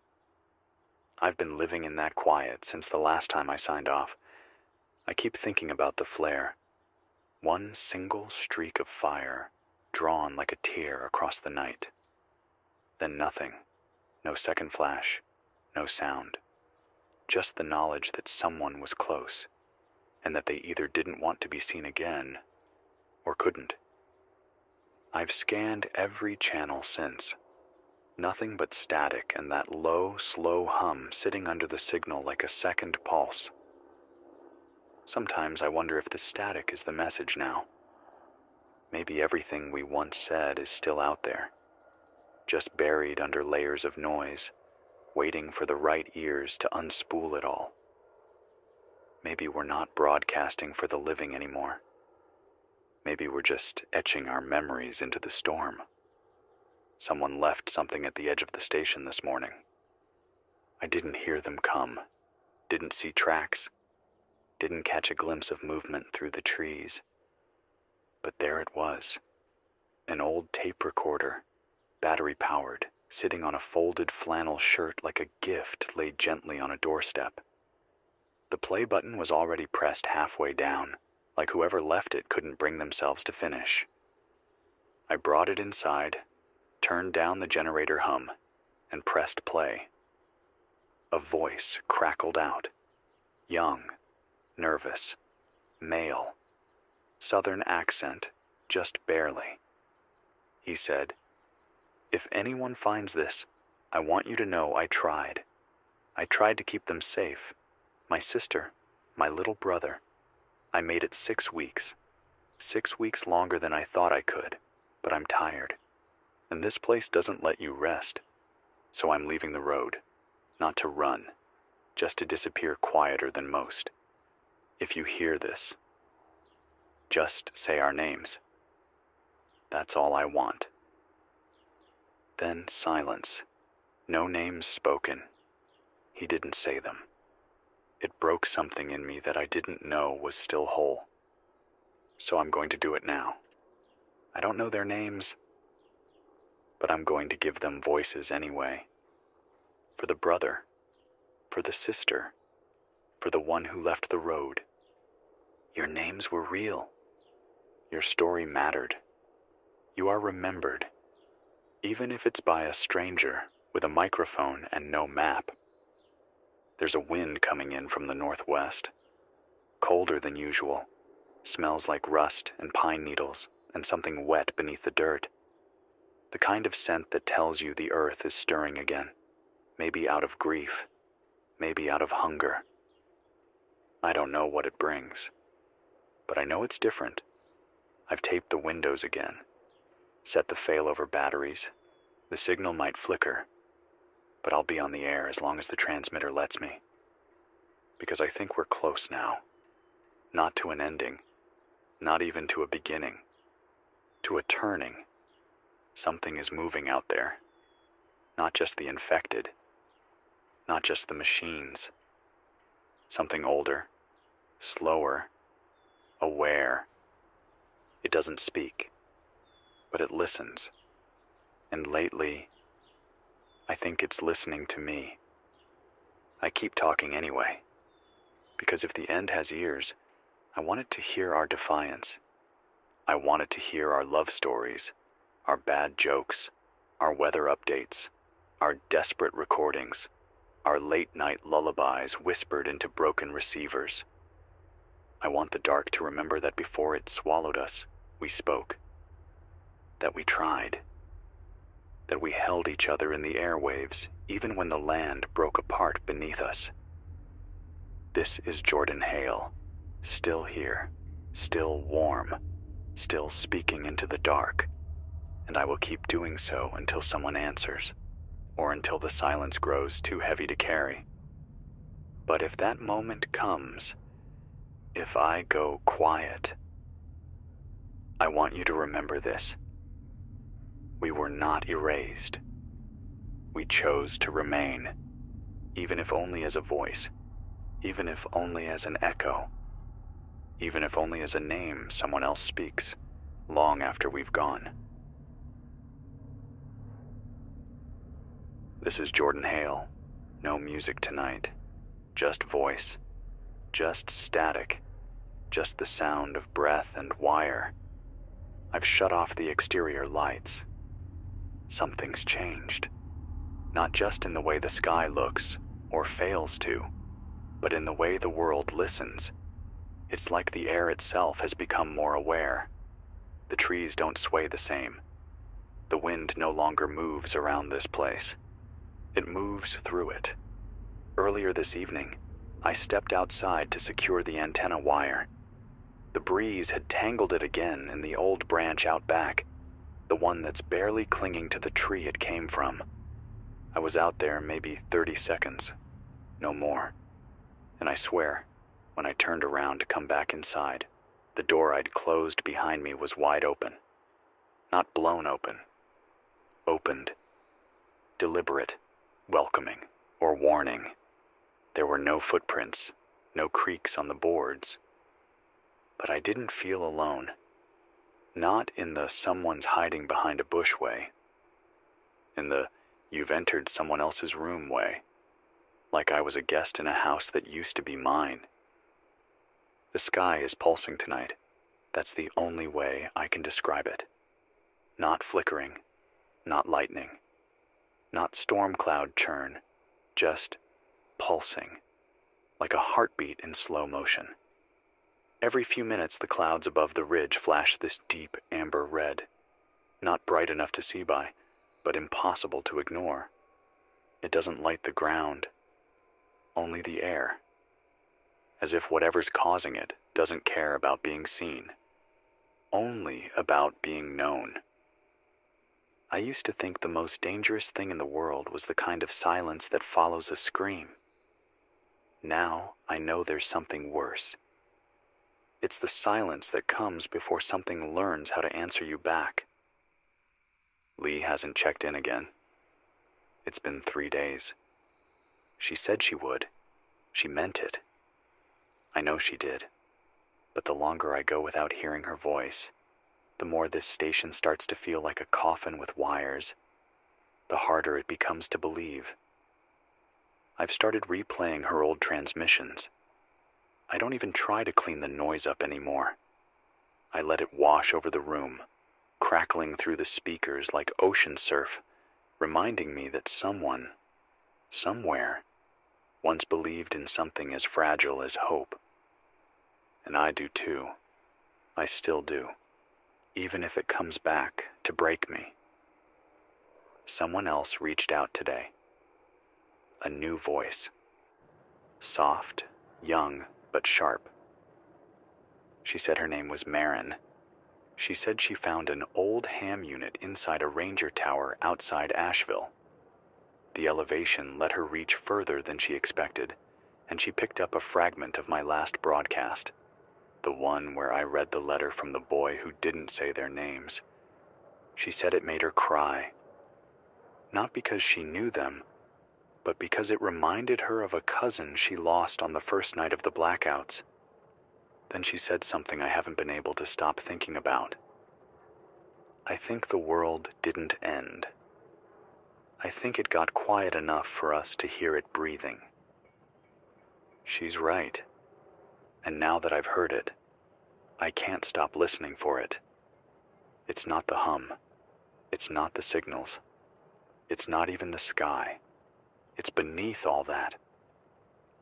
A rhythm. A slow, endless rhythm.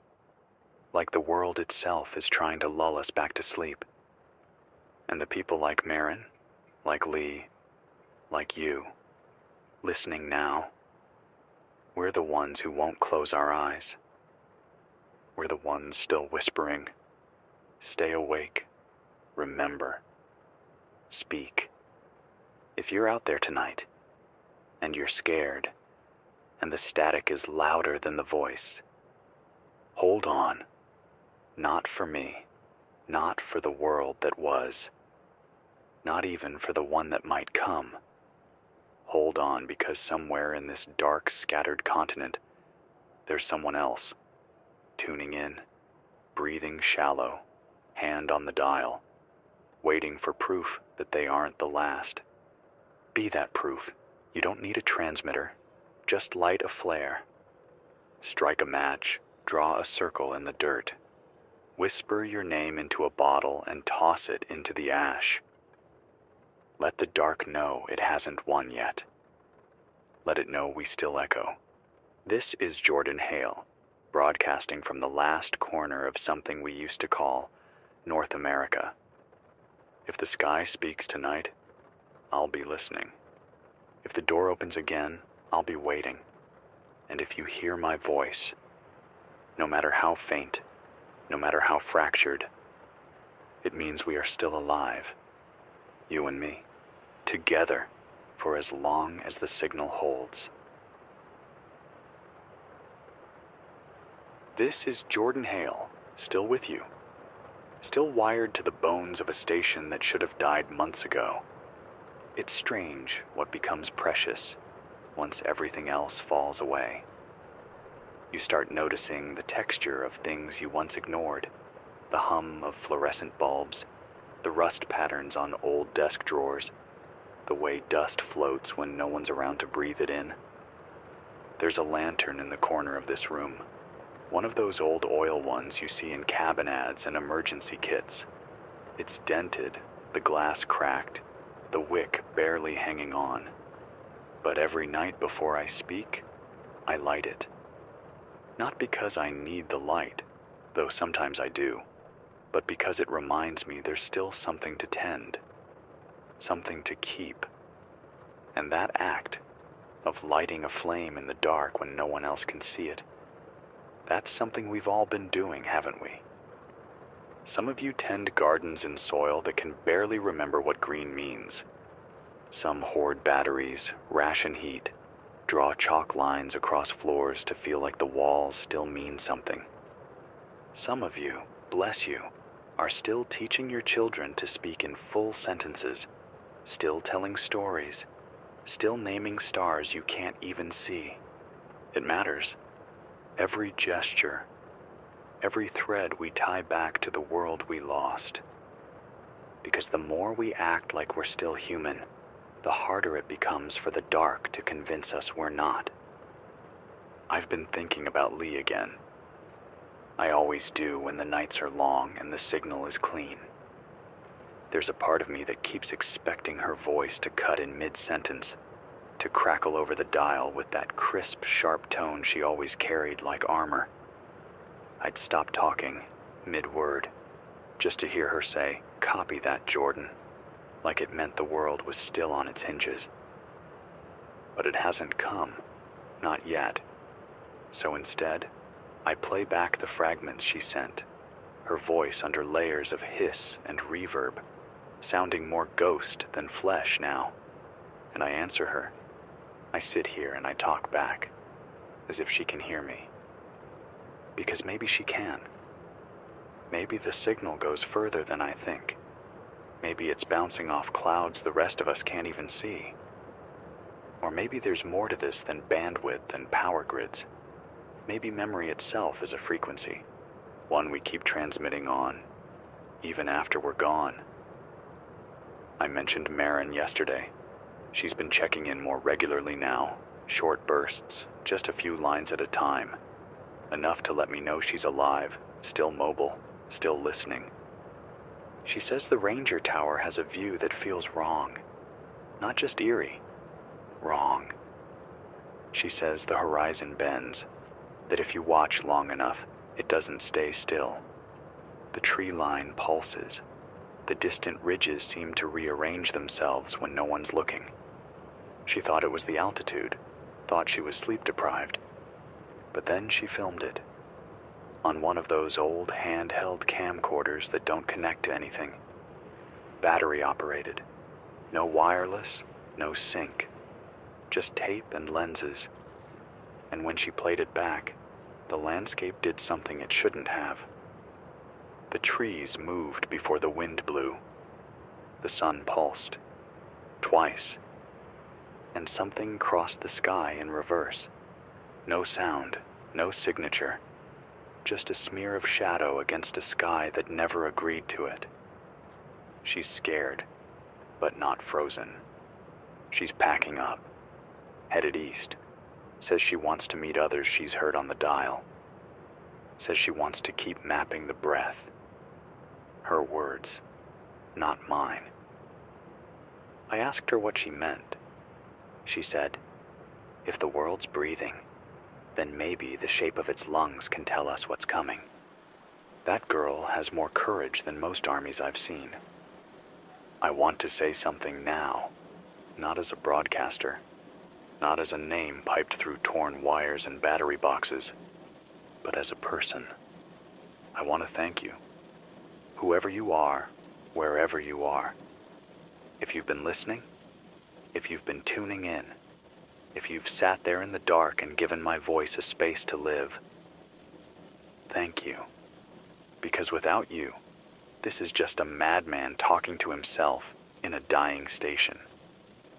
But with you, it's a lifeline, and I know I'm not the only one who needs it. There are more voices now. Each night, I catch fragments I didn't hear the night before. A woman in Kansas reading bedtime stories into an old FM loop. A man in Baja calling out coordinates in Morse just in case. A child from somewhere near what used to be Detroit. Singing, not words, just melody. Again and again, like she knows the frequency listens, even if it doesn't speak. And I think maybe that's what this has become. Not a broadcast, not a report, not even a warning. Just a choir of memory spread across a broken continent, singing not because it saves us, but because it tells the dark. You don't get to erase us quietly. We were here. We are here. And we still echo. This is Jordan Hale. Still awake, still talking, still lighting the lantern. The night is long, but we're longer. Jordan Hale, 99.3 FM. One voice against the black. Something happened an hour ago. I'm still trying to decide if I imagined it. I've replayed it, slowed it down, run it through every filter I've got left in this rusted box of circuits. But the more I listen, the more I'm sure. Someone responded. Not a loop, not a pre-recorded fragment caught in the wind. A live signal, short, director, spoken through trembling breath. It wasn't a name. It wasn't a cry for help. It was a question. Jordan, is it safe to come home? 7 words. Nothing before. Nothing after. I froze. My hand stayed hovering over the mic for almost 5 minutes. I didn't know what to say. Not because I didn't have words, but because I didn't want to lie. Because I don't know if there is a home left. Not in the way they meant. What do you say to someone who still believes in the shape of home? In fences and sidewalks and warmth and quiet?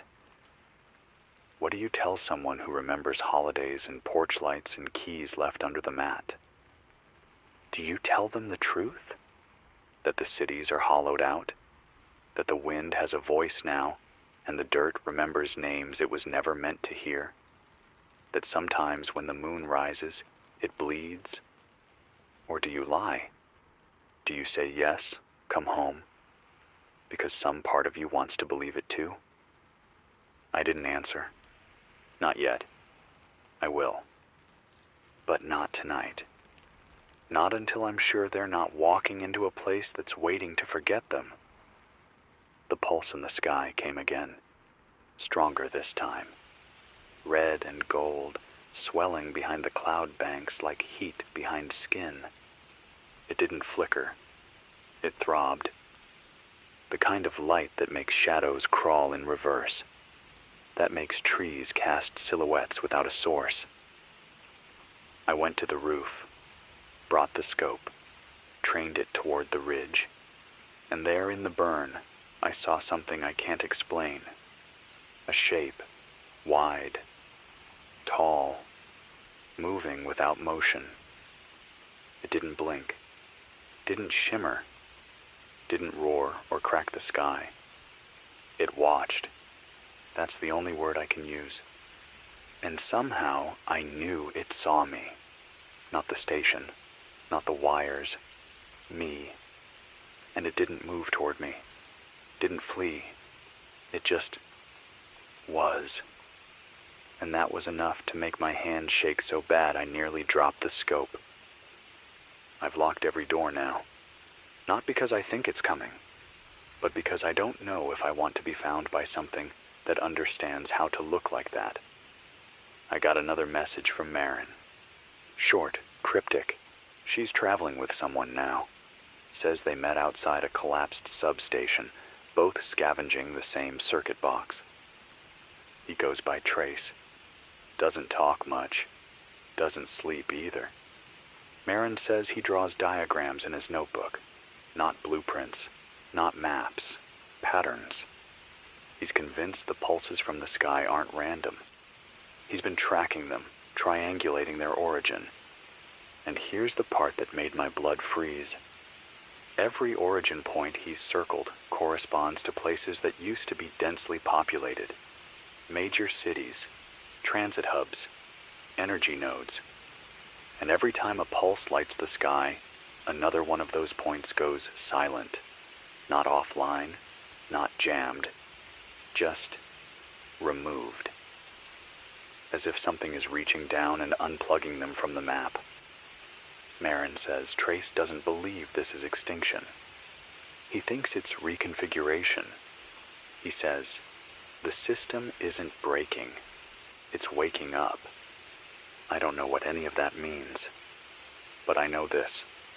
Something is changing, not just in the sky, not just in the ground. in us. We're remembering how to speak again. We're learning how to listen. And maybe that's what it wants. Maybe it doesn't come for silence. Maybe it comes for sound, for signal, for proof that we still want to be known. So tonight, I'm leaving the broadcast on longer than usual. I'll let the mic hum, let the lights blink, let the wires sing whatever song they still remember, because someone out there is trying to come home. And if there's anything left worth calling home, it's this voice, this wire, this flicker in the dark that refuses to go quiet. This is Jordan Hale. You're not alone. We're not done. Stay warm. Stay wired. Stay human.